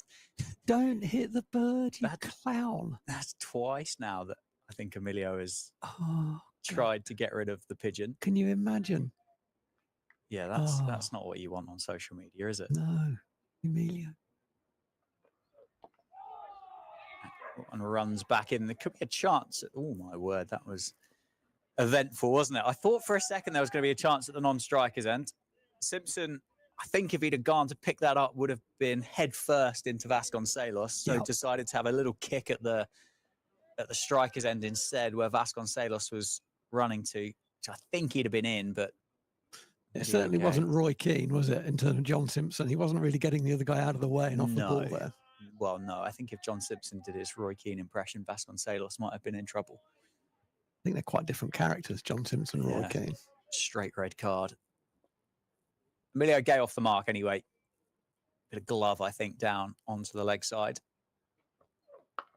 Vasconcelos tries to work that one through the offside. Both of these guys have been in good form, haven't they? We spoke throughout the course of that innings about how well Sussex's batters have gone and how many batting points they've scored.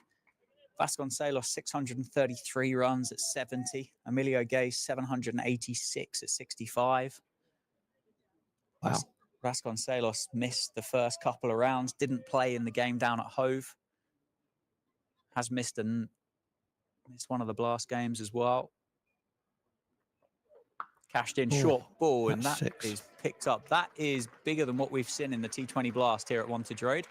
Has gone over the cinch stand, over the wall, and hit the back of those terraced houses. Did it really? Yeah. That's into Clark Road. That is a big hit. That's into Clark Road on the full, straight over the brick wall. There's a few Northants spectators in that Briggs Forrester stand just peering around the corner to see if there's any chance of getting that back. It's one of those balls, isn't it, that you go, I'd love that to land in my back garden. as a cricket person, you just go, it would be a minor inconvenience, but actually, you turn up at your club nets next week, you'd have a a 11 over old ball, like old Dukes. How much do they retail at? 100 plus quid? Yeah, it's a 90 quid plus, Yeah. isn't it? Yeah. I mean, yeah, probably more like 100 nowadays. Yeah. I mean, you'd ruin it the second you turned up at your club nets with it, because you wouldn't be able to bowl. You wouldn't be able to hit the seam when it run through, and you end up with a big scuff on one side of it, and give it about half an hour, and your mate would have nicked it, and Yeah. or you've got a hole in the net and it's run underneath it and it's in the brambles and it's gone. But for a while, you'd have been the proudest owner of a cricket ball in Northampton. They are a beautiful thing, aren't they? Yeah. Do you subscribe to that? You know, a brand new proper cricket ball is a beautiful thing. Yeah, I know the Kookaburra turf ones I think are more expensive, but they just don't get you the same way, do they? No. There's something about a Dukes. Ollie Robinson into bowl, 23 without loss. Northants. That one down the leg side, and Emilio Gay gets a bit of bat on it. Ollie Robinson's radar is not working. It can take one ball, but at the moment he's bowled 7 balls, all of which have gone down the leg side. So much so that the mid-wicket has now been posted, which is understandable when you've only got 150 on the board and it's 24 for no wicket off 13 balls. That's understandable. It's gone through there, and it's gone straight, actually. There's going to be a chance for 2, isn't there? They take Ollie Carter on, and they do. Gay comes back through to the danger end with a gentle jog. I said about the cloud cover being quite high and bright, actually. It's just starting to get a little bit gloomy again, isn't it? It is. Which should excite Sussex. They were out there batting with grey, leaden skies. Is that that's the terminology, isn't it? You've got a bit of poet about you today, haven't you? I don't know what's come over me. Well, you're saying you've got a bit of poet, but you didn't even realise. Is that what you're saying? Oh, God, I wish I hadn't fixed your microphone this morning.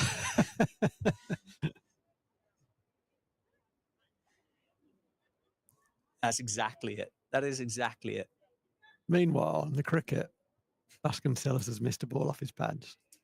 That bird, Emilio Gay, wafted his bat to us. I'm so glad he didn't hit that, because that's a career end of that. The RSPB would be up in wings or arms or whatever they'd do. He's coming back. Come on, he's coming back a stump at a time. Yeah. That ball would have hit the stumps, I think. It pitched outside leg stump, but it was gentle, so his rhythm's not, obviously his confidence is not there.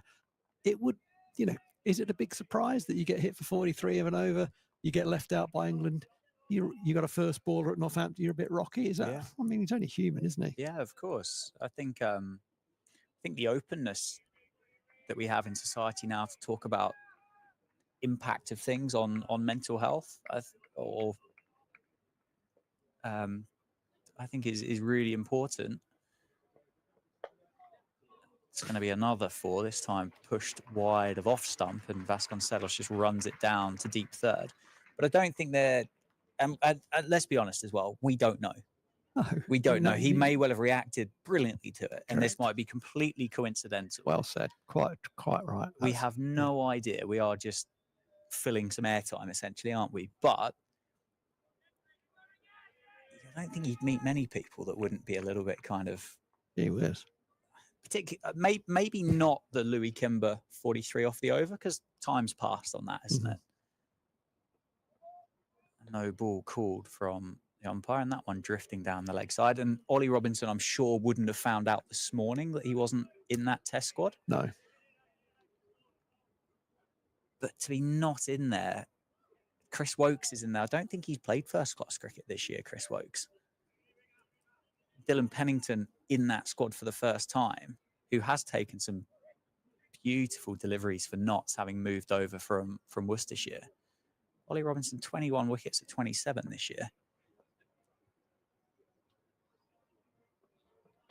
Do you think, I mean, this is an impossible question, so get ready for this, because there is no answer for it, because it's a hypothetical, but Dylan Pennington getting selected into that squad, does he get selected into the squad if he's still at Worcestershire.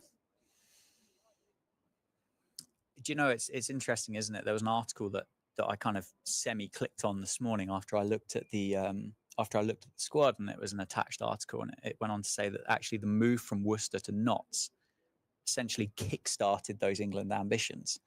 And I don't necessarily think you have to play at one of those big counties, but equally I don't think it's the world's best kept secret that a lot of those current England squad do play cricket at those test venues. It's not about Dylan, because he's a very good bowler. He's a very good bowler. It won't surprise you to know that, I think we've talked about this before, but I was very interested in signing him. He was at Shrewsbury School, and I was doing a session with an academy lad, and he was bowling, and I thought, oh, this guy, I'm going to get a bit of paper out and get it. And he's already with Worcestershire at that point. Oh my God. What was that? Well, okay, let's commentate on this. I'll let you do that. Emilio Gay walked down the wicket, bang, bang, and tries to pick up that ball, which was an away swinger from Sean Hunt, which started on about 7th stump, and tried to whack it over deep mid-wicket for reasons that escape me at the moment. There's enough runs on offer conventionally, I would think, right now. That's better judgment. I mean, that's cricket. We like that. I mean, I think it's a wicket where you should play positively on. If you get something in your area, cash in, by all means. But that was not that. That was something else. And the reason it was not that is because you can't really have any control on that when the ball's that far away from you. It's a new Duke's ball. It's going to be swinging. It's going to be bouncing. It's going to be seaming. You can't control that shot from there. And we were applauding and enjoying some of Jack Carson's shots. That's a very different situation when you're 120 for 9 and you're batting with the number 11. That's a different situation to your 32 for no wicket. It's certainly going to give Sussex a bit of excitement, isn't it? A bit of encouragement. Out of character as well, isn't it? It is a little bit. I mean, he's free flowing, Emilio. He likes to score. He doesn't hang about, but it's beautifully bowled. Beautiful delivery from Sean Hunt. But it's not really his shot, is it? That pick up over mid wicket. No, at it's not. any stage. We'll put that down as an aberration. I think so. Let's move on. It's an outlier. Let's move on. Sean Hunt cricket. Oh, look at his stats. In fact, I've got them. I did a little bit of research, but I've now lost them in my telephone. But I shall look them up again because I like what I see here. What would you like to know, sir? Well, I'm just going to look at his career stats. 21 matches, 55 wickets. You're giving me this big thing like I'm blind and I can't read my phone. It's all there if you want it. 4 overs done in this innings. 32 for no loss. Vasconcelos, 28. Emilio Gay on 2. Ollie Robinson takes the jumper off, passes his that and his cap to the umpire. Okay, so yeah, Sean Hunt, for those who don't know, he's a sort of medium fast medium left arm bowler. Looks to swing the ball away from the left-hander back into the right-hander if there was one out there. That's what would be happening. These two are both lefties. 21 matches. He's taken 55 wickets at an average of 34.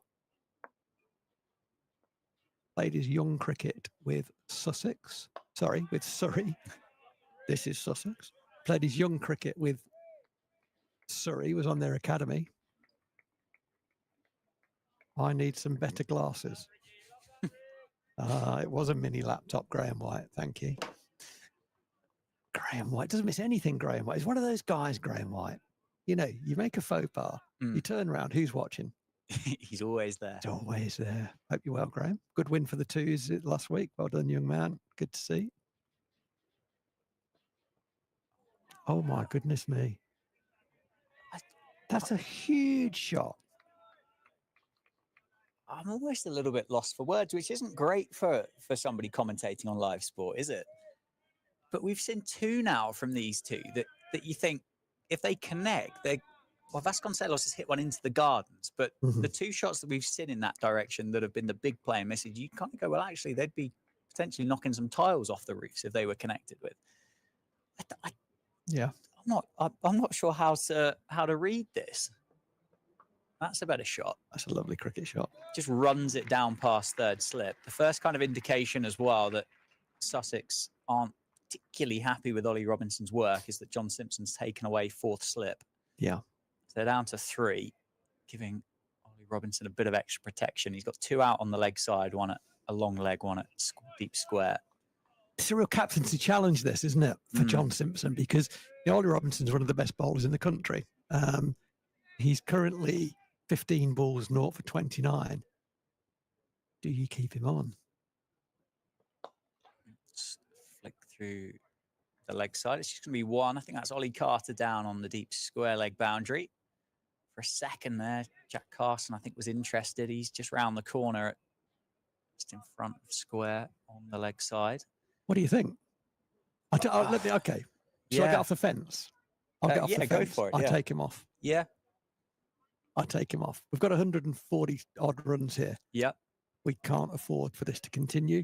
There's every likelihood that it won't, but it might. And I'll give Ollie Robinson some time. Go and have a think about it. Get you back on as soon as I can. Yeah. But right now, I need to get more accuracy, more control. It's down the leg side. That's going to be another 4. Yeah, he's got to come off me. Yes. But, However, yeah. if there is that bit of baggage from last week and this morning, to hook him off, to hook your premier bowler off, that doesn't make him feel any better about his day, does it? No, it doesn't. No, it doesn't. Not to say that you should. And we'll have that conversation at tea time. But yeah, okay. That's my view. I, that's just a view. There is not a right and a wrong answer to it. He's a human being. He might get, because he can bowl the next one could be an unplayable, and so could the next one. He could, got one more, but he could clean up Emilio here, and it's all forgotten. But if he doesn't, then I think he has a little bit of time to go and think about it. He's certainly a long way from his very best, isn't he, at the moment, Ollie Robinson? That's a beautiful He's got delivery. to get off the pitch as well. He's running straight down the middle of the wicket. Hits Emilio Gay up in the thigh pad. It's going to be a dot ball. But yeah, I think there's an opportunity here, isn't there, to switch Ollie Robinson out for Nathan McAndrew from the Lynn Wilson centre end and see if Sussex can kind of bring a little bit more control back and get a bit of more use out of this new Duke's cricket ball. Because as it stands, the deficit now is, it's just over 100, isn't it? 102. Northants have made, light work of Sussex's 143 so far. And as you said, if this turns into an 8-over spell or a 7-over spell from Ollie Robinson going at 10s, that's half the job done. That's a big appeal for LBW. Not out, says the umpire. Thought there might be 2 noises. The effects mic is good today, isn't it? It is. Very good. I thought I heard 2 noises, but I might not have done. Fairly straight. I think he nicked it, maybe. I like Sean Hunt. Left arm, he's bowled quite nice. In all the mayhem from the other end, he's gone 2.1 overs, 0 for 7. He's bowled nicely. Yeah, he's certainly offered the control, isn't he, from the David Capel lens. How did he go last week? Let's have a look. 4 for 70 in the first innings off 11.5 overs. So it was expensive. 4 for 7. That's a weird spell, isn't it? Over 6 in the first innings. In the first innings, that's a weird spell. That or 2 spells. It's strange, isn't it? And then second innings, with everything going on, actually bowled more economically. 0 for 40 off 7. Vasconcelos goes and triggers outside off stump to try and cover off any movement from Sean Hunt. We love a left arm seamer in English cricket, don't we, at the moment? That point of difference that Sean Hunt offers.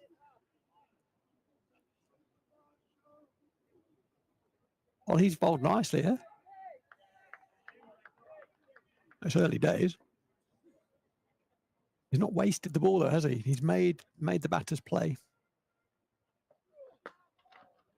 It looks like that hits the bat hard, doesn't it? Yeah. Vasconcelos takes his top hand off the bat. So yeah, he came through the Surrey system, was on their academy, and I don't know what happened, but either he felt there weren't going to be opportunities for him at Surrey, or Surrey felt that, but he finds himself at Sussex, and yeah, they're rare, aren't they? Certainly are. Oh, is it gone? Oh, that's a great catch. What a catch by Jack Carson. What a catch that is. Sean Hunt overstepped the ball before, and to use the phrase, use the extra one, he's done exactly that. What an absolute screamer of a catch from Jack Carson at fourth slip. Well, you just about see it in the top of the frame there. Diving across low in front of third slip, Jack Carson sticks a hand out. What a catch. It was a fantastic catch. And let's talk about that first, because that ball went really, really quickly. They are quite close, as we've talked about already. And that's a full length, one-handed diving catch, a fantastic catch. That said, that ball shouldn't be anywhere near the slip cordon, because it's a short, wide ball. And Vasconcelos, if he wants to run it down, he's got to get it down. He knows there's a cordon there. For all he knows, that's gone straight into the breadbasket. He doesn't know it's going to go wide of that guy. He has to get the ball down and doesn't. And that is pilot error there. That's a poor bit of batting from Vasconcelos. And he's played nicely this year. He's got some good. He's got a lot of runs, a high volume of runs is what I'm trying to say. Kind of lightning start there. And now he's gone. And that's lack of concentration, I think, as much as anything else. Yeah, it was 33 off 22 for Vasconcelos. 6 boundaries in that, which were 2 sixes and 4 fours. I think at least 2 of those 4s came from that rundown, didn't it? Yeah. Down to deep third. Which he got down. Both times he got down, and that's fine. You can't play that ball in the air through there. No. Well, here's a man that I think everybody is excited to see. Prithvi Shaw at number 3 for Northants. Over in the UK as the overseas for the remainder of the season. For the side at Wantage Road. Played last year, didn't he, in the One Day Cup? I think they were desperate to get him back. It felt like, well, not only because he's a terrific cricketer, but it felt like there was a real kind of positive buzz around the place whilst he was in town. Oh, my word. Well, okay, that's a wide half volley from Sean Hunt. That's probably the ball that he'll be least proud of today at Northampton. Pretty Shaw's, well, had a look at it and gone, yeah, thanks, I'll have that one. I'll just drive that square through the offside, opens the wrists on it. But yeah, he comes in replacement for Karen Nair, who was fantastic at the start of the season for Northants this year. And he gets off the mark straight away. What a shot. Goes again. And I think that's going to be back-to-back 4s. That's going to run away. Outfield is quick enough. Not timed as well. That one from Prithvi Shaw, but he's picking up where Vasconcelos has left off. Brings up the Northants 50. 51 for 1 off 6 overs. Are we watching first-class cricket here, Phil? This has been one of the weirdest spells of 6 overs of any cricket I've ever watched anywhere. And I do watch quite a bit of cricket. This is quite amazing. Just to back that point up quickly before we talk about the bowling change. Yeah, Prithvi Shaw gives everyone a boost that he's around. There's one of the girls who works in the office, Gail Roberts. I bumped into her last year, and she said, "This guy's just always got a smile on his face. He's the most humble man. He kind of washes his own mugs up. She said he's just a lovely, lovely guy. Yeah, and everyone is very sort of welcomed by him and feels warm towards him. He's a good bloke to have around. So yes, and he's a phenomenal batter, by the way. So there is going to be a change, as we thought there might. Yeah, it's going to be Nathan McAndrew replacing Ollie Robinson from the Lynn Wilson Centre. And Robinson's still on the field. He's currently at a wide mid-off. Hopefully we won't use all of our Prithvi Shaw stories and facts and figures and anecdotes, because hopefully we'll get to watch him bat for a little bit longer than what he managed down at Cardiff last week. That's much better, isn't it, from McAndrew? On the money. Full shot from Emilio Gay as it drops into the offside for a single. Yeah, I mean, that's 6.1 overs now. And it's kind of, we've seen a lot, haven't we? It's been a lot, as the youngsters say. Hunt, 3 overs, 1 maiden, 1 for 17, was bowled quite nicely. He then cuts the new batter who goes 4-4. That's a bit odd. Yeah. Some of the selection, only one each shot selection from Gay and Vasconcelos whilst he was here was bizarre. Yeah. Just swung themselves off their feet. The opening over from Ollie Robinson was awful and got tucked into. It's, yeah, I mean, I don't know what else. Emilio Gay trying to kill a bird and missing. That happened. Oh, that's nicely played. Yeah, that's off the middle of the bat again from Prithvi Shaw. Picks up the single. Goes to 9. So this is my first sighting of McAndrew, I think. I've not knowingly watched him bowl before. No, the two teams in the championship paths didn't cross, did they, last year? And I'm not convinced without looking at the scorecard. In fact, I'm 99% sure he wasn't in that Sussex squad that came up and played in that one-day cup game that you and I did commentary for in August last year. That's a nice delivery. Good line from McAndrew. Do you think the heavy roller here is just taken a little bit out of the top of this surface? It doesn't seem at the moment to be nibbling around as what it was at the start of the day. I mean, I would say probably a little. It'll just flatten. I mean, there's a lot of grass on it, so it will flatten that down a wee bit. But it won't last long, I shouldn't think. No, that grass will stand back up again, won't it, before too long. Edged. Did it carry? Emilio Gay is going to go. For a second there, he had a look around, didn't he? He just wanted to make sure that did carry. Looked at the square leg umpire who's walking in, nodding to the standing umpire to say that that's fine. And McAndrew gets a wicket with his 4th ball. Oh, it's a good catch, that. Very, very good catch. Picked it up low, didn't he? Got his fingers underneath it. And Emilio Gay gets caught by Tom Haynes at 3rd slip. McAndrew into the attack, replacing Ollie Robinson, gets the wicket straight away, 53 for 2. If it's a pitch that's doing a lot or offering enough, maybe is the best way to describe it. Is there an element here that the two of them have kind of gone, well, the heavy roll has just gone on it. It's going to flatten out a bit. Let's just get on with it. In the power play.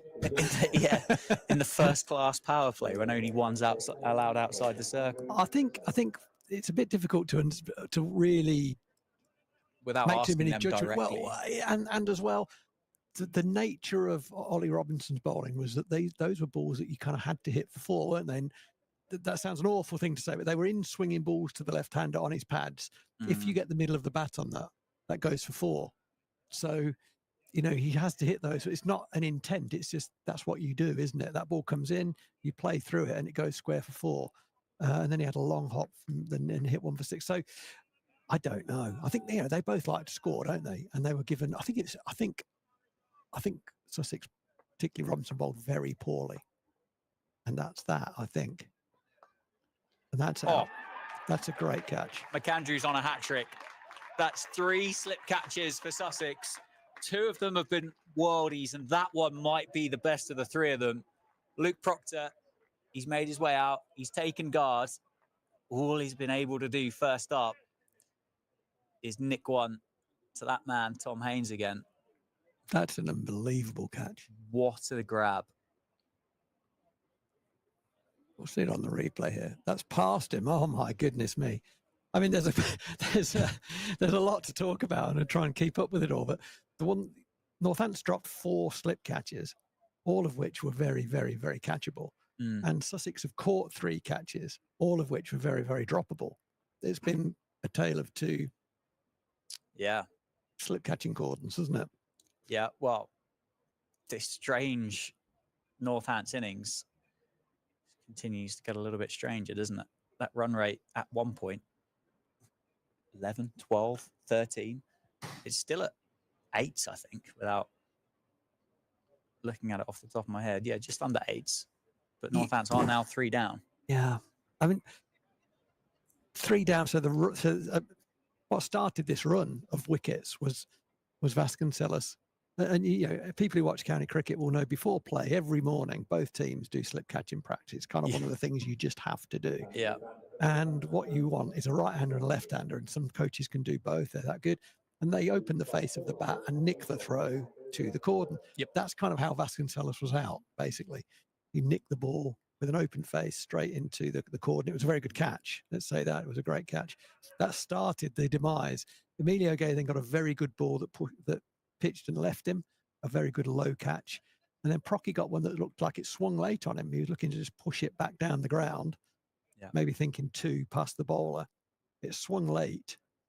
He nicked it, and it went very quickly to Tom Haynes' left, who dived full length and caught it one-handed. Yeah, incredible.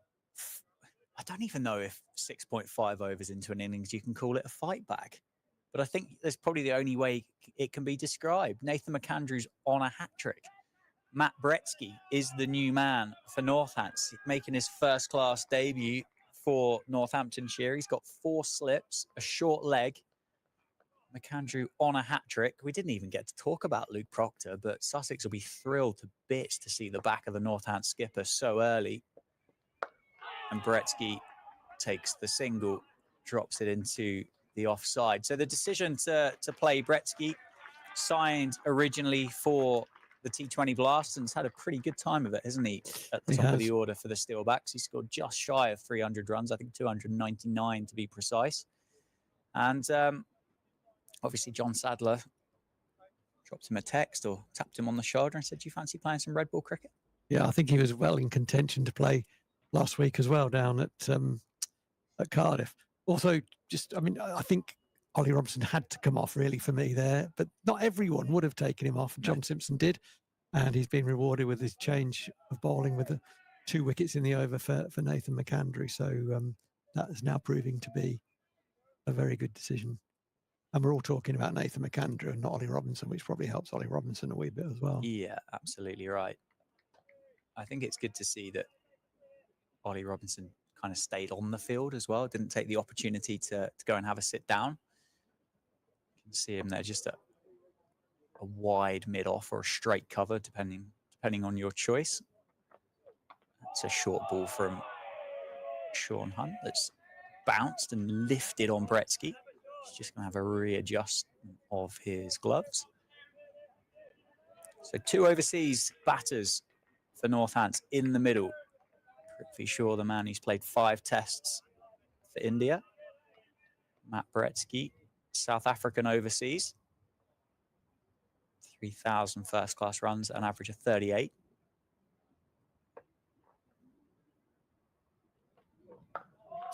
Yeah, I've really enjoyed watching Matt Bretsky in the T20s. He's probably a few runs lighter than he would want to be, but I've really enjoyed the way he's gone about his cricket. He looks a very fine prospect. Well, he's more than a prospect; he's an international cricketer. Yeah, but he's still quite young, and he's got, I think, his best cricket ahead of him. I'm encouraged by the fact that he wants to play red ball cricket as well. I like that. He's not a one-trick pony. He wants to play red ball cricket. Wants to be an all-round cricketer. Shorter ball again, which Bretsky rides the bounce, drops it at his feet. Yeah, he's 25 years old, Matt Bretsky. Made his first-class debut back in 2017 in Bloemfontein. Opened the batting for Eastern Province. So he's played first-class cricket for a long time for a 25-year-old. He has. No ball called by the umpire. Second time Sean Hunt has overstepped. There's a couple of South African lads who play cricket for the same club as my 2 sons. And they've got to know Matt Bretsky since he arrived. Spent some time with him. They have socially. And yeah, they're big fans. He's a really good guy. I haven't met him myself, but I just hear really good things about him. Yeah, not someone I've had the pleasure of a conversation with as yet. It's nearly happened again. Sean Hunt oversteps, nearly picks up the wicket the very next ball. That could have gone anywhere. As it is, it's well, it's a good first touch actually in the end by Matt Bretsky. Oh, I mean, he's got a wee bit fortunate there, because if that ball lands on top of his foot, Rolls the it other rolls way. the other way, Yeah. and the bails would probably have just been dislodged. Well, first bit of first-class cricket for Matt Bretsky since February. Nicely played through the leg side. I don't think that's going to go. Daniel Hughes gives chase. It's a long, long way up towards your favourite coffee van at Wantage Road. And it's going to be 3. Pretty sure completes the third. It's interesting, isn't it? Based on what we've seen from Matt Bretsky, and I certainly haven't watched any of his first-class cricket, and dare I say, possibly you haven't either. And we know how free-flowing Prithvi Shaw is. You go into the story here of going, I'm sure these two are there to rebuild this innings. Well, it's a wicket that you probably think, I need to score. These two both like to score. And I think, they should just play natural. I think don't look at the scoreboard, just play naturally. Was probably the best way for these guys to go. It normally is, isn't it? When you can. I mean, the thing about 4-day cricket is you can't always. And if you can only play one way, well, you better be a genius, because 4-day cricket requires you to play a variety of ways. But in this particular situation that Northampton find themselves in, with the nature of what's happened, there's been 13 wickets already in 4 drops. There could be 17 dismissals so far in the day. Just play naturally. These guys want to get bat on ball. It's not quite a case of one's got your name on it, but it's almost, if you just play normally, and bowlers can settle in. It's a matter of time before you do get one. Yeah. So take the game to them a wee bit. It was a bit like Allsop strangle down the leg side, wasn't it? One very similar, actually, just drifted into the pads, dropped into the leg side, but Allsop looked as good as anybody has. And then got one maybe that just bounced a little bit more from Justin Broad than what he thought it was going to, and couldn't help but just tickle it round the corner through to McManus on the stroke of lunch. It's former Players' Day here at the County Ground today. Is it? Yeah. I bumped into Andy Roberts in the lunch break. Andy Roberts played here for a few years. A leg spinning batter. God, blimey, he'd have made some money in the current game, Andy Roberts. I must admit, I thought you were talking about a West Indies quick. Not the same. Not Anderson, Montgomery, Everton Roberts. No, this is Andy Roberts, known as Reg for some reason. Maybe it's Reg. I don't know. All known around the grounds as Reg. A very fine cricketer himself. Yeah, as you say, a leg spinner that can bat in the modern era. Oh, that's uphill for LBW. Rowie says it out. So does the umpire. Bretsky looks at his thigh pad to indicate that it might have been a touch high. Finger still raised by the umpire as Bretsky turns, makes his way back to the pavilion. Had a good look about it, didn't it? It certainly did. Had a good look about it. 59 for 4. And now the umpires are watching him like a hawk as he walks off. I think someone's encouraged him to keep moving. There's been a little bit of glancing back over his shoulder. So somebody's said something. The umpires are looking for any signs of dissent. Yeah, cricket's really clamping down on all of that, isn't it? And it's tough, isn't it? Because you're in a high energy, high stress situation. You're playing elite level sport all the way down to the amateur level as well. A lot of white line fever. A lot of stuff isn't necessary, but I think you're allowed to be disappointed, aren't you, as you walk off? I don't necessarily think you're allowed to turn around and say, "Oh, that's the worst decision I've ever seen in my life."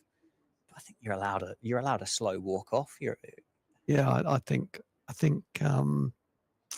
you've got to be So on the one hand, I think that's perfect. On the one hand, people are watching this game, kids are watching it, and will be influenced by what they see, and they'll think what they see is fine. So you have to be cognizant of that. On the other hand, I do think that the umpires want it all their own way, to be honest. And you do see, you know, over the course of a season, you do see some poor decisions, and you do see some poor decisions the next season and the next season, and the umpires still seem to turn out. And if you're playing cricket at that level, you probably don't have a career after the second year. So very true. Yeah. Well, McAndrew into bowl. Keogh, the new man, who triggers across and whips that one through the leg side first up. It's off the mark straight away. But for the context, we thought that was a good decision. I thought that was out. Yeah. But I do agree with you. And yeah, one decision here or there could be the decision that follows as to whether your contract gets renewed or not. So yeah, I think I do. I mean, I think umpiring at this level is really, really hard. You know, I'd say that things happen really quickly. It's very, very difficult to do. But around the game, you kind of know who the good ones are and who the others are. Prithvi Shaw rides the bounce, defends it into the offside. But there's a bowling change that had to be made by John Simpson to take Ollie Robinson out of the attack. It turns out to probably be one of the best ones of his career as Sussex captain so far, to chuck Nathan McAndrew the ball. 3 for 4 off 11 balls for the overseas seamer.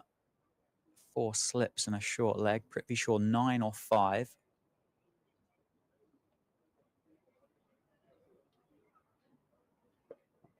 Big drive from Prithvi Shaw. That's beautiful. That's going to run away through the covers. And that's going to be eventually just his third 4 of the innings. He moves to 13. The score moves to 64 off 9 overs. Yeah, and this is good captaincy from John Simpson. I said earlier, get Ollie Robinson off, let him have a bit of thinking time, but get him back on as soon as you can. And that's what he's doing. So Sean Hunt bowled a nice spell. Last few balls went for a couple of boundaries, but 4 overs, 1 for 22. Got the dangerous Vasconcelos. But replacing him now at the David Capel end is Ollie Robinson, who will want to make amends for his opening spell, and I think will make amends for his opening spell. Whether he picks up wickets is yet to be seen, but you know, you don't become a bad bowler after a couple of overs, and he will be in and around Rob Keogh's outside edge pretty quickly, I suspect. Starts nicely. Rob Keogh triggering forward and across. Very busy. He worked his first ball, which was from McAndrew, through the leg side, into the leg side. Very positive step forward. And again there, looking to get on the move, trying to get himself outside the line of the stumps to take LBW out of play and then make some better decisions from that position. Seems to be the way he's going about his business. Started busily.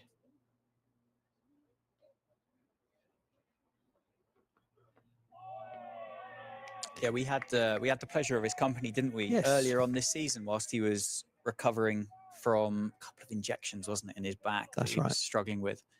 And he openly said himself that a nervy starter, but find me a cricketer that probably isn't.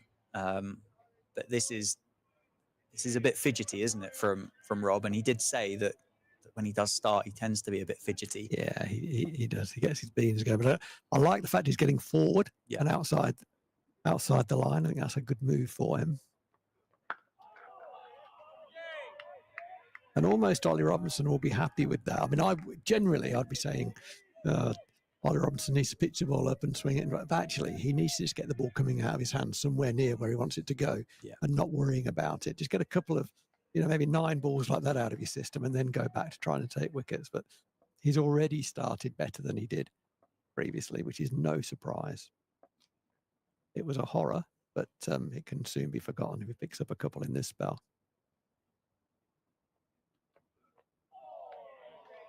And that last ball, although it was very wide, was a good length, and it had that Ollie Robinson kind of bounce and movement off the seam about it. That's what he's known for.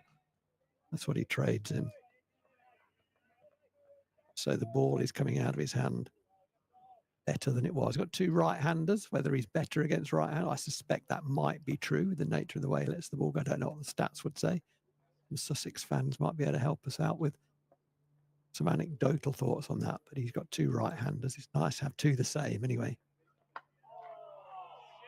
As a bowler, it's always better to have 2 the same, and it's always better to try and line someone up. So the more balls you bowl at one guy helps you to really understand where that player is, what lines they will play, won't play. You can build a picture, build a plan. I have to say, it's something I'd love to have a little bit more data available on first-class cricket or general domestic cricket in the UK, just to kind of, as you said, back up those points as to left hand, right hand, and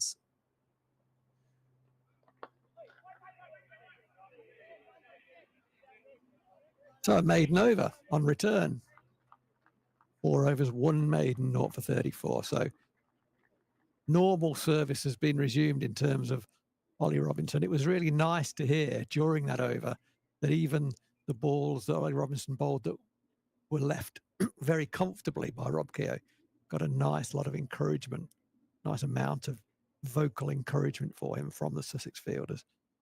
This game can be brutal. Everyone out there will know what it feels like to be performing poorly and to have a bit of a setback. And there was a nice mateship, as the Australians call it, nice mateship about the way the Sussex guys got behind Ollie Robinson there. It was good to see. Yeah, well, England's not electing to pick him for that West Indies series is going to be Sussex's benefit. That certainly is. Yeah, certainly is. I mean, it was in my mind as I came to the ground this morning, would he be playing or would he be told not to play by England? I had no thought that he wouldn't be in the Test squad, to be honest. It didn't occur to me. I'm now thinking, should it have occurred to me? But I just thought he'd be in that group. The long chat at the moment between Ollie Robinson, Nathan McAndrew, and the fielder at mid-off, who escapes me at the minute. Mid-off is Daniel Hughes, number 89. Okay, and that's led, I think, to a change in field with a man on the drive now on the perch at short extra cover, Ollie Carter. And that ball is pitched up and worked through the leg side. Not entirely convincingly, but it's gone for 4 in front of square. But the bowler had his hands against his head for a while. I think it just tailed back in. And it was very straight, actually. It was very, very straight. And Prithvi Shaw played it very square. As the bat came down, I don't think he was intending to hit the ball there, but he found himself hitting the ball there. I wish all my bad shots went for 4. Very few of them did. Very few of my good shots went for 4. It's very relatable. And that is a fantastic cricket shot. McAndrew offering a little bit of width, erring slightly on length, and Prithvi Shaw just rocks onto the back foot and smashes it with some style through the offside for 4. What a beautiful cricket shot that was. Takes Shaw onto 21. Northampton 72 for 4. Prithvi Shaw's 21 off 9. This is another Vasconcelos blueprint. This, yeah, it's just on the flip side to it. Northants are halfway to what is currently level par. Yeah, I kind of feel Northants need to get 250, 100 lead. The heavier ball, faster ball from McAndrew turned into the leg side. There is now a field. One of the slips, there were 4, there are now 3. That extra slip has gone out to square leg. He prevented the run there. McAndrew trying to improve his line. He was wide the ball before. That one was just over the bails. I do like watching Prithvi Shaw bat. There's a statement of the obvious. Such an attractive player to watch bat. He made about, I think it was about 23 that he made in the One Day Cup against Sussex here. That's right. And I think I said at the time, that's the best 23 I've ever seen in my life. Yeah. The week afterwards, he went out and scored a double 100 against Somerset. I remember it. And I agreed with you. It was a phenomenal 23.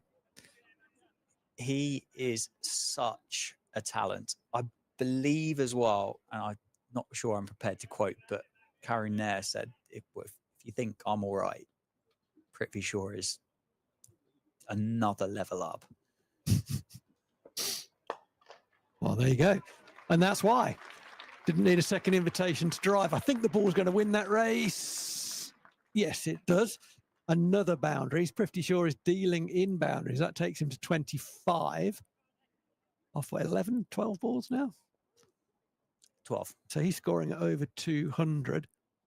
We're used to looking at strike rates, aren't we, with the T20. It's kind of irrelevant here, but sort of interesting at the same time. Prithvi Shaw's on 25. Rob Keogh has got the best seat in the house. He's on 1. So, yeah, I think, I just feel the way the game, I mean, who knows, because we're very early, we're in the second session of the game, but I feel like Northants will need 100 lead. Well, let's hope they get it, and then we can talk about it. Robinson back again. Nicely bowled, top of off. Rob Keogh forward comfortably. It's good. This is good from John Simpson. So he has recognised very quickly, okay, Robbo's back. Let's go normal. Yeah. Normal first. So there are 4 slips. There's a backward point. A man who's trying to do 2 jobs. The 2 jobs he's trying to do is kind of extra cover and mid-off. So he's between those 2 positions. There's a more orthodox mid-on, a man just in front of the umpire at square leg, more mid-wicket really, and a fine leg. 4 catches for Robinson. And there's Ollie Robinson. It bounced and left him. Rob Keogh rehearses a leave, and I'm not sure he had to play at that. We'll see from the replay. Let's have a look at it. Yeah, he doesn't have to play at that, and rehearses a leave pretty quickly afterwards. But he does bowl sort of mid-crease and sometimes a little bit wider than that, Ollie Robinson. And he gets a lot of people playing at those kind of balls that look like they're coming in and then offered a swing, hit the seam and then go. Oh, I hope that hasn't hurt. He's okay. Ollie Robinson has slipped on landing. He's staying down, but I think he's shocked, hopefully, more than anything else, because that was nasty. He's not the first person, in fact, he's probably the 3rd bowler who's had an issue with the front foot landing at the David Capel end. Yeah. And we saw a couple of Northants bowlers earlier have issues there. Oh, it was his back foot. Ah, okay. I've seen him do that before. I thought it was his front foot, it was his back foot. When Ollie Robinson lands on his back foot, he turns his back foot almost square to the line, which is fairly common. Yeah. But what he does is he lands on the outside of his back shoe, and sometimes he lands more on the outside than he intends to, and the shoe just goes under his body, and that's what happened there. I guess whilst this is so green as well, you get even less traction than what you would get on a pitch that's had a bit more of a haircut than this one. Yeah. And that, trust me, that takes some doing to come in and bowl the next one with full intensity, which he did. I've seen him do this before, so you'll see on the replay, if this is the replay of his collapse, which I suspect it is, his right foot goes right under him because he lands on the outside. He's not landing on the studs there. He's landing on the edge of the sole, as it were. And on a good day, that rolls onto the studs. On a bad day, it goes the other way, and that was a bad one. But thankfully, he doesn't look to have done himself a great deal of injury. Pleased to be able to report. Yeah, the physio made their way out to the middle, but actually I think was turned around at about halfway. So obviously fairly okay. But yeah, that's something that gets your heart rate going, isn't it? When you get to, It looked horrible, didn't it? I'm not a bowler, but you have always been in situations where you kind of lose your footing and all of a sudden you go, I'm going to end up here. Heart rate goes up, and fortunately he's taken a bit of a soft landing. Done well, isn't he? Just to take some time out, make sure he gathers his thoughts and come straight back in again. Absolutely. That's nicely bowled, nicely played. So with everything that's gone on, both last week, this week, today, with Ollie Robinson, including then a really heavy fall. Good on him, because actually he's bowled 11 balls now without a run. His first 18 balls went for 34. Yeah. His next 11 balls have gone for none. And they've all been there or thereabouts. Yeah, it's been a really, really good comeback spell. That's going to be a leg by, I suspect. So it will. So that's the second consecutive maiden for Ollie Robinson. He's just having a look at his shoe there. But good on him. I'm pleased to see. He gets a nice from the umpires. Give him a little pat on the back. Good lad. Are you okay? Lads are checking in with him. Certainly a huge win for Sussex to have Ollie Robinson omitted from that test squad. It is. It is. They're not. Yeah. There'll be a lot of sympathy going his way, and it'll be the unspoken bit will be thank goodness for that. Because you can't replace a bowler of that quality. No. In the domestic game, in the domestic game, it doesn't get any better than Ollie Robinson, and there are a couple of others. I think Ben Sanderson would be in that bracket. Craig Overton as well. I think, was it the season before that test call-up? He and Overton, I think, took well over 60 first-class wickets each. He's got, 21 already this year. That's very nicely played, Rob Keogh. I don't want to put a jinx on Rob Keogh. I don't think it works that way, actually.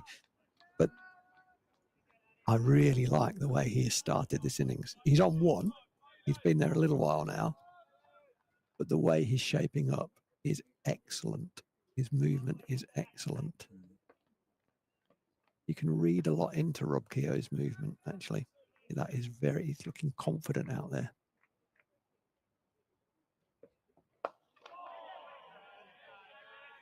I think he's played that very well as well. There's a bit of a hoo and a half from behind the stumps, but for me, he's played that perfectly. It's nicely timed, wasn't it? It was. Down to that man, Ollie Robinson. Pretty sure, just having a rest on the bat handle.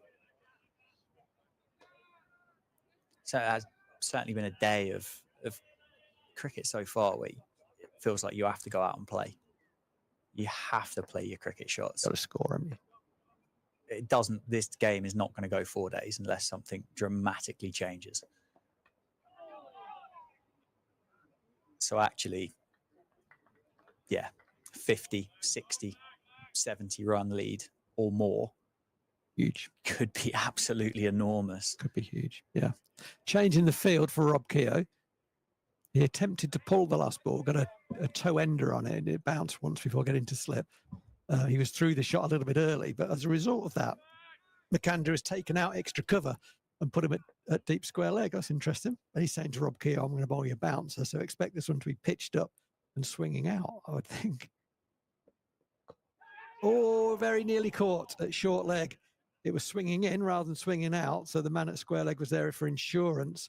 And Rob Keogh went to hit it through the leg side, inside edged it onto his pad, and the ball flew off the pad and just evaded, as you see on the replay, just evaded the diving Ollie Carter, who was at short leg, a position that we've talked about before. He's very deep there at short leg, but he needed to be to get anywhere near that, and it still escaped him. But he is just to note, he is quite deep. Yeah, a couple of those catches by Tom Haynes, I half expected Ollie Carter to cling on to that. Yeah. Cling on being a good word for Ollie Carter with that haircut. McAndrew in again. Oh, that's how you play that shot. Textbook from Privy Shaw. With everything that's going on, and there's a lot going on, isn't there? Privy Shaw just looks like a bloke who he puts his newspaper down when the bowler gets to the end of his run. Pops his cigar to one side. So, okay, that's your best ball? Okay, well, I'm just going to defend that. Thanks. Yeah, it was a good ball. It was exactly where Nathan McAndrew wants to operate. Privy Shaw played it nonchalantly. Last ball of his fourth over is dispatched before I can't see the ball.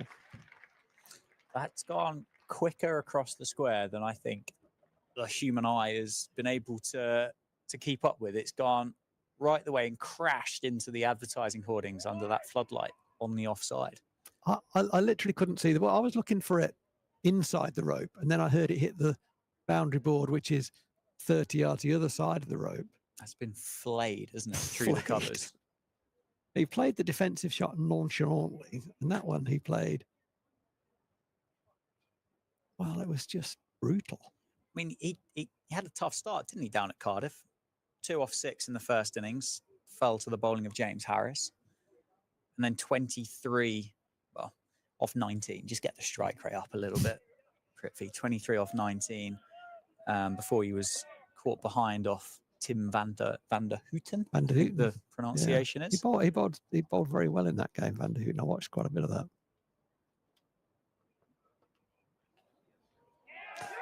And Keogh has gone. Robinson is doing Robinson things. Rob Keogh pushed at that quite firmly. I think he had to play. It was a good line and length. It bounced on him, as Robinson does. He gets the ball to bounce. It carried to second slip, who initially dropped it and then didn't panic on the rebound and picked it up. So Rob Keogh is going to walk off with a crowd around him because that wicket, the 5th wicket, 82 for 5, brings about the tea break. Yeah, 82 for 5. Keogh fallen to another slip catch. So Sussex have had 4 opportunities and they've taken 4 slip catches in comparison to Northampton's 4 drop catches in the first innings. Anyway, Sussex still lead by 61. Northampton have 5 wickets remaining. Let's take a bit of a break and we'll be back in about 20 minutes.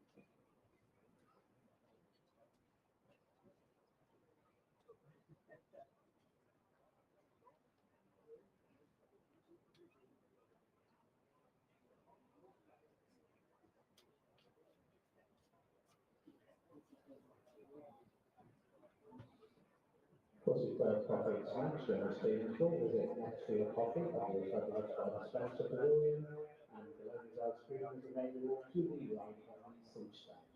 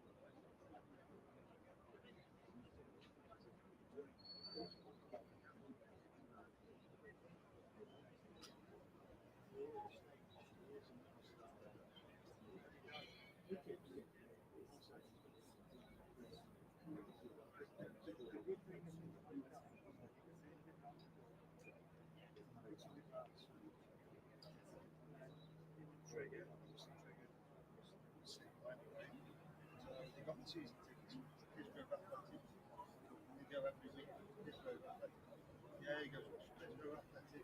He gets on the team bus and take them wherever they're going.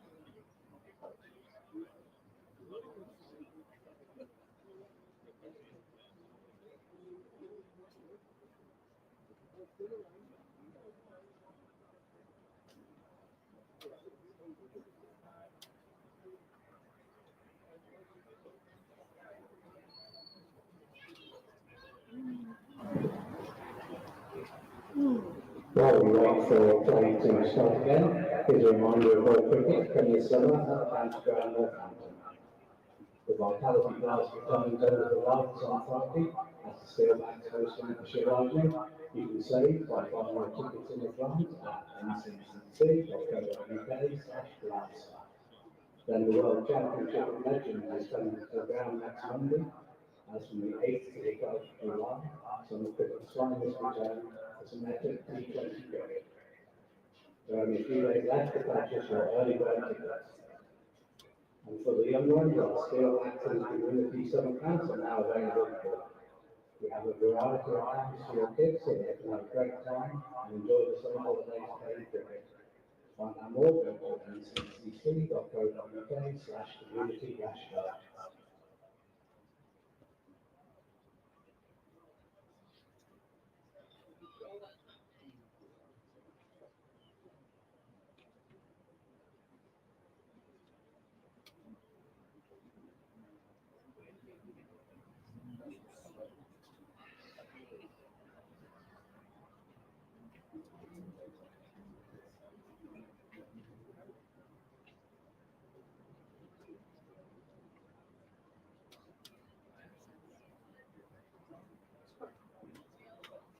Otherwise, Alex and Adam are returning to the field as we ready ourselves for this final session today.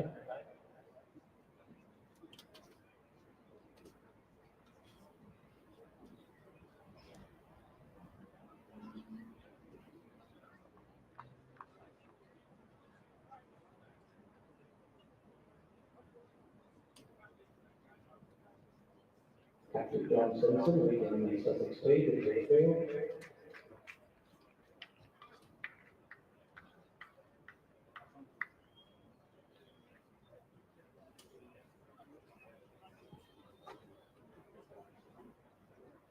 And to resume the Northamptonshire first innings on 82 for 5, 61 runs behind the Sussex first innings total will be quickly short and Lewis McManus.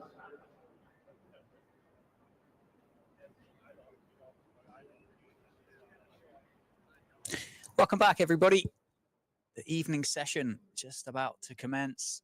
Northants have just lost the wicket of Rob Keogh on the stroke of tea. And the new man for the home county is Lewis McManus. He's in a bit of form. Joins Prithvi Shaw in the middle. Has 5 deliveries left of Ollie Robinson's over. The score is 82 for 5, and it's been an eventful day so far. My name is Dan Jadzovic. I'm joined by Phil Rowe. I'm going to ask you a question that I don't think you're going to be able to answer. But, I mean, where are we going to be, Phil, in 32 overs' time? Can't answer that. Could be anything, couldn't it? Yeah. I mean, Sussex could be batting again. And they could be 3 or 4 down. Yeah. I mean, when we arrived this morning, well, you arrived a lot earlier than I did, but when I arrived this morning and met you at the ground, we both looked out and looked at the pitch, and we knew it had a lot of grass on it. The odd ball has bounced a wee bit, but not excessively. There's not been excessive movement. There's been some good bowling. There's been some good catching. There's been some poor fielding in the slip area. It's a difficult one to fathom. A difficult one to fathom, really, in terms of how we've had. What have we had now? 15 wickets. 15 wickets. So there's some total of about 230 runs. It's with 4 drops. With 4 catches. drops, yeah. So it's nearly 20 wickets, isn't it? Yeah. And you just kind of know there's going to be more to come. So from a Northants perspective, let's hope that's not the case. Lewis McManus is a man in great form, as you say. Got a big 100 last week. Career best as well. 168 not out down at Cardiff. 168 off 200 balls in that second innings declaration for Northants that, well, they did their absolute best, didn't they, to set up that game and set Glamorgan an inviting target, which they nearly picked up the wickets that they required to win down in Cardiff. Glamorgan 8 down, just ran out of time. But yeah, in form, 356 runs in the season as well for Lewis McManus. You're a bright young man. You know about these things, about the internet and things like that. I don't know much about. I'm not sure which one, bright or young, but brighter and younger than me, that's for sure. So it's relative, isn't it? But yeah, I'll hold with that. You're a bright young man. You know about how these things work. Now, this is a facetious question, by the way. Okay, I'm looking forward to it. Yeah. So is there an algorithm in sort of social media that says it's only the negative comments of supporters that get posted? Is there that filters out? And I'll follow that up in a minute. That's well played. Got that down well. Runs it down through the offside. It's not going to go. I think Jack Carson might have got a fingertip to it to stop it going down to the rope. James Coles does the fielding. The reason I ask you that, Dan, is because when Northants are on the wrong end of it, play badly. Yeah.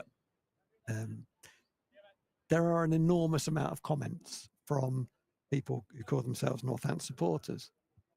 And when they do well, there's not an equal number. In fact, there's far less. I'm confused because I would have thought if these people were genuine supporters, they'd be pleased for the team and for the personnel and the staff when Northants do well, but apparently not. Apparently it's almost exclusively negative. You and think I don't it gets know filtered out. how does it work. What's his name? The guy who runs Facebook. Zuckerberg. Yeah. Does he do it? Is he anti-Northants? I don't think so. I dare I say I don't suspect he or Elon Musk are there filtering through individual kind of messages. Well, they must be, because the these only comments are not sensible- getting there. These comments that say, well done, Northants, you put a great fight up and nearly won that out of from adversity on the first innings, don't seem to be coming through. No, I think, social media generally, I think, is just a pretty tough school, I think. I think it is. Finn Hudson-Prentice into the attack. He replaces Nathan McAndrew from the Lynn Wilson centre end. Starts on the money. He'll be looking for that same spot that Jack White hit, won't he, for his LBW earlier on in the day. He will. Looks like Finn Hudson-Prentice has donated some hair to Ollie Carter. Finn's had some longer locks than that in his. He has, hasn't he? Yeah. In his career. He's maturing. He's not going Finn on top, though.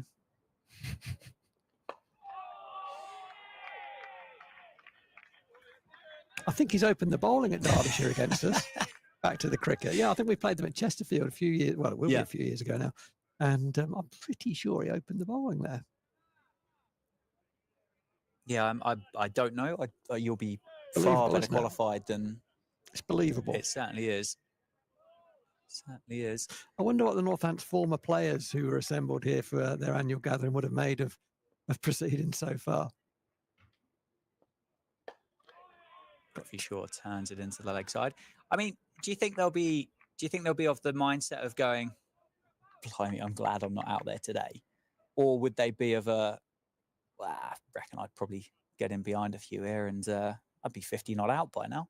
I would imagine so. You go down that route. I think so. I mean, I know a number of the ones. There's a photo on social media of the gathering. There's some great characters and some great cricketers on there. And I'd be interested to be in their company, particularly as the afternoon wears on, to hear some of their thoughts and some of the stories, of course. 4 slips for Hudson-Prentice. McManus up to task. Interesting that McAndrew's been taken out the attack with that tea break. I wondered whether I was quite surprised, actually, not to discredit the skill of Finn Hudson-Prentice.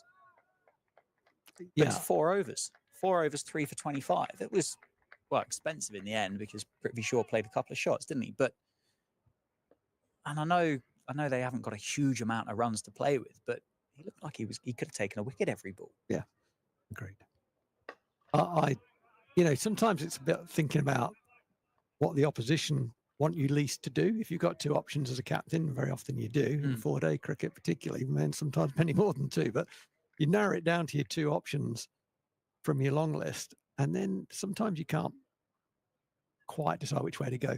I often think about what the opposition would want you to do least. So who would you want to face least? And there's nothing against Finn Hudson-Prentice, who's a fine bowler, but McAndrew is your international bowler, right? I think it's just the fact it's 4 overs. Yeah.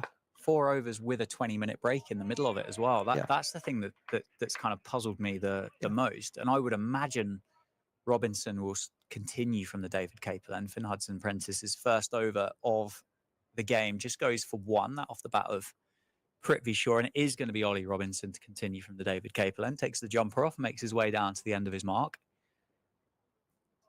But maybe, is it a nod to John Simpson thinking about control, trying to find a bowler that's not going to get, well, not knocked around the park? I don't think that's a bit unkind on Nathan McAndrew. But Ollie Robinson's gone at 6s, and I know he's dragged it back well in this second spell. Sean Hunt, 5.5.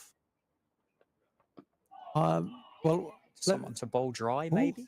I think what I would have done, recognising there's a new batter, is I would have left McAndrew on.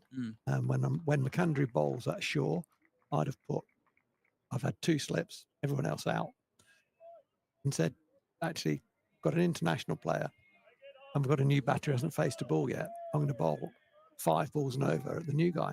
Yeah. And not go for any boundaries from the other guy. Now that's it's a bit clubby, but that's what it's you need to do extreme things sometimes, and these are extreme circumstances. Nicely played by Lewis McManus. Should be a couple as he turns and makes his way back. Well fielded, good chase.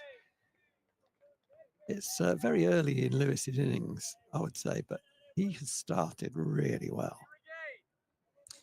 Yeah, it's how big of a percentage would you say batting in particular is a physical skill to a mental skill as well?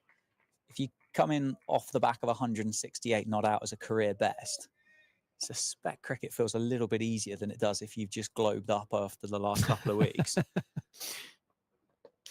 And there is nothing like doing it to prove that you can do it, to prove to yourself that you can do it, because you're the biggest doubter of anyone. Usually, cricketers notoriously self-doubters as well. Once you've done it, it's like, oh, hang on a minute.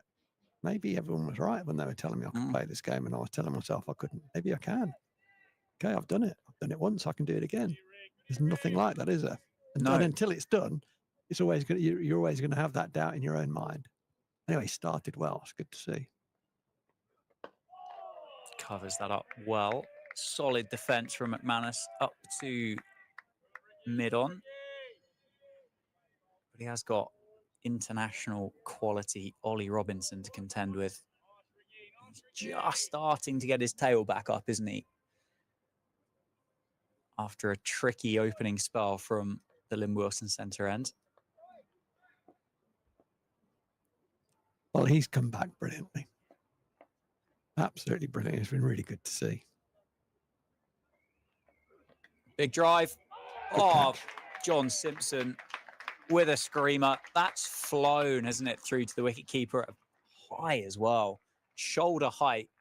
Simpson's taken that on the second attempt, I think. Almost the 1 glove, 2 gloves to take a pace off it, and another one just to get to grips. And we've talked up Lewis McManus. Unfortunately for Northants, he's going to go for 4, and it's 88 for 6 now. Yeah, I think Lewis started very, very well there, and maybe even too well, because I don't think that ball was a full half volley, and he's gone after that very hard. Ollie Robinson is known for the extra bounce that he gets. He hits the seam a heck of a lot, and that ball did bounce, and McManus was into it early, and he was hitting it almost on the up, I think. The ball passes the bat, probably on the upswing of the bat, so that tells you it wasn't quite as full as he thought it was. Another day that flies between keeper and first slip and hits the boundary board hard. It was a good catch away to his right by John Simpson, but it was. I don't think it was a ball that Lewis McManus had to play out. I think we've said we should be positive. I think batters who have been positive have been better off for it. And that one was not quite drivable. It was marginal, but it was on the upswing of the bat. And 88 for 6, and still now 55 behind with 4 wickets in hand. Northants have something. Yeah, Northants 9-10 is Weatherall Sanderson as opposed to Carson and Robinson. Yeah. Robinson got a first baller, so it can happen. Yeah. Justin Broad, the new man at number 8. And that could have gone anywhere, couldn't it? Inside edge onto the boot of Broad. And as it is, runs out, I think, to Finn Hudson-Prentice, does the fielding, makes his way in, takes the jumper off. It's going to be Hudson-Prentice versus Prithvi Shaw. Justin Broad opened the batting when Northants played Sussex on the opening weekend or the opening week of the season down at Hove. Finds himself down at number 8. So we know how highly thought of Justin Broad is. He's batted pretty much everywhere, I think, through this top order for Northants. What does Prithvi Shaw? He's basically stood at the non-striker's end, legs crossed, resting on his bat, watching his teammates fall one after the other. Obviously, Northants is number 3. He's faced 18 balls, Rowie. He's faced 3 overs worth of cricket in this 16 over game so far. He's now got Justin Broad with him. Does Prithvi Shaw just go, well, let's try and get 50 off 25 balls or something here? I think he'll be positive. He is very positive. We know that, but there will be some judgment. I think there still has to be judgment and decision making about which balls you are going to try and score off. So far in this over, there have been 2 balls. The first ball, when you were talking and asking the question, you will have seen that I was staring at watching Prithvi Shaw's body language. The first ball of the over from Finn Hudson-Prentice pitched, bounced and left Prithvi Shaw, who tried to work it into the leg side. It got a bit big on him, and he was really disappointed with the way that ball behaved. He didn't let that affect his next bit of batting, where he came forward and smothered a nice top of off ball. So there is still judgment, but I mean, the first thing I'd say is Prithvi Shaw was unhappy with the way that ball behaved. So batting's not straightforward. Look at his body language now. He's not looking particularly happy out there. There is judgment. He has hit the ball as well as anyone, but he has hit the ball every time when it's needed hitting. He hasn't tried to take on something that's not there. No. Until taken on one that's not there. Rowie, he's tried to work that one into the leg side. He's got a massive leading edge on that, and it's flown, hasn't it, to the man at cover. He takes a diving catch, and Hudson-Prentice wins the battle. It was Hudson-Prentice versus Shaw for 4 deliveries. And Finn Hudson-Prentice gets the wicket. So Nathan McAndrew out, Hudson-Prentice in. Good decision. Great decision. Yeah. Yeah, it's threw the shot a bit early, wasn't he? The first ball of the over, it's kind of sat on the pitch a bit, and Prithvi Shaw was thinking, I'm going to work this into the leg side, and it never really reached him. And he looked particularly disappointed with that. I think that kind of disappointment stayed with him. He looked like a man who'd lost his car keys. And that ball he was out to, he tried to work into the leg side, and it was swinging away from, it was always going to swing away from that's Prentice's general shape. And it was a bit soft, actually, at the end. I think he allowed himself to be, kind of on the back foot a bit. Oh, this is one's got my number on it. I'm not sure. And he wasn't his normal, confident, bubbly self at the crease there. That's for sure. Yeah, it can't. Excuse the pun. Well, yeah, it can't do you wonders. Stood at the non-strikers end, watching your teammates one after the other disappear. We thought Sussex's collapse from 1 down was spectacular. This one at the moment is proving slightly more spectacular. 52 for 1, Northants were, and it's currently 88 for 7. As Ben Sanderson joins Justin Broad in the middle, and he turns that one down into the leg side for a single. There's been 16.5 overs in this second innings. Yeah. I said to you, I said it's difficult for the players to go from T20 to Championship cricket. And I said off air, I said, I found this a little bit tough, actually, going from the excitement and it's gone out the ground and in the T20 blast to going, okay, we can have a chat about a man in a trilby eating an ice cream, and we can talk about the Sussex support staff having a watch behind the bowler's arm. Broad defends that one. But I am finding this incredibly difficult to unpack. Yeah. But yeah, Northants were 43 for no wicket. So they are effectively 46 for 7. Yeah. Yeah.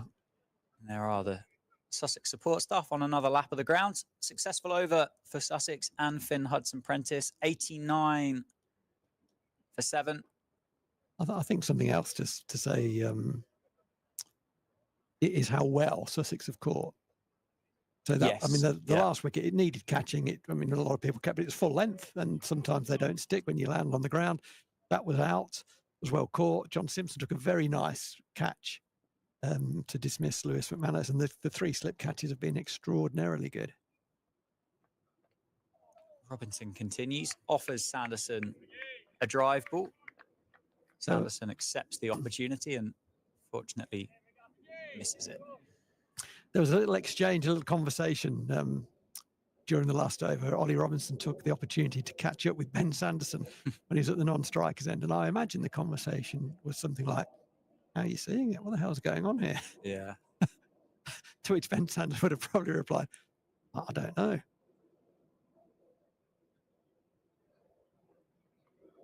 Gone. Straight through Sanderson. He's bowled an away swinger. Ollie Robinson. That one has gone straight through the gate, through the defences, hits the bails, top of off stump. Sanderson goes for 1, 89 for 8. And Robinson, well, this might be the second spell of his career, you know, based on what we saw in those opening 3 overs. Dan, I'm finding this tough. I'm finding this tough to make sense of. I'm finding it tough watch from a Northamptonshire perspective.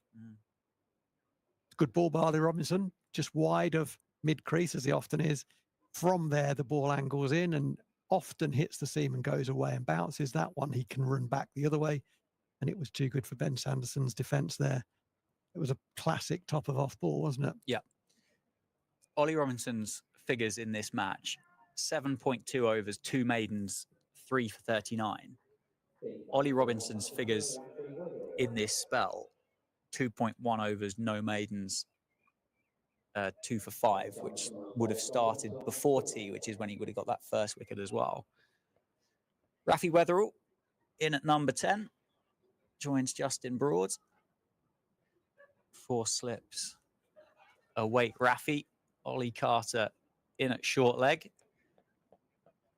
So my lead of 100 is looking a bit optimistic, isn't it? Yes. I think I said it would be needed.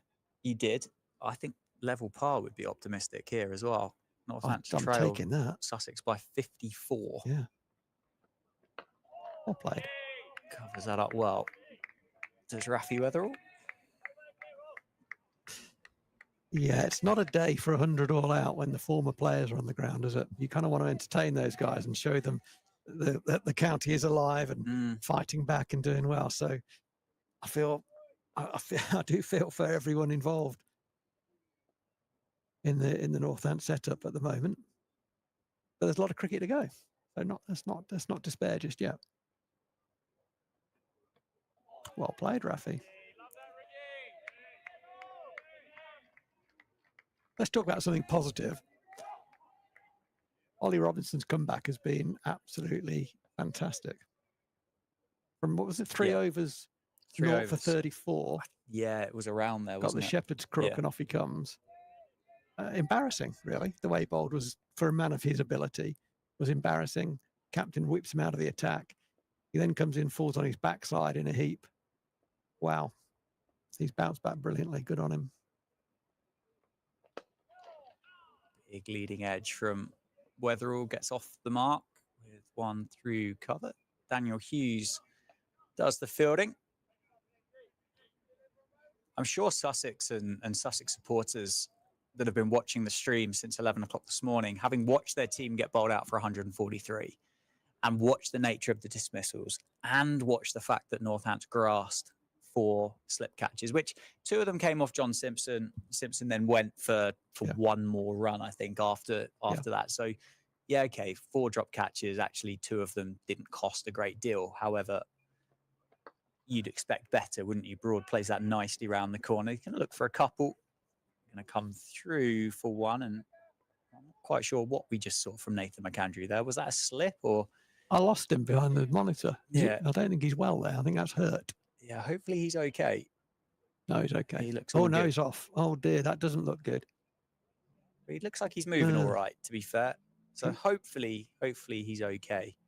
But Sussex supporters and the Sussex staff would have turned around and gone, well, we're top of the league. If we can get bowled out for 143 on this pitch with McAndrew, Robinson, Hunt, Hudson Prentice, and the 2 off spinners or finger spinners, if we need them, we can bowl them out for 140 odd or less. Yeah. And looks like that's about to happen as well. Yeah, with the bowler, I mean, yeah, Ollie Robinson's got 3. There's been 5 other wickets, and it is a balanced attack, as you say. It's got a bit of pace. It's got the classic kind of seam, hit the pitch seamer in McAndrew. It's got the skill and the English seam bowling skill and swing and nip of Ollie Robinson, and it's got Finn Prentice, who's a good backup for those guys because he nibbles it around either way. Yeah, it's a nice balanced attack. It is. Rafi Weatherall's in his sights, and that's well left in the end, isn't it? Almost off the back of the bat. Oh no, it's gone through his bodies. Oh, we'll have that. I wonder, how did that cricket ball behave like that then as that went past the stumps? It ducked. Yeah, it just ducked. Wow. I thought that came off the back of Weatherall's bat there, the way that behaved. Oh, well. Take them. Certainly will. Was there a shot played there? No. That looks pretty adjacent. Umpire says no. Rafi Weatherall triggers across, doesn't he? And I thought he got himself in line there. But it's fairly straight, I think. But it did look, it had a bit of distance to travel. Ooh, that's quite straight, isn't it? Height? Possibly height. Possibly height. If the ball runs back down the offside, I think it looks a better shout, but it was quite straight. Oh, that's bounced. Ooh. Oh, that's hurt him. That has hurt him. Yeah, that's well, if we thought Ollie Carter got one in the unmentionables, Rafi Weatherall was definitely gone and got one in the. It's hit him straight in the Weatheralls. Yes, that was well, flush, wasn't it? I think would be. Oh, and now Toby's got a replay of it as well. Oh, Toby. That's hit him straight in the Weatheralls. That's going to make his eyes water a little bit, isn't it? Rafi Weatherall. And it's always funny when it's not you. Do you know what? Have you never got that? I have. And it's I don't think it is funny because I have had that and it is excruciating.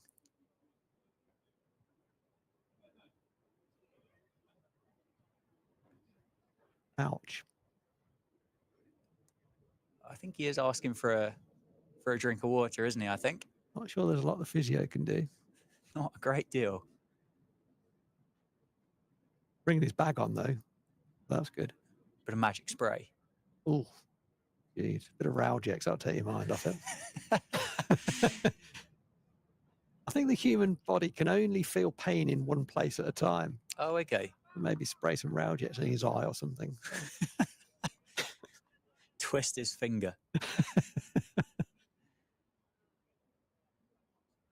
That's not going to encourage you to get in line. Oh, he's doing lots of awkward movements now. Oh, Rafi. No, he's Bless not. you. Still on his haunches. Hudson Prentice has been, well, begging to bowl the next ball for a while now. Well, that was fairly well telegraphed, wasn't it? Yeah. From Rafi Weatherall, who still isn't in particular comfort. You see Paul Farbrace behind, with both hands on his head there as Rafi Weatherall's tried to deposit Finn Hudson Prentice out of Northampton. Yes. Okay. So if I'm Justin Broad, I'm wandering down the wicket. You're right, Rafi. Yeah, I'm fine. Don't do that. Yeah. Again, if anyone's going to do that, it's going to be me. Yeah. Not you. Okay. You're number 10 for a reason. Do you think Rafi Weatherall would have responded with yes after the "Are you all right, Rafi"? He would have gone, yes. It's a slightly higher pitch than what he was 5 minutes ago. I'm fine, thanks. 2 balls left of the over. Short ball. Oh, well played, son. Just takes the pace off that, doesn't he, as he guides it down through the offside. Justin Broad will get the last ball of the over to deal with. Be looking for a single, won't he? Keep the strike. He will indeed. Haven't seen much of Rafi Weatherall with the bat. Not many young cricketers don't fancy themselves as batters, and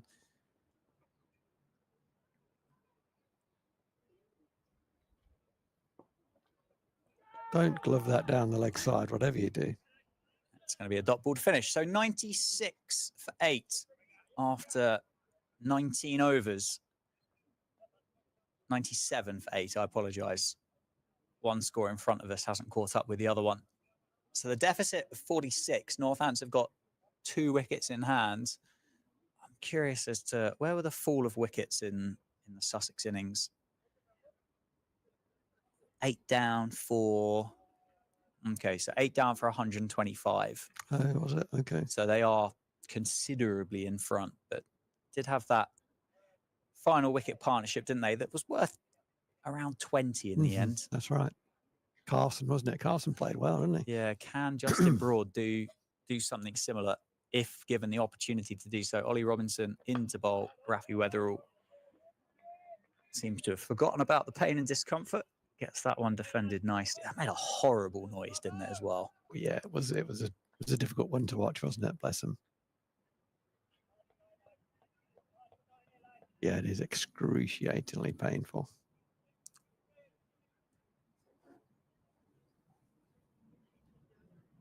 Ah, there's some football going on. Yeah, just in case you need to keep an eye on it. Shot. Wow, Rafi Weatherall, what a shot that is. It's a lovely cricket shot. It's up there with shot of the day, I think, for Northants. What time did the footy kick off? 5. Okay. Are we winning? We are not, no. So this is a knockout game, isn't it? Yep. Yeah. Okay. Quarterfinal. Lose and you go home type situation. No, it's not quarterfinal. Last 16. Yeah. Is that right? Yeah, correct. You're more of an egg-shaped Nowadays. ball man, aren't you? Yeah, I am a bit. Yeah. Yeah. That one alone just nibbled back in towards the off stump. Well, it's a rugby town that you live in, isn't it? Let's be honest. And yeah, it is. I was at the T20 game on the Leicestershire game. Yep. And there was a lovely opportunity to have a quick chat with Alex Waller, who's one of the standout performers for Northampton Saints this year, and is retired. And he was helping serve rum, the Matavesi Brothers rum store. It was nice to have a chat with him over a couple of rums. Uppish, out. Gone. Another catch for Jack Carson. Another good catch as well. He got the one of Prithvi Shaw off the leading edge. That one slightly more orthodox. Rafi Weatherall just leaning, resting on the back foot, not keen to get forward, having been hit in the plums the over before. Just chips one up. Catching practice for Jack Carson. And Northants are now 9 down for 97. And the enterprising Jack White makes his way down the steps, across the rope. Always interesting when you have a look at Jack White when he makes his way out as to whose bat he's got, what pads he's got on, and potentially what gloves he's managed to get. Because I think he's got one of Sam Whiteman's sticks from last year. Oh, does he? Okay. I'm not sure about the pads or the gloves. Is there not a company that wants to provide him with some free kit? Is that what we're saying? That's what he's saying. Oh, he's saying, Yeah, he's saying that, is he? It's very interesting, actually. I was talking about him on the media day. Robinson picks up his 4th wicket. He's looking for a 5-fer. He said bowlers don't get the sponsorship. They don't even really get the pairs of shoes to bowl in. Whereas obviously the batters, you go, oh, how many cricket bats would you like? Yeah. Oh, I'll have 8, please. Yeah. Oh, okay, well, I'll send you 10.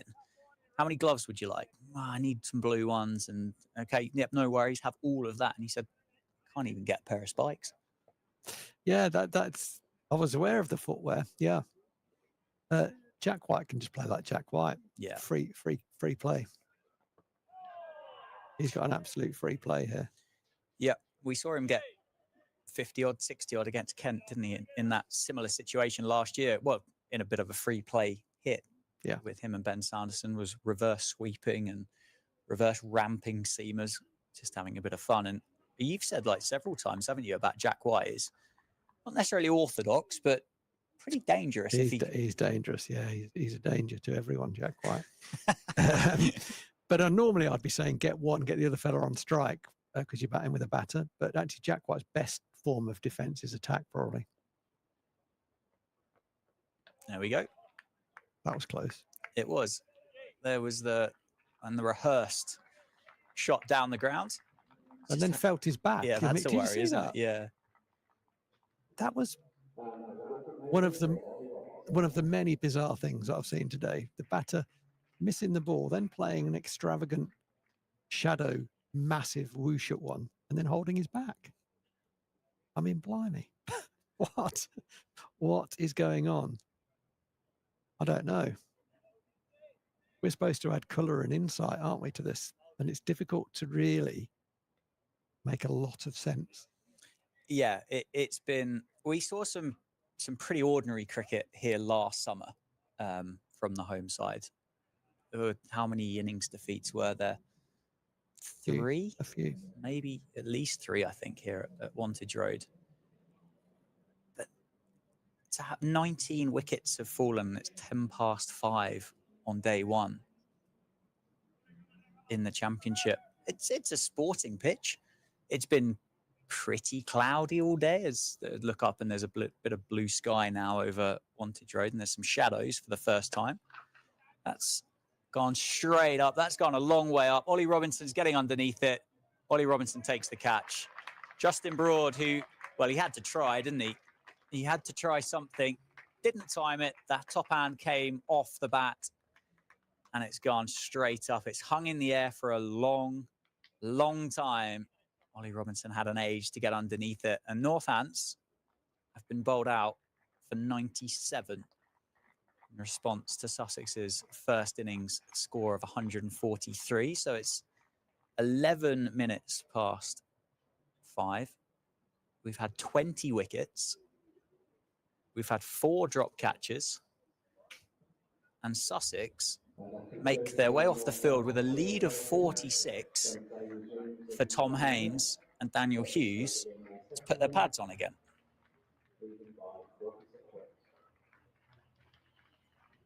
I've got no words. Should we just take a break then and let the heavy roller come on and take a bit more, hope that for Sussex that they take a bit more life out of this pitch? It's been an interesting day of cricket, isn't it? So far. Still 25 overs to go, Dan. It's genuinely not finished. No, it's not. Not finished at all. Anyway, we'll see you in a couple of minutes.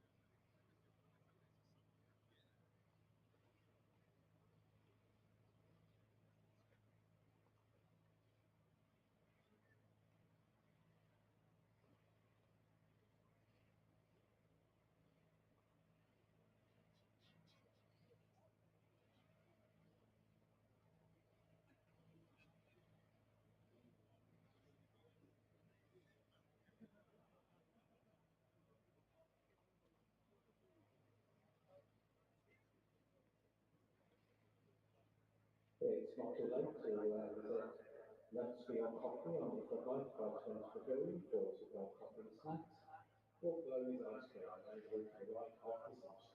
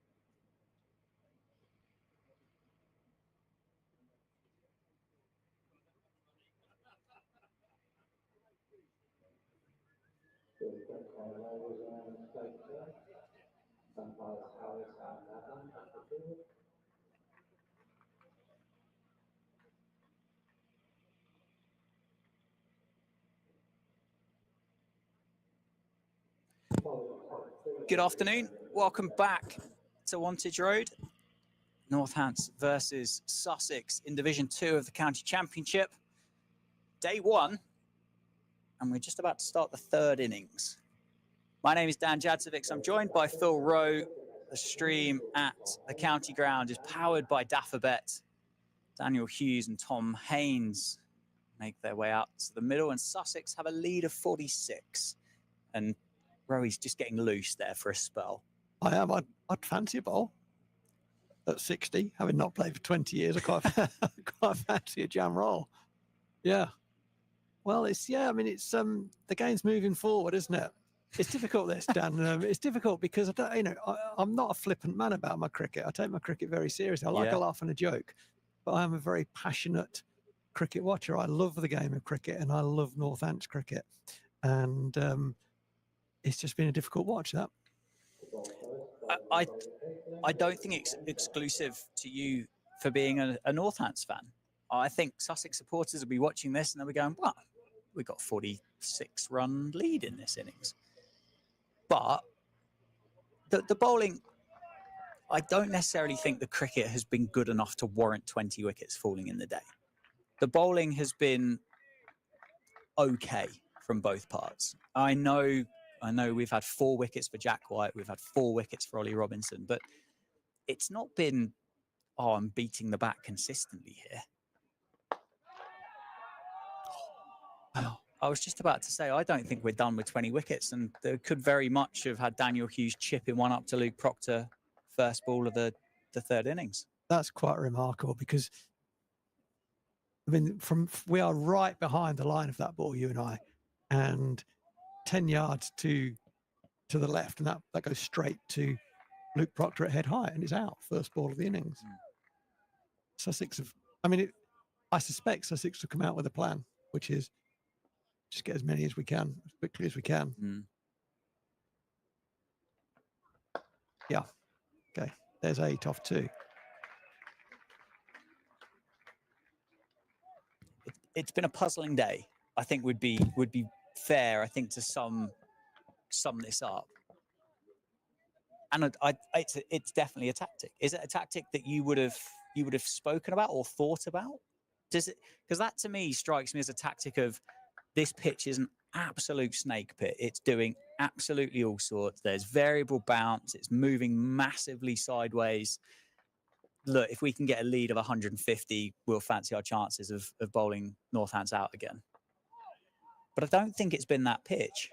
No, it's really hard to get this right. I'm going to try and get this right, obviously, and it's only an opinion at the end of the day. But in terms of the dismissals we've seen, of which we've seen 20 plus 4 drops, right? So how many times have you seen a batter fend the ball off their grill one-handed? Yep. None. One ball was kept low, which did slightly low, which did for Finn Hudson-Prentice, right? One, and that was slightly low. A few have bounced a little bit more than you might expect off a length. A few. That extra bounce has not been excessive in terms of how much bounce has been and the amount of it. It's been a little. Yeah. Sideways movement. I've seen more sideways movement at Northampton many times. Yeah. So that's my view on the pitch. Now, it's green. There's a lot of live grass on it. And it was watered late in the day.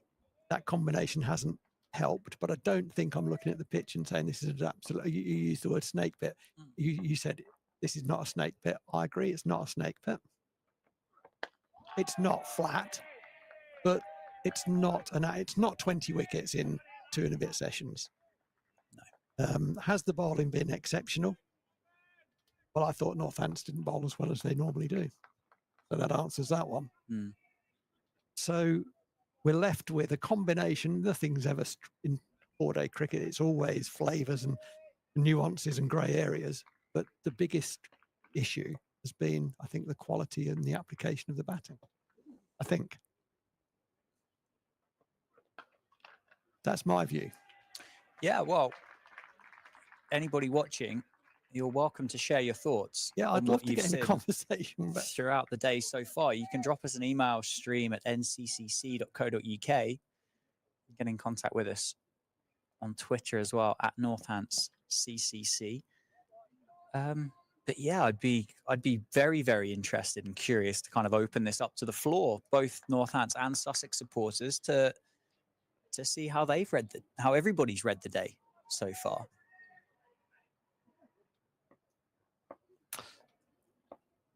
Yes.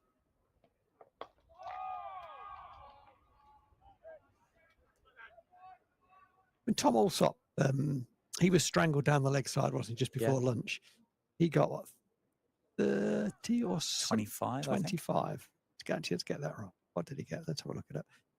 And the reason I'm picking on, don't worry, Alsop family, I'm not picking on your son. Okay.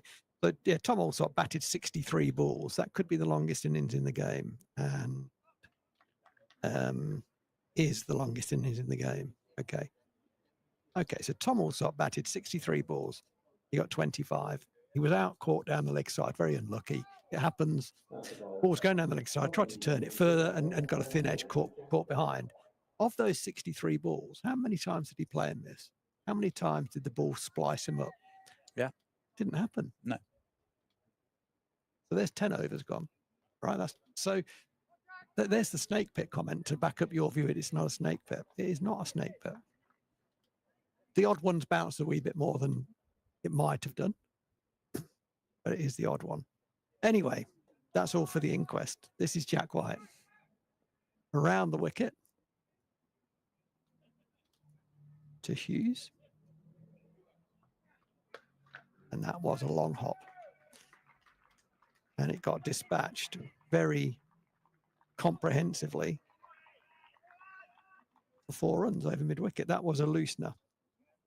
And Daniel Hughes just climbed into that. I don't like looseners, Dan.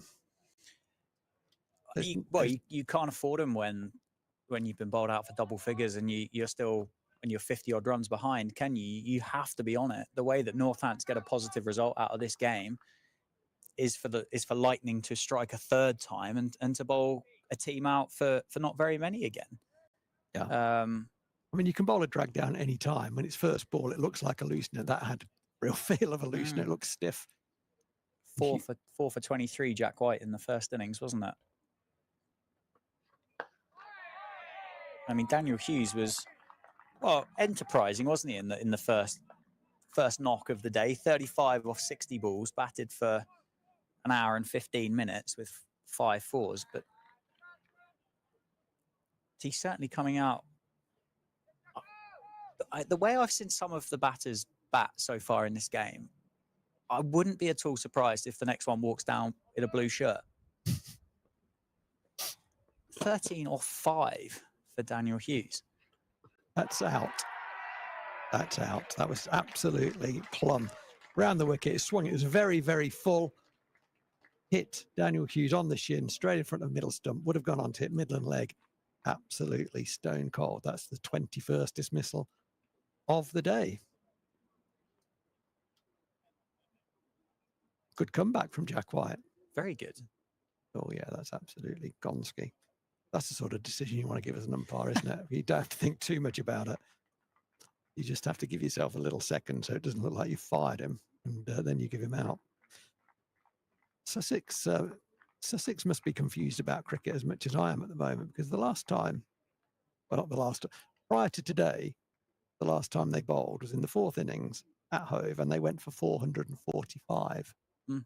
And today they've gone for 97. A funny old game. Well, I mean, who would have a sweep on what's the score going to be at the end of play? I don't even think I could come up with a scenario that I could say with any confidence. I really don't. Tom Alsop's the new man at number 3. You were just singing his praises about how well he batted in that first innings for 25. It could be quite telling here as to how Tom Alsop goes about his work in this second innings. He's going to join Tom Haynes, who's 4 off 4.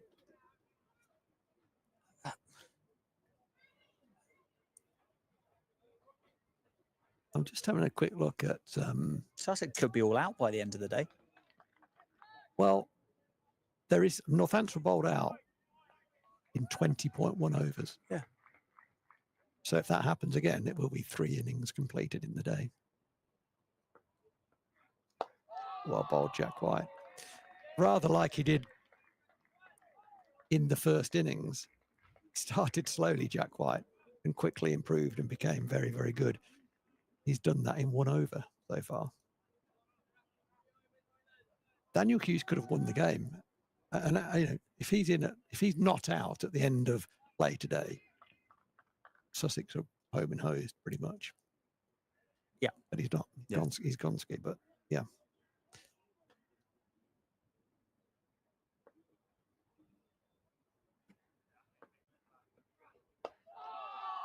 Well bowled again by Jack White, targeting the front pad. He has grown into this, I was going to say into this innings, but this is obviously the second innings that he's bowled in today. But he's targeting the front pad, Alsop up to the job on that occasion.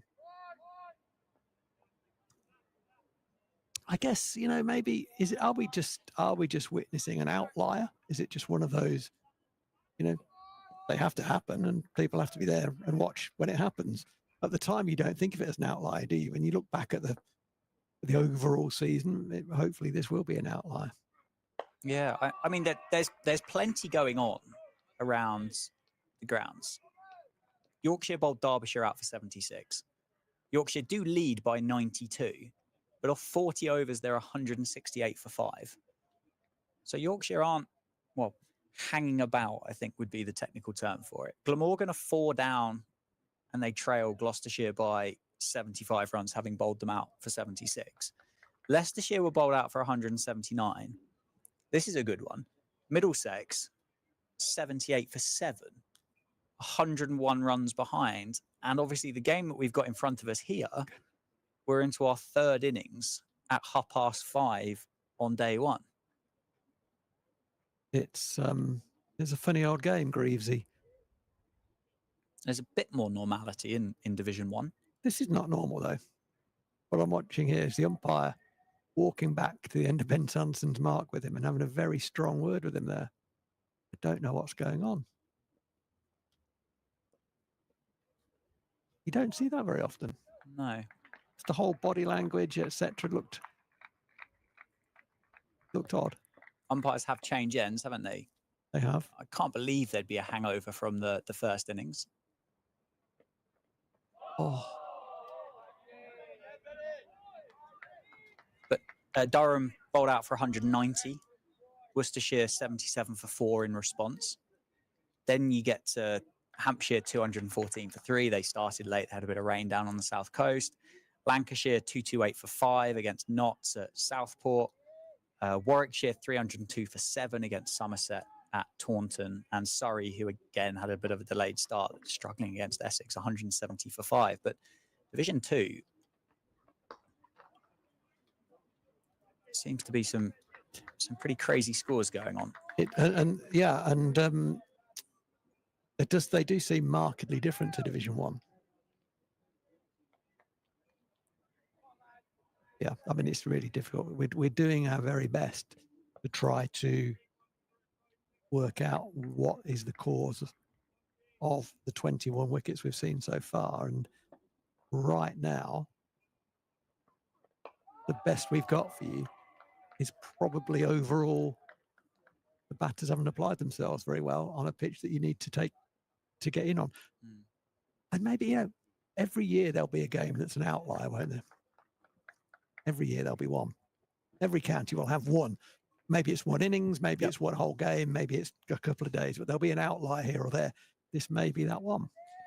And I mean, you look on the other end of the scale, you look at some of those games in the first 2 weeks of the season, particularly that one at Lords where Glamorgan scored the best part of 700 and Sam Northeast broke the record of the highest individual score at Lords. It's an outlier, isn't it? But yeah. Is this the kind of game that we were critical about the Kookaburra in those opening couple of weeks? Is this the kind of game and the kind of scorecard that you get critical about the Dukes? Because it does too much and it rewards bowlers that bowl 75 to 80 mile an hour and just nibble it about a bit. And is that why we want the Kookaburra rounds in, so that we don't get these kind of days? Again, it might be probably a hypothetical question. They're all good questions. They're all good questions. Oh, wow. Tom Hain has just played 2 beautiful cover drives. One in front of point, and that second one when Sanderson came over the wicket, letting the ball almost get past him and hitting it backward of point. That was a beautiful shot. Proper cricket has broken out. We have seen some good shots, and we've seen some others. What's the lead now? 73. I mean, my eyes are just drawn to that number. And I suspect a lot of people, whichever side of the fence you're on, will be looking at the scoreboard and going straight to what's the lead? What is it going to be in the 4th innings that Northampton need to get past to win the game? He's timed that so well, isn't he? He has hit that beautifully. It was a good stop. He saved 3 runs, pretty sure. diving to his left, got two good hands. He's now wringing his hand because that was hit extremely hard. The way that the ball has left the bat as well does indicate that there is good pace in this pitch. We've had an email from Andy in Hastings, who's been watching the stream all day, which is great to have you as part of the stream, Andy. So thank you, and thank you for emailing in as well. Obviously a Sussex supporter down on the south coast. Says not sure how it looks in person, but the pitch looks very green on the stream, and it does in person as well. Yes. It looks as though the batters are prepared to be more positive and look to put some pressure back on the bowling than that it has been generally a more successful ploy. With the quality of bowling on display, one is going to have your name on it eventually, and obviously the conditions have been in the bowler's favour. Pitch has been green, it's been cloudy all day, and you're right, Robinson, White, Sanderson, McAndrew, to name four of them that we've got on show, high class English, county cricket bowlers, good pace, nip the ball about. And there, I think, probably is a school of thought to think, well, actually, if I try and bat here for 80 balls, sooner or later, I'm going to get one from Sanderson. It's going to tail in, nip away, and I'm going to nick one through, and I'm going to walk off for 13 off 60. And I'm going to think to myself, well, if I'd have gone after a few of those half volleys, I might have gone. I agree with everything. Is it Tom? Andy. Sorry, Andy. I agree with everything you said. All that being said, if 20 wickets fall on the first day, are questions asked of the pitch, surely. Either way, thoroughly enjoyed the commentary and insight from the team today. Many thanks, Andy and Hastings. Andy and Hastings got a job. Yeah, I think I agree with everything that has been said there. That's a really fair, balanced, accurate summary. And I think within what's been said there, and actually, I mean, he does almost spell it out really, but just to pick up on one particular element of that, and I'm supportive of this point, is that the colour of the pitch and the fact that a couple of seamed a wee bit, it seems to have got into the batter's mind that one is going to have my name on it. And I think they've played in a way that doesn't represent the threat from the ball misbehaving, and have caused more trouble for themselves as a result of that. That makes sense. Yeah, I think it does. But it does look like a snake pit, but it isn't. That's a beautiful cricket shot. Yeah, that's lovely, isn't it, from Tom Alsop. I think for those that are joining us for the first time as well, Phil, always worth, I think, kind of giving you a bit of an introduction as well, because sometimes kind of you listen to people and you kind of go, oh, okay, kind of all right, but what do they know? And fair enough, you're very humble about it, but you were the assistant coach here at Northampton for a long time, successful as well, a couple of blast trophies, and obviously you would have watched a lot of cricket here as well. So this isn't alien to you, is it? This situation, and you would have seen pitches at Northampton Wantage Roads that have done more than this, probably with less grass coverage. You've probably seen more grass on it, and actually it's done less. So for me, just on that, and then we can move on a little bit, but it is important to cover the pitch. And you'll have heard me say this many times. Let me just watch this one from Jack White, and then I'll repeat myself. No, you can't run him out. It's a good run. The best pitches, in my opinion, and there'll be different opinions, in my opinion, having watched a lot of cricket over many years, the best pitches are the ones that look very green at Northampton. Yeah. Because it needs the live grass for carry. Okay, that's my opinion. And you'd find a number of people who have been around here over the years would say that. The issue with this one is that we watered it quite late. So it's like a lot of live grass and there is moisture in the surface. And I think it's the combination of those two things that has led to the wicket being not trusted by the batters. Yes. Yeah. That's what I'd say. Generally, if you get a hard, dry surface with live grass on, what you have is a wicket that the ball comes on, there's movement as there needs to be for a balanced contest, and the ball carries through very nicely, and it deteriorates during the 4 days as you want it to, and the grass dies and the surface loses its firmness and it will spin and it will start to deteriorate. They're the best pitches you can get. But I think it's the combination of the late water with the amount of live grass that has led to the distrust. Yeah, I've played amateur cricket to no great standard, but I'm sure this resonates with so many people. You turn up, you have a visual look at what you're about to play on, and you create kind of a predetermined opinion of what you think is or isn't going to happen. Whether that's extra dusty and you think, oh God, this isn't going to bounce, this isn't going to carry. You look at one that's green, you think, oh my word, I wish I could bowl seam up today. And yeah, maybe there has been an element of this. It's been kind of a look at the 22 yards and go, oh, blimey, this is going to be tough. And actually not been prepared to give it chance, if that makes sense. Yeah, I think that a lot of guys have been caught. There's been a lot of catches go behind the wicket, hasn't there? Some have been caught by the Sussex cordon, and a number have been spilled by the Northampton cordon. But there have been a lot of nicks that have gone through and carried, and that suggests that the ball has bounced a little bit more, or seemed a little bit more. I think it's been more slightly higher bounce. Oh my goodness me, he's climbed into that. That's a great shot from Tom Haynes. Luke Proctor replacing Ben Sanderson at the David Capel end. First ball was over pitch, and Tom Haynes has absolutely climbed into that. There is a fielder out on the point boundary. The ball went 15 yards to his left, and he had no chance of stopping it. So firmly was it hit. But yeah, I think it's a combination. Clearly, the ball's going to seam a little when there's that much grass on it, and the ball has always pretty much been new because it hasn't had time to get old. But it's bounced a little bit more.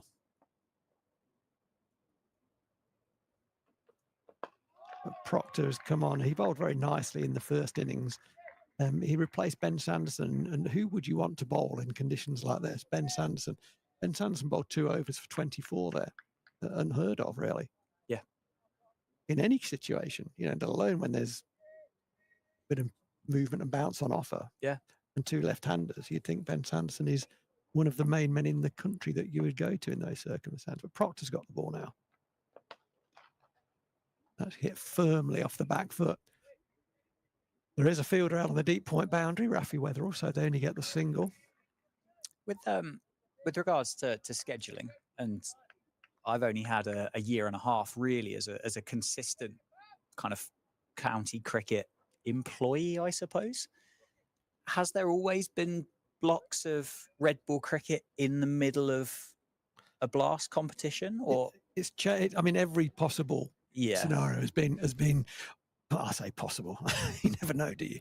With the ECB, but pretty much we've had over the years there's been blast over a long period, blast in blocks, blast in 2 blocks, as it is now with the odd 4-day game here and there in between. So everything has happened, and the schedule pretty much year on year looks different from the previous year. And then obviously the complication recently has been the 100 as well. Yeah.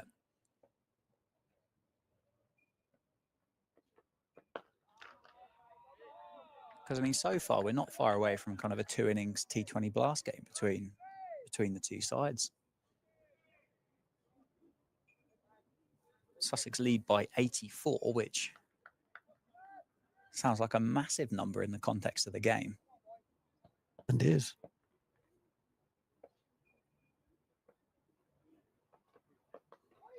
That's nicely played. There's a ball there. Luke Proctor. The ball is 5 overs old. Now, Luke Proctor hit the seam.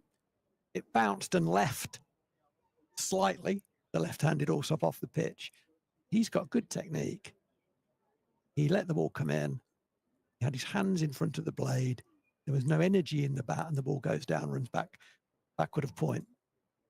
And that's good cricket, right? That's what you want to see. You want to see a bit of movement. You want to see the batter challenged.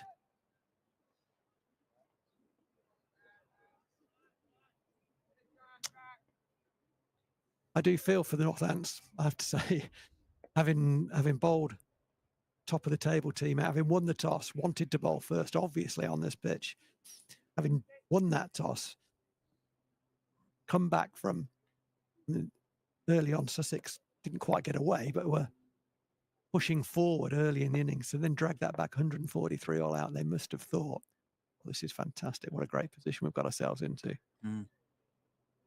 That's going to go for 4 inside. Goes fine inside the long leg fielder for 4 from Tom Haynes. And the score is currently 42 for 1 off 5.1 overs. Yeah, it was brilliant. Really, Sanderson, White, Proctor, the 3 seamers were superb. Yeah. And I think this is an indication of not great cricket. I'm not sure how the ball's got past Prithvi Shaw on its way back to Jack White, but that's not something you see of a team that's kind of enjoying their cricket. It's sloppy, isn't it? It is a bit sloppy, and yeah, it's indicative of where the mood is. I'm just watching Jack White. He's coming into bowl now, but just between deliveries, had a chat with his captain and was indicating, I'm not feeling brilliant, I think. And he's pulled up somewhat in his follow through there, and he's indicating to his captain, drink. He wants a round of drinks. There's a lot of signalling going on. Okay, so Luke Proctor is signalling drinks, and I think a spray or a bandage required for Jack White. Yeah. Either of which is not great news at all. I really hope that's not a recurrence. If it's not an injury at all. If it is, I hope it's not a recurrence of an old one. Didn't seem to be too much trouble there for Jack White. He's, apart from the first few balls of his first over, he's bowled very nicely, actually. Picked up the 1 wicket, the LBW, Daniel Hughes. But he's 2.3 overs, 1 for 14. As I say, the score is 8 and over at the moment. Whilst we've been, trying to figure out what's going on. I've been jabbering on about the pitch and hearing some more informed comments come from the Sussex crew. Sussex are building an impressive first innings lead here, nearly 90 as we speak. But that's and like, forgive me for saying this, that's almost a ridiculous thing to say out loud, isn't it? An impressive first innings lead that's nearly 90. Well, it's 94, but it's 90 yes, for 1. Yeah. I mean, yeah, I wasn't saying that 90 is the ultimate, but if it was, that would be still impressive. When you get bowled out for 143 in your first dig, but still, yes, fair comment. It's left me a little bit shell shocked. I'll be completely honest with you. Today's play, yeah, me too. Yeah, I feel like I need to go and lie down in a dark room with a glass of sherry or something. Just rocking gently in the corner. Just gnawing away at my knee.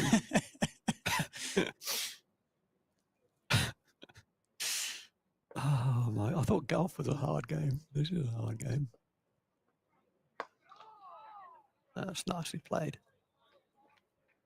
Something else that's interesting, just another kind of nugget to chuck in the mix as well. Emilio Gay, who wasn't in the slip cordon in the first innings, is now in the slip cordon for the second innings. He's back in at second slip. Prithvi Shaw, who dropped the 2 catches, or 2 of the 4 catches, he took himself out, or was taken out of the slip cordon. He's in the outfield now. Obviously, Northants weren't in a position to start with 4 slips. But Matt Bretsky, who was in the slip cordon, now isn't in the slip cordon. And Justin Broad, who found himself at second slip, is now at third slip. Just another piece to play about with. Yeah, I think that's really that's a kind of like a proxy a little bit for the cricket we've seen, isn't it? That makes sense. Yeah, it's kind of. But there was a game, one of those Kookaburra rounds, and I think I said to you on commentary, and I found it quite perplexing. Then it felt like each of the Northants fielders fielded pretty much everywhere throughout the course of the day. I remember. And I was saying to you, I was like, I'm certain this doesn't normally happen. And there's been a real shuffle about of fielders in this game as well. Yeah. Yeah. It's. I mean, I have to say what I see and what I think, and Otherwise, there's no point turning up, is there? If Emilio Gay wasn't fit enough to field at slip, he is a slip fielder. If he wasn't fit enough to field at slip in the first innings, then he's not fit enough to field at slip in the second inning. Now, it may be the case that Prifty Shaw says, look, I'm done, lads. I've dropped a couple. I'm just not confident on the next one. Fine. So we need to find another slipper. But you can't put a guy in there who wasn't fit enough to field in that position. That's a wicket-taking position. We've seen lots of chances go into that area. We need someone who's fit enough to field in that position. Sorry, I'll leave that there. You made that point already. No, It was a very good point. Proctor coming round the wicket to Tom Haynes.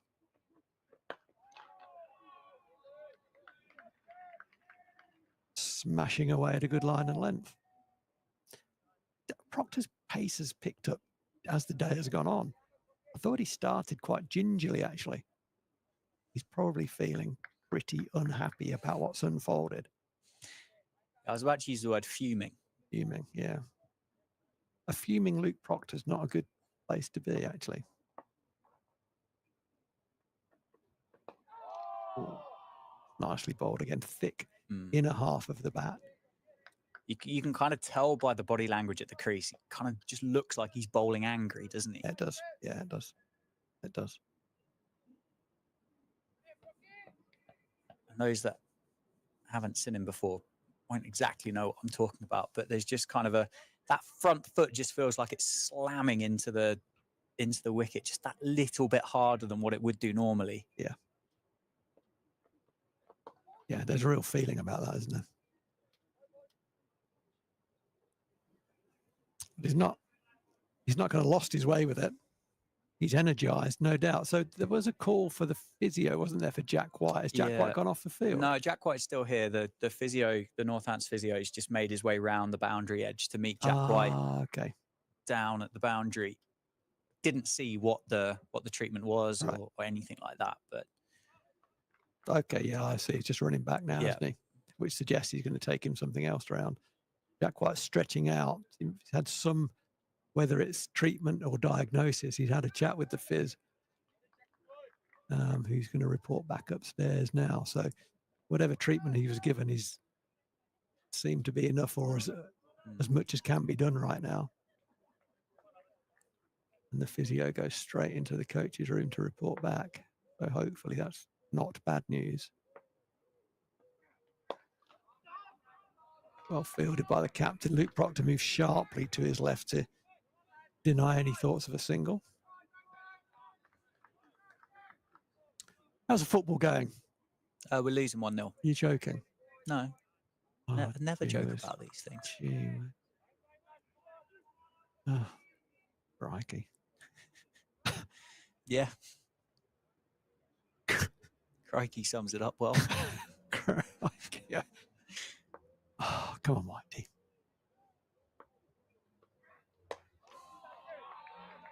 It's very good again. Oh, he's struggling. Yeah. He's struggling. Yeah. Only Jack will know quite how that feels. Obviously, he's on his way. This is again back from injury, from a reasonably long layoff. Yeah, he's not happy, is he? No, he's definitely got a little bit of a hobble on, which is not what you want to see. So what good fizzes do, come back to that in a sec. Yeah, what a good fizz will do with a good relationship with the athlete will be to diagnose and communicate. Look, and I don't know whether this is a conversation because it depends on what the diagnosis is, but good fizz conversation would be, you can play and it's going to be sore, but you're not going to make the fundamental injury a lot worse. Sure. Or you can play, it'll be sore, and you will make the fundamental. So therefore, we are not selecting you, or you come off, or whatever it might be. And it's a matter of trust, really, between the two.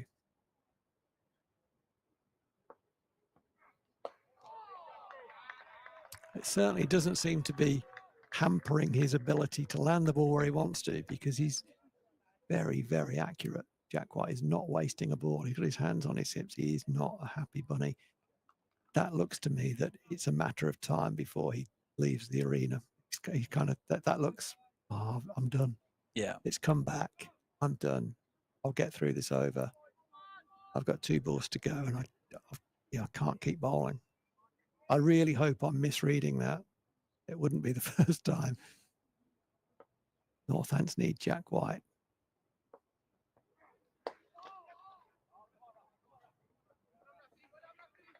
Yeah, as you say, it's not affecting his ability to land the ball. It's certainly not affecting the pace at all either. No, it's not.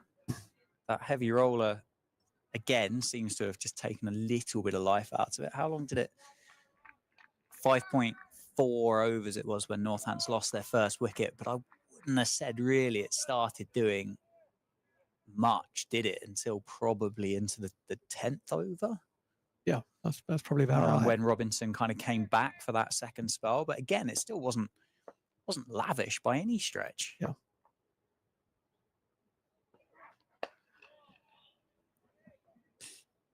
That looks like thank you and good night to me. Yeah. Oh, that's very, very sad. What I'm describing is very, very sad, is that Jack White, having completed that over, which is his 4th over, he's had some treatment and diagnosis chats with the physio on the boundary edge, and he's now leaving the field. So maybe the chat was have one more, see what happens, have another judgment on it. He's now leaving the field. The 12th man comes onto the field, and all Northants supporters will know how important Jack White is to Northants. And I mean, it doesn't mean it's terminal for this game, let alone anything else. But it doesn't look great, and I hope that's nothing serious at all for Jack and for Northants.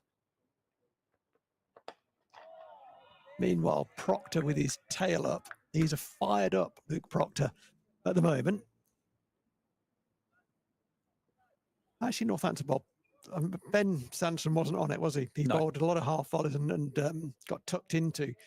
And Tom Haynes in particular, and Daniel Hughes a little, which has accounted for a lot of almost half of that 49 for 1. So it's 49 for 1 off 8.1 overs. The lead is 95. But Northants, that aside, those 2 Isando overs aside, haven't bowled badly here. No, not at all. Maybe it's a similar bit of deja vu cricket.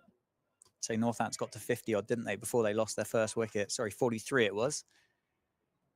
Then Robinson came back, change of ends for a second spell. Maybe that's what we're going to get from Ben Sanderson. Maybe he's going to replace Jack White from the Lynn Wilson centre end, and that live grass that's been flattened by the heavy roll is just going to start to stand back up again. And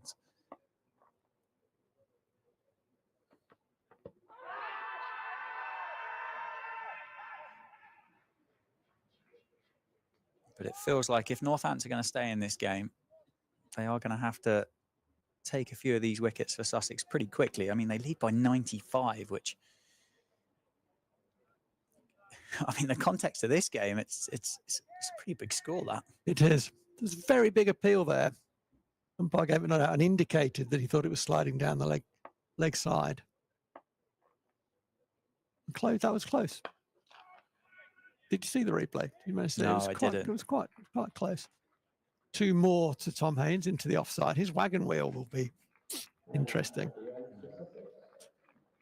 A lot of them into the offside.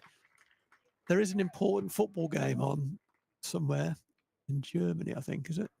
Is it in Germany? Yeah, somewhere. Yeah. Don't know. But I mean, there's not a lot of, I mean, we can't see the whole crowd, and a number of people do watch, and I can see actually when I look carefully, a number of people watch from behind glass, particularly in the members' pavilion, but there's not a big number in at the moment. But those that are here, there's a little smattering of applause for the Sussex 50, which suggests there's quite a few Sussex supporters. They are a well-supported county, aren't they? As you will know, Dan, they're a very well-supported county. Sussex is a cricket county, good club cricket history and standard in that part of the world. A lovely place to play your cricket too is Hove. Yeah, I think it kind of lays claim to the largest amateur cricket league it has, well, east to west Sussex. I don't know whether you've ever been down there, but it's a long way Mhm. from pretty much Emsworth right the way across to, well, Rye, isn't it, in East Sussex? The roads don't help, but on a good day, it could take you about 2 hours, 2.5 hours Oh, to go wow. one side of the county to the other. And if you go all the way down the tiers, you get to about Division 12, north, west, and southwest. So you go all the way down. There's about 14 tiers of club cricket right the way down. But as I say, that's been kind of an amalgamation of leagues, which has kind of created that. But Yeah, that's similar to Northamptonshire Yeah. in that sense. Yeah, yeah. So there's going to be a bowling change at the Lynn Wilson centre end, and it is going to be Ben Sanderson back on. And as it's a good comparison, isn't it? Sanderson's got a good example of how to bounce back from some adversity. Ollie Robinson demonstrated that, and Sando will want to emulate that. Yeah, he's got Tom Alsop on strike, who, of all of the batters that we've seen so far today, has probably provided the most application.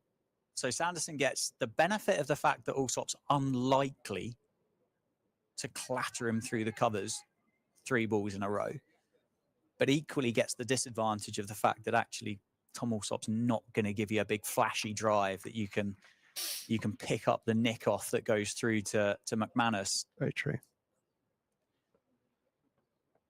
But it might at least just slow it down a touch if Northants can bowl at Alsop for a little while.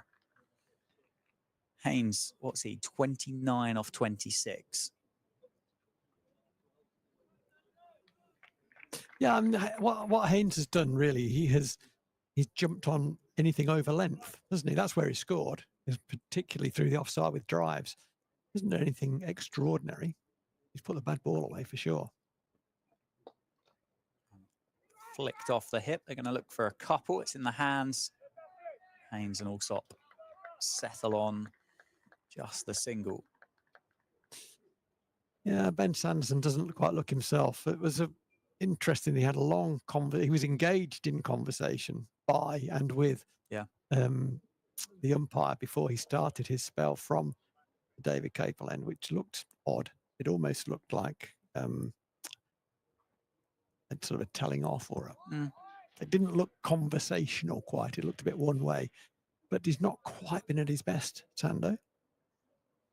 He's coming round the wicket now to Tom Haynes. 2 slips and a gully. And that's that's an interesting choice of a defensive shot, that, wasn't it, for Tom Haynes? He looked like he was lining up to flay Sanderson somewhere and almost played a cross-batted defensive shot back to the bowler. Yeah, it's led to a call for the helmet. 12th man has got the helmet. Is he going to bring it down? Here he comes. So that's Lewis McManus's helmet, and he will now be coming up to the stumps. Did Haynes walk at Sanderson then? I don't think he did really. No. No, but it was a very quick decision, wasn't it? Whether Sando's just saying, look, I'm not coming out quite well, and it does look a little slower than Sando's normal pace, I would say. But in any event, normally you'd see Lewis McManus come up to the stumps if batters are trying to come down the wicket at Ben and take length away from him. That wasn't the case. Keep us up. 2 balls of the over remain.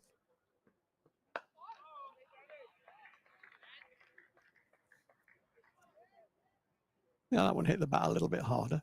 It looks like he's struggling for a bit of rhythm. Yeah. Sando. Yeah, well, he missed out last week, didn't he, down at Cardiff? He did. Whether that was have a little rest after the blast. Did he play all of the blast games in that block? I think he might have done. He might have done, yeah. I think he might have done. And then obviously would have played all of the championship before that as well. Oh, that's an unbelievable delivery. What a great take as well by Lewis McManus. Yeah. That's a fine bit of wicket keeping. From round the wicket, the ball was angling. It looked like it was going over Midland leg bail, and then started to swing a bit and bounced as well. That's a great take. And that all happened pretty quickly. Oh, wow. Yeah, well, that ball has misbehaved. There haven't been many. I mean, that's why we're saying it's not a snake bit, because that has been extraordinary movement. yes, yeah. The odd ball has done something like that, but very few. And also as well, I think that's been kind of exaggerated with McManus up to the stumps as well. Said, yeah. Proctor, the skipper, continues from the David Capel end. Alsop is on strike. He's 8 off 26. He's playing a different game to everybody else today. Quite happy to bat and absorb the pressure. 3 slips in place. Vasconcelos, Gay and Broad. One fielder down at long leg. It's very straight, isn't it, from Luke Proctor. Justin Broad rolling the shoulders. This is when Proctor is best for me, when he's running in aggressively. Yeah. Trying to hit the stumps. When he joined us from Lancashire, he was more inclined to bowl, try and swing the ball. Mm-hmm. And in particular against the right-hander, he wanted to swing the ball out. And in particular against the right-hander, he couldn't really always control that, and his start line wasn't always right. Sometimes it would swing too much. And for a bowler of his ability, his economy rate was just too high. And he turned himself into a real seamer. Yeah. Now he nips the ball, targets the stumps. Down the leg side. Is there a tickle? Has it brushed the pads? Says not out. Brush the pads. You'd be forgiven for thinking there was going to be another wicket falling on day one at Wantage Road, wouldn't you? We're due, aren't we? We haven't had one for a few balls. It feels every time there's an appeal, you're just waiting for the umpires to go, yeah, we'll have another one. It just sounded quite woody, though. Yeah, obviously brush the pad, or maybe got a buckle on the pad on the way through. Umpire says not out. It's a good take by McManus, down low on the leg side. I don't think Luke Proctor was particularly interested, was he? No. That one down the leg side, flicked away. Well fielded. Michael Finan on as 12th man, whilst Jack White is getting a bit of treatment. Well, I think is Jack White actually just in the doorway of I think he is. The coach's room or the office. It looks like he might be on his way back down the steps, so that's good news. That is excellent news. It's coming down the steps now into view out our window. Proctor into bowl. Flashed away by Haynes. That's going to be another 4. Uppish. But that's not really going to bother Tom Haynes or anybody else in this game so far today. He moves into the 30s, 33 off 30 balls. Sussex, after 11 overs, are 57 for 1. And the lead is now 103, and Jack White is back on the field.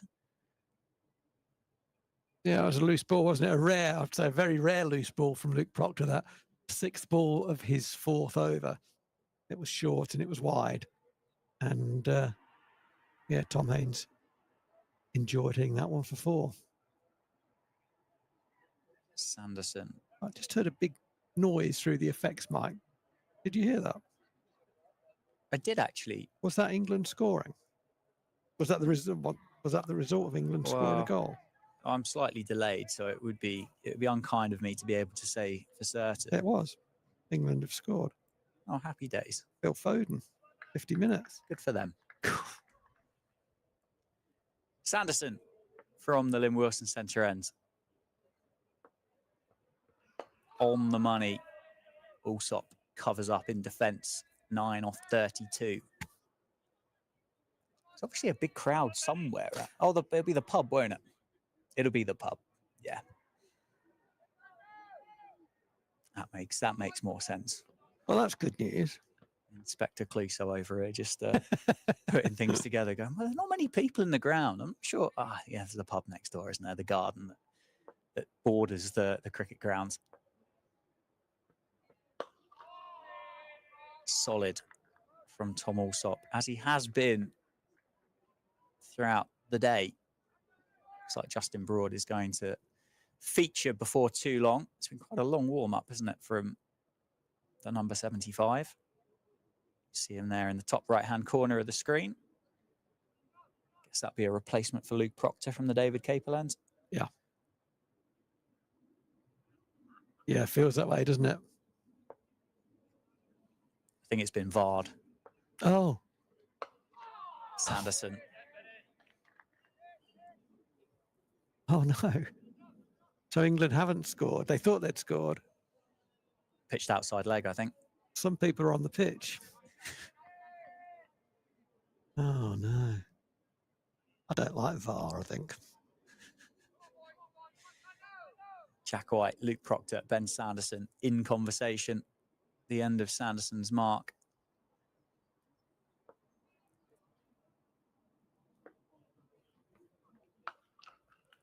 Cut away. Misfield by Bretsky. A point, but does enough to keep it down to a dot ball.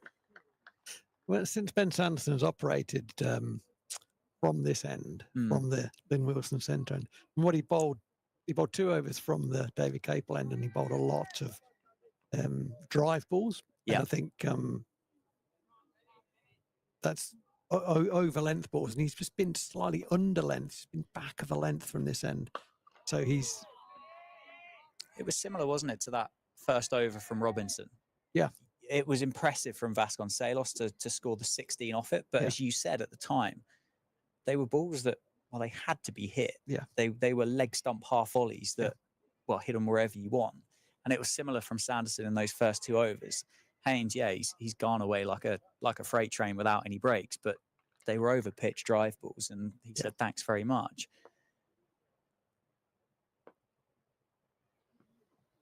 Oh, that's more like Ben Sanderson. Yeah. Also, just looks like he's got a lot of time here at Wantage Road today. 9 off 35. What do Northampton do, though? I mean, how long does this innings go on for? Having watched the first 2 before Northampton start going, it's just not going to be our day, is it? There's so much cricket left in it. The pitch is, well, near as damn it brand new still. If Sussex put together a score here and get a lead of 250, 300, time's not going to be an issue with regards to chasing anything down. But could there become an air of it's just not going to happen for us today? And if it does, I mean, whose responsibility is that to turn around and say, lads, let's not let that happen? Yeah. Well, it's everyone's responsibility, really. For me, you're a professional cricketer. You set your own operating standards. So you set your bar. Don't let anyone else set your bar for you, because they might not set it where you want it to be. So look after your own levels. Broad starts with a leg stump half volley, and Tom Haynes says, thanks very much, I'll have another boundary. 37 off 31, 7 fours. It feels like, well, obviously I know some of these guys pretty well, and and I think we're spiritually quite close to them. We spent a lot of time together, some of our guys, and there's a bit of anger out there. They're unhappy, aren't they? And they might well be. So, you might say, well, that's not surprising. But they're disappointed. They're upset. They're not performing as they want to do. They maybe feel a bit embarrassed about being bowled out for 97. It's just tough. It's tough for everyone out there, but not for Tom Haynes and Tom Alsop, because they're just batting very nicely together, aren't they? There's a nice partnership. This partnership of 42, playing in their own way, playing to their strengths. It's going to be another single turned around the corner. Rob Keogh, I think, does the fielding.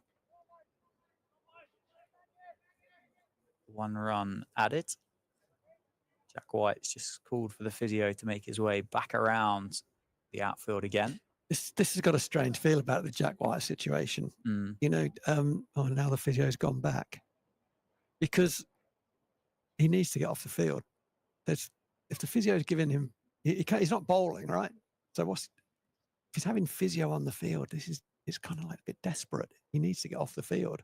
There's a lot of cricket still to play. Tickle down the leg side, Alsop gets 4. That's his first boundary of the innings and takes him into double figures. Moves to 13. Now the physio is coming around to see Jack White. Takes the score up to 66 and the lead up to 112. I think there is a difference of opinion here in terms of, is Jack fit to be on the field? Is it running repairs or does he need to get off the field? He bent down to field the ball at the end of the last over, and I thought it was reminiscent of me bending down. Got a few years on me. Nicely played by Tom Alsop. It's been 9 runs off this opening Justin Broad over. 143, plays 97, plays 66 for 1. Oh my word, where are you going, Phil? Well, yeah, and that's been a question that a lot of people asked. So they're just chatting. The physio and Jack are just having a chat. That's as you would describe it, a hit ball for Alsop. 10 runs off the Justin Broad over. 67 for 1. We've still got 10 overs remaining in the day's play here at Wantage Road. Stream powered by Daffabet at Northamptonshire County Cricket Club. You can get in contact with us, as you can see on screen there, via Twitter or X, and then also email stream@nccc.co.uk. As it stands, not everything's going right for Sussex, but of the things that we have seen, it's certainly pointing their way at the moment. But also with the cricket that we've seen as well. You'd be a brave man if you were going to say it was going to be 1 down at the end of play, wouldn't you? You would. You would. Sanderson continues from the Lynn Wilson centre end. Tom Alsop on strike. And that's a misfield from Jack White. Mid-off allows Alsop to come down through the other end. So it'll be Haynes now. Will face up against Sanderson. A Sussex batter that had quite a lot of success against Northamptonshire at the start of this innings. 68 for 1. Encouragement from Lewis McManus behind the stumps. 2 sweepers out either side of the wicket. Defended into the offside, and Jack White makes no mistake this time. I wonder if there's a bit of Whitey just thinking, oh, my mates are here. You know, I want to put my shoulder to the wheel with my mates. I've missed quite a bit of cricket with injury. We're up against it here. You know, it's 114 for 1 effectively, and going away from us. I want to put a shift in for my mates. And I wonder if the physio is saying, mate, you need to be off the field. No. It could be that way around, couldn't it? Yeah, absolutely. It's played nicely behind point, shot. And that's going to be another 4. Tom Haynes looks like he's in some form here. 50 partnership as well between Haynes and Alsop. Haynes moves into the 40s, 42 off 35. 8 fours now in this innings for the Sussex opener.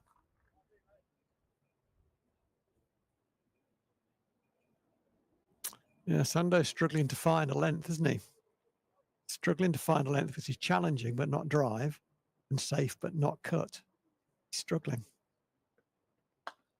Nicely played again. Just looked like that. Shaped away from Tom Haynes. Yeah. Decelerated the bat, just dropped it into the offside. There's a big gap there, and took the single down the other end.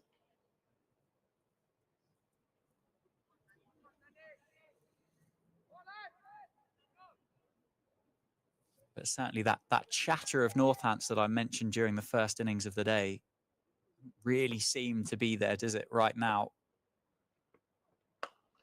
No, it doesn't. It doesn't. And it's understandable. It's been a tough day, isn't it? Look, yeah, we found it tough tough to sit up here and look onto it, particularly with my Northants leanings, which I don't hide. Hopefully I'm offering balance. Yeah.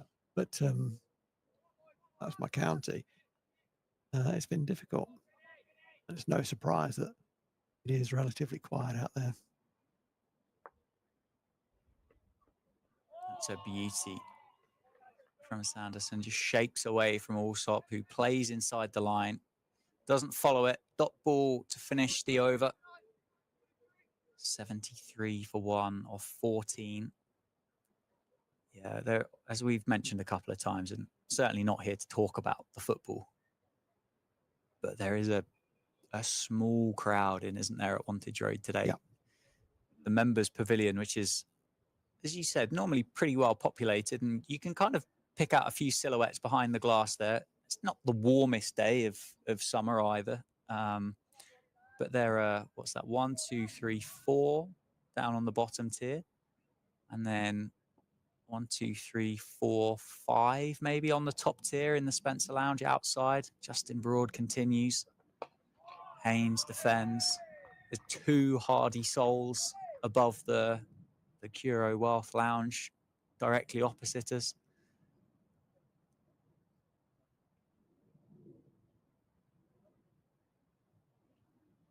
Yeah, it's thin, isn't it? Yeah.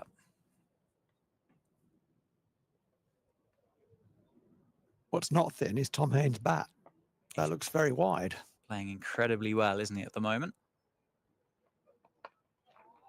Times that nicely. Runs it down to Rafi Weatherall. That's the fielding on the offside boundary. Continues his walk, makes his way into what would be a 30-yard circle if there were to be one in this format of cricket. Quite happy to bring the players up whilst Allsop's on strike. He's 15 off 43, just the 1 for. Comparison to Haynes is 43 off 37 with 8 boundaries in that innings as well. But he's played a good hand, hasn't he? He's played his way. He's played very well. Down the leg side, and Allsop thinking, oh no. Manages to get the gloves out the way of that one. Bit of extra bounce maybe from Justin Broad, an effort ball from the German international. That flew through, didn't it? Just tailed back in as well, didn't it? As it went past the back of Tom Allsop.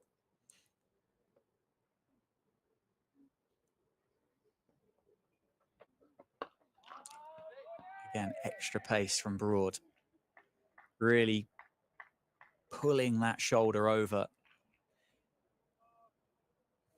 Yeah, I think it's. I pick up. He's done a lot of work with Rory Kleinveld, the Northants bowling coach, and he is turning himself into a proper red ball all rounder.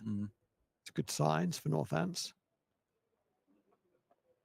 And we said, because only today, because this is day 1, it feels like it was earlier in the game and therefore a different day, but it was today. He's keeping James Sales out of this side. And, Gus Miller, who did well last week down at Glamorgan. Yeah. Broad played in that game as well, but Safe Save would be another option that would provide you with a bit of balance. I just wonder here, could it be worth a little look at Rob Keogh? If there's a mindset of, I'm going to get one with my name on it and we're going to get this game done pretty quickly because I don't know at what point one's going to nip and seam away and take me with it. Does that kind of, well, it certainly gives Haynes and Allsop something else to think about. If there is a little bit of grass on there, it normally means it'll give somebody an opportunity to actually grip the seam into it and get a little bit of turn. Has had a little bit of bounce. And does Haynes, well, Allsop probably not, but does Haynes go, well, actually, I'm being aggressive today. We need to get this game done quickly because seamers will be back. And does he try and hit Rob Keogh out the park? I think there comes a time when that becomes an option. But I mean, I think Jack White's fitness is perhaps part of that equation. And we don't know what the answer to that is. But I would say not yet with 21 wickets taken and 4 drop catches in the slips, all catchable. So, effectively 25 two seam, I wouldn't go away from that right now.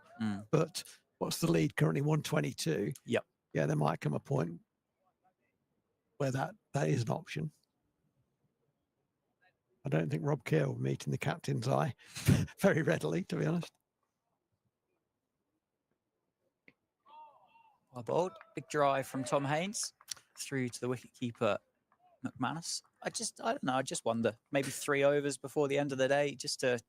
It would be that kind of thing, I think. Before the end of the day, when Sussex might be thinking, well, we're just going to get through to close. That might be another option. Yeah. But we're not far away from it. There's 7.4 overs left. Yeah. And here we go, almost on cue. It's got to be Rob Keir doing some bit of yoga. Yeah, bit of yoga. Pilates. Nicely played. Nicely played. Bit of extra bounce. The previous ball, and that one bounced a wee bit. The previous ball was a big drive play and miss. Ball has not gone past the outside edge very much, has it? No. I mean, not really at all, is it? I mean, yes, there's been a lot of wickets, so clearly they were edges. A lot of those were edges, but hasn't been kind of beating the edge 3-4 times and over, has it? No. And we have seen that here, haven't we? Particularly with the quality of Ben Sanderson's bowling. Yeah, that one a little bit too straight into the thigh pad of Haynes. That's something that we both spoke about earlier, wasn't it? After the end of the first innings, I think it was. And we kind of said, well, it doesn't feel like 143 all-out kind of day. No. As you just said, it wasn't a case that there's oohs and ahs for 4 out of the 6 balls of the over, and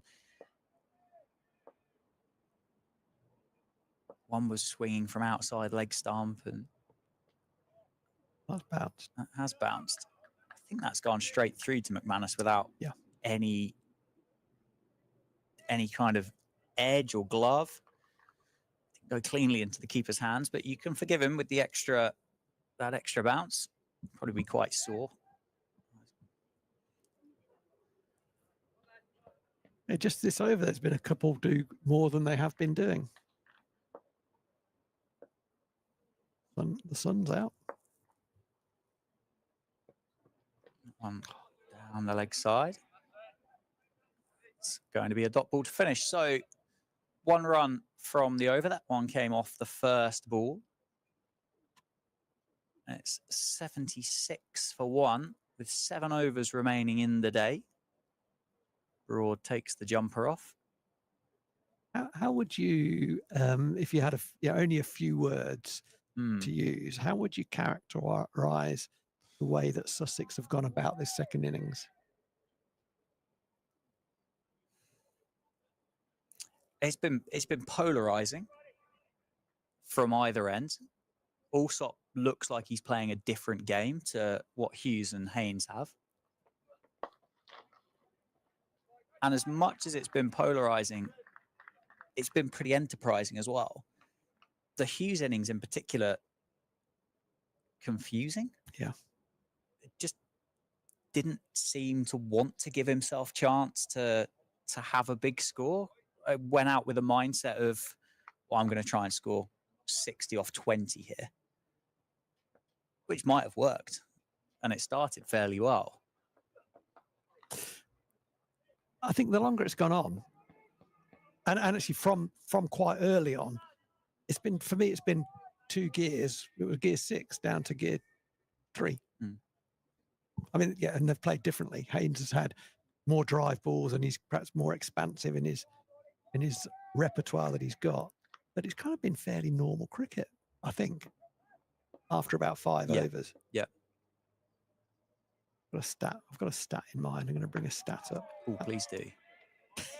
I love a stat. Okay, here we go. I mean, I think we probably... Okay. Bear with me whilst I calculate this stat. This is me calculating it now.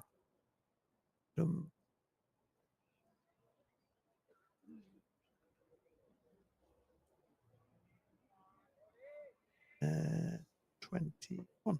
Yeah. Okay. In the first innings, i.e. earlier today, Tom Alsop innings was more than lasted for over half the time that the whole Northampton innings lasted. Yeah. And by the time we reach the close of play, Sussex second innings will have lasted for longer than the Northants first innings. Ouch. Yeah. Well, we both know that day 2 is a fantastic day to bat at Wantage Road. It's had the heavy roller on the pitch twice now on the same day. So actually, Sussex can survive these next 31 legal deliveries. You did say there's a bit more weather about potentially tomorrow, didn't you? But it's not exactly been clear blue skies throughout the course of the day. There's a bit of it now, isn't there, above the ground? But it's been cloudy. It's been overcast all day. Sussex could end up with a very, very good lead here. They could. What a beautiful shot that was. Really nice from Tom Alsop. Moves into the 20s. Just leant on it, didn't he, through the covers? Good. Slightly uphill towards the coffee van and the Memsab tent. It does quite a good trade, doesn't it, on T20 night? The queue for Memsab is unbelievable. I had one on Friday. Yeah. It was astonishingly good. Yeah. Fantastic.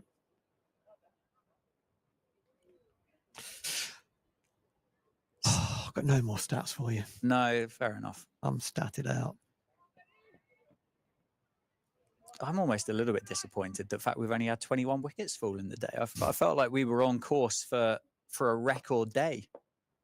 37 wickets fall on day 1 at Wantage Road, reads the headline. Well, it looked that way, didn't it? It did look like that.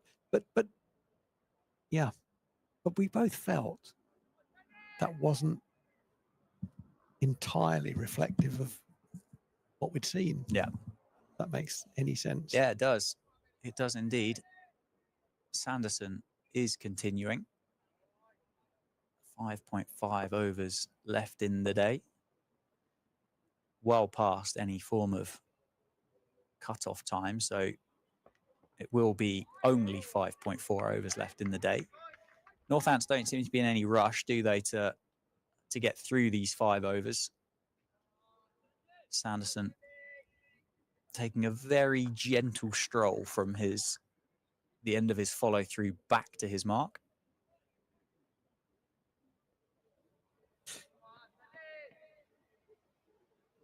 Yeah, he's not a happy bunny, Ben.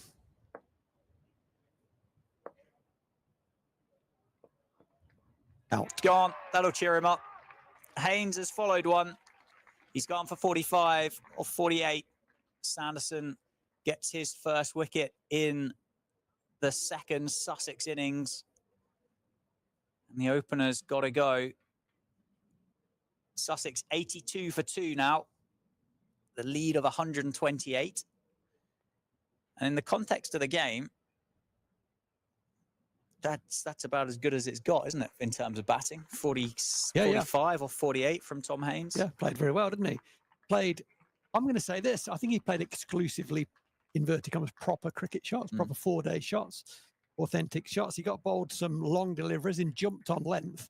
He probably turned some of those into drive balls that were kind of marginal, but he played them beautifully. Everything went along the carpet from him. Just there was a good bit of decision making. I don't know who made the decision. Would have been a combination of McManus and Sanderson. The decision to go back, because he had been up to the stumps for quite a bit of Ben Sanderson's spell from the Lynn Wilson end. But had he been back, I'm not sure that would have quite carried to first slip. It would have been a difficult catch with the keeper up anyway. He might have hit the keeper somewhere because it was a thinnish edge. Yeah. And but Lewis McManus was back and took a nice catch low to his left. So that will make Ben Sanderson feel a little bit happier about life. And it brings in a new Ben, it's the night watchman. Yeah. There's a few lads of similar silhouettes for Sussex, isn't there? So I was wondering whether it was James Coles, Nathan McAndrew, Ollie Robinson or Sean Hunt, but it is Sean Hunt. 5.5 overs left in the evening, and that was the 22nd wicket to fall in the day. you'd be forgiven, wouldn't you, if you were Sussex number 4 and didn't fancy heading out there on a day that there's been 22 wickets. But absolutely, I'd hope that James Coles or another night watchman has got him on ready to go, because based on what we've seen so far, it'd be a good knock if Sean Hunt lasts 5 overs, particularly whilst facing up the majority of the strike to protect Tom Alsop and James Coles. 2 balls left in the over. oh, It's a beauty. Has it got an inside edge on it? Oh, Northampton can't believe it. Well, I get the benefit of a replay. We won't be able to say for certain as to whether that's taken anything on the way through. It's just come back off the seam, hasn't it? I thought I might have heard something through the effects mic, but Sando didn't think that was out. well, there we go. No, that was a half-hearted appeal, wasn't it, from Ben Sanderson? That was. From behind the stumps, they were convinced. That one's left well alone from Sean Hunt. So a dot ball to end, a wicket maiden for Ben Sanderson. 1 for 32 off 7 overs. 18 have been bowled. 82 for 2. And Tom Alsop, 22 not out off 52 balls. Sean Hunt, not off 3. Yeah, so I'll take us to the close. 5 overs to go.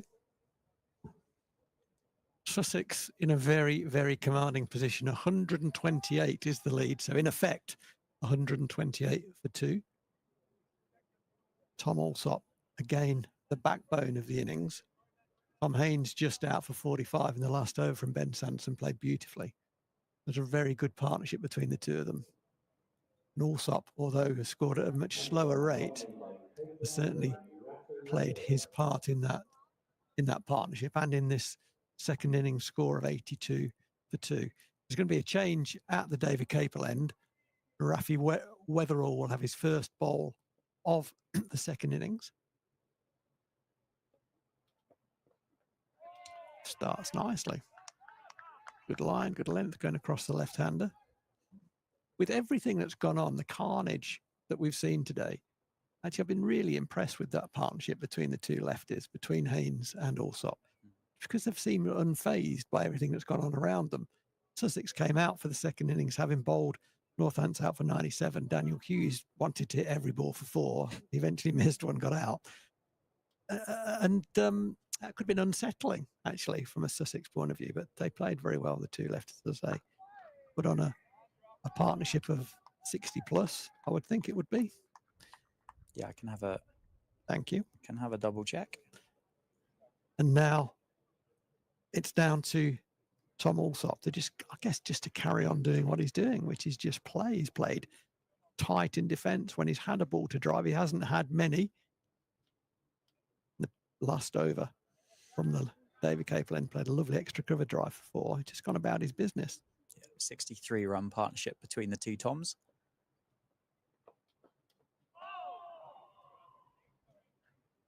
Northampton desperate to see the back of Alsop, won't they?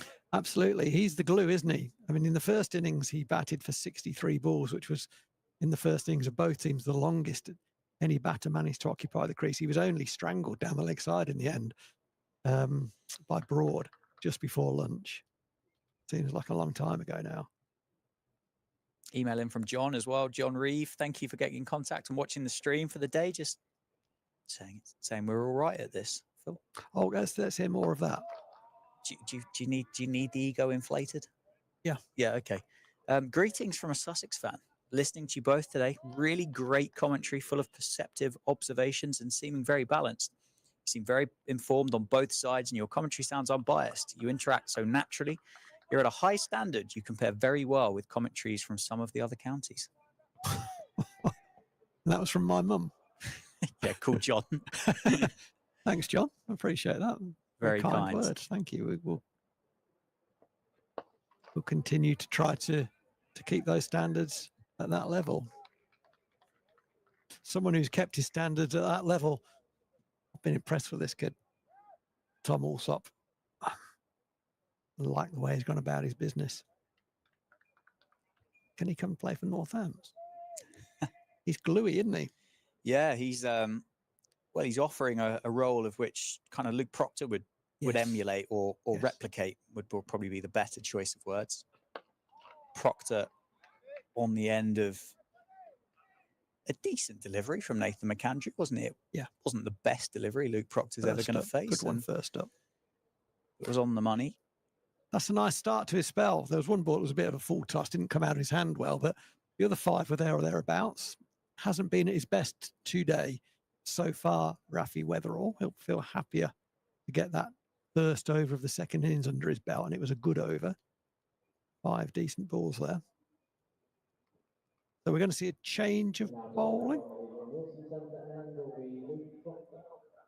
Well, the announcer is very much on it.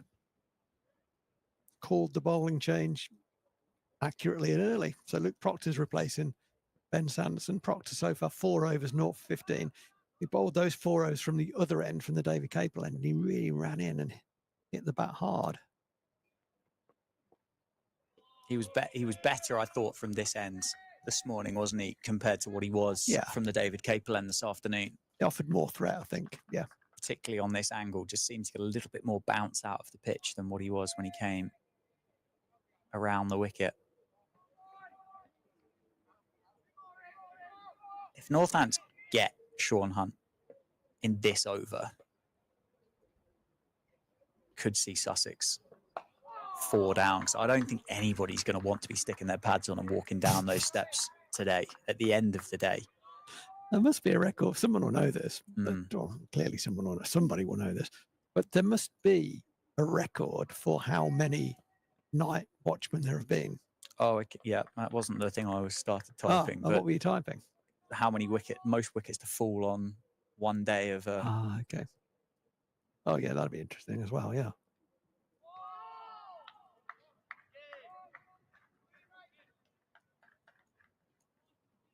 Nicely bowled from Proctor, but also nicely played from Hunt.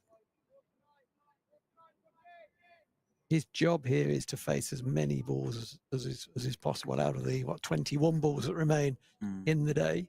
Sean Hunt wants to be really ideally facing 15 of those if he can, 21 if he can.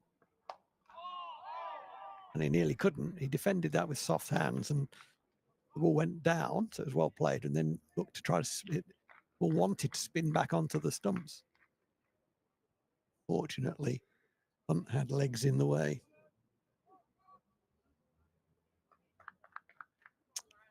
But he bowled quite nicely. It's my first view of him. The left arm paceman from Sussex, formerly with Surrey as a youth cricketer. He made the move, and it's a good acquisition, I think, from his point of view. 26 fell between Essex and Lancashire, September 2022. 26, okay. I think there's been more. I thought, yeah, I mean, yeah, it's an interesting one, isn't it? Because you kind of think there'd be more than 26, but then you think about 26, that's a heck of a lot. And then there's 22 already here with 4 drop catches. I'm certain there's been more, but... Yeah, I would think. Yeah, radar not quite on. Really need to be making the night watchman play. Keep it simple, challenge the stumps. Line more important than length if you are going to err on the one of the two. In this situation, bowling at the night watchman, poles, don't leave the poles. And Proctor was guilty in that over of leaving the poles, but Sean Hunt left the ball. A good judgment. But he hasn't kept the strike. But Tom Alsop, I hope I don't do him here, but he doesn't look like getting out. And he hasn't looked like getting out all game. No, he's been brilliant. He's been brilliant. He, I think, has certainly played this match on merit, hasn't he? He has. That's good. Rafi Weatherall, 1 over under his belt. He's really got his tail up here, hasn't he? He's really running in. Well, it's going to be a short spell, isn't it, for Rafi? Exactly. And he knows he's going to get his boots off and feet up overnight. Nice comfy bed somewhere in Northampton. So he can't afford to get the handbrake off and steam in. Nicely tucked into the leg side. Allsop will be happy to get a single and get at the other end and let the night watchman do his job.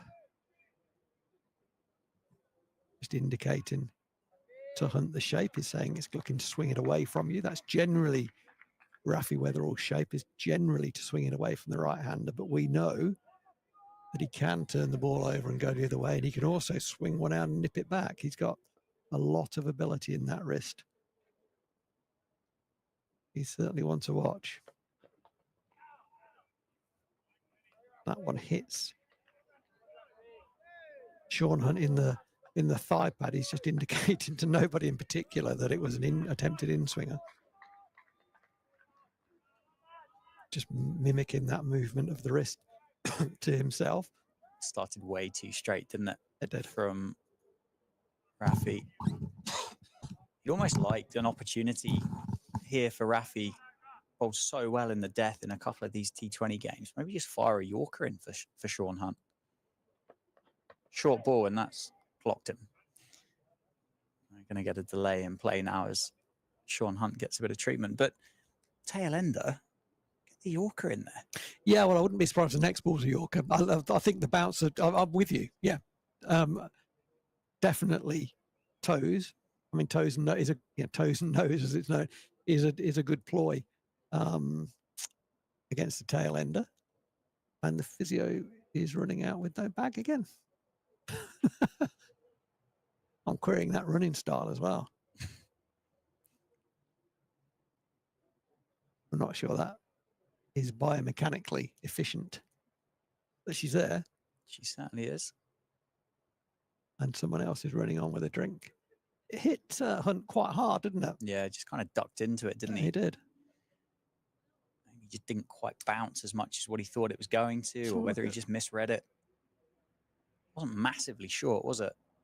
He didn't get very low, actually. When the ball hit him, he was on the way down to get under. I would say he was done for pace there, really. He wanted to get under it, tried to get under it, but in the end just was on the way down under it when it hit him. It was a well-directed bat. No one likes to see anyone get hit in the head, let me say that. And I hope he's okay. Looks like he's going to be okay.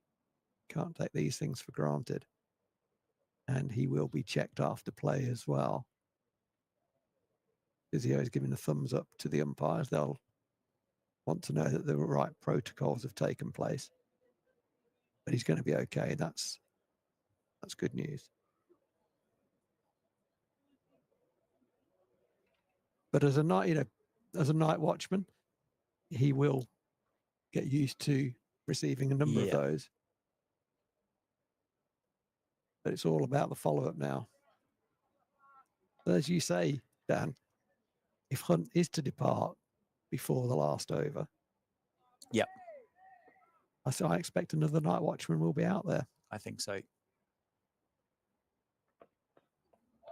That's a pretty good follow-up. It wasn't a Yorker. It was a snorting delivery. Pitched, fourth stump, straightened, went past the outside edge. It was just slightly too short. It's a quick delivery. McManus taking that and the ball steeply rising still. And that's good to see at Northampton. Yeah, it has carried through nicely, hasn't it? For the most part, for the majority.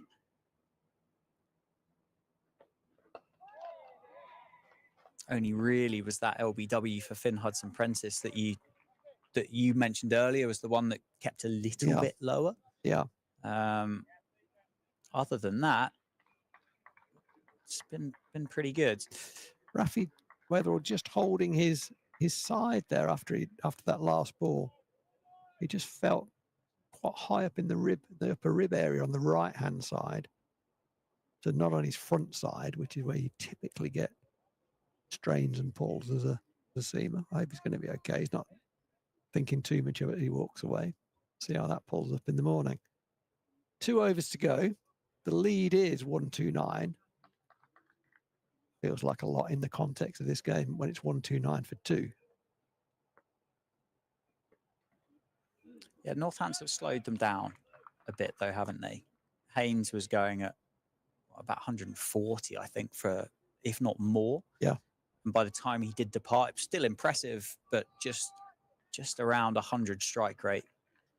Obviously, the two Sussex batters then for the remaining 6 overs of the day have really kind of dug in and applied themselves to make sure that the visitors only go in 2 down at the end of the day.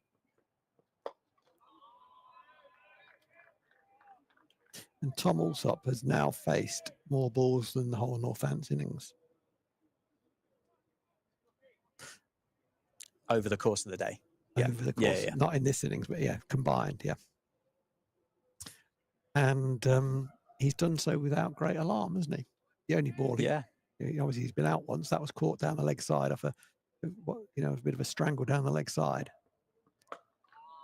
But if you were to edit the film of this 125 or so balls that he's faced, and you said, okay, so tell me the scores at the end of this day's play, you're not saying 140 all out, 97 all out.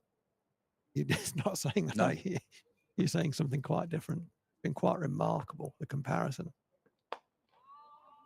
Get past that. Yeah, that's solid, isn't it? That made such a good sound off the face of Tom Alsop's bat. Full face thud, wasn't it, as it dropped into the offside. Captain's led from the front today for Northampton. I think Luke Proctor in the field. He's grabbed the ball when he's felt the need to. He's given people short spells, got himself on. He has led from the front with his purpose. He's led by example. And he's bowled nicely again. Nothing more than you'd expect, is it, from Luke Proctor? You've worked with him for a long time and you know him a lot better than I do, but based on the season and a half, he wants to dictate play, doesn't he? He wants to show example to the 10 other teammates. Yeah, he's got good ingredients. He's kind of a Phil Rowe cricketer, really. He's just tough and competitive and combative. Yeah. Are you talking about yourself as a cricketer, or are you talking about cricketers you like? Because he can play the game. But I was a wannabe, never going to be.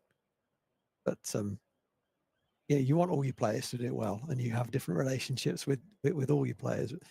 He is that kind of guy. You can't really have 11 like that. It's kind of not possible. Yeah. But if you've got a few like that, it's very helpful to have around, because the game is tough, and you need to be able to dig deep at times. And Luke Proctor is certainly that man. Well, worst case scenario, Phil, for Sussex, they're going to finish 3 down at the end of day 1 in their second innings. If Sean Hunt goes in this over, it will be stumps.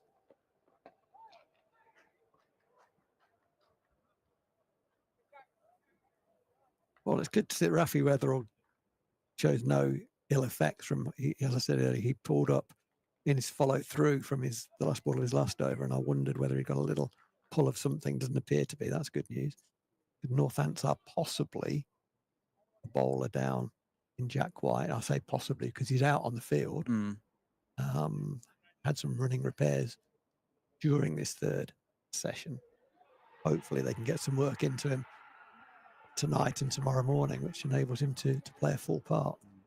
4th slip has come in. Good idea. Good thinking.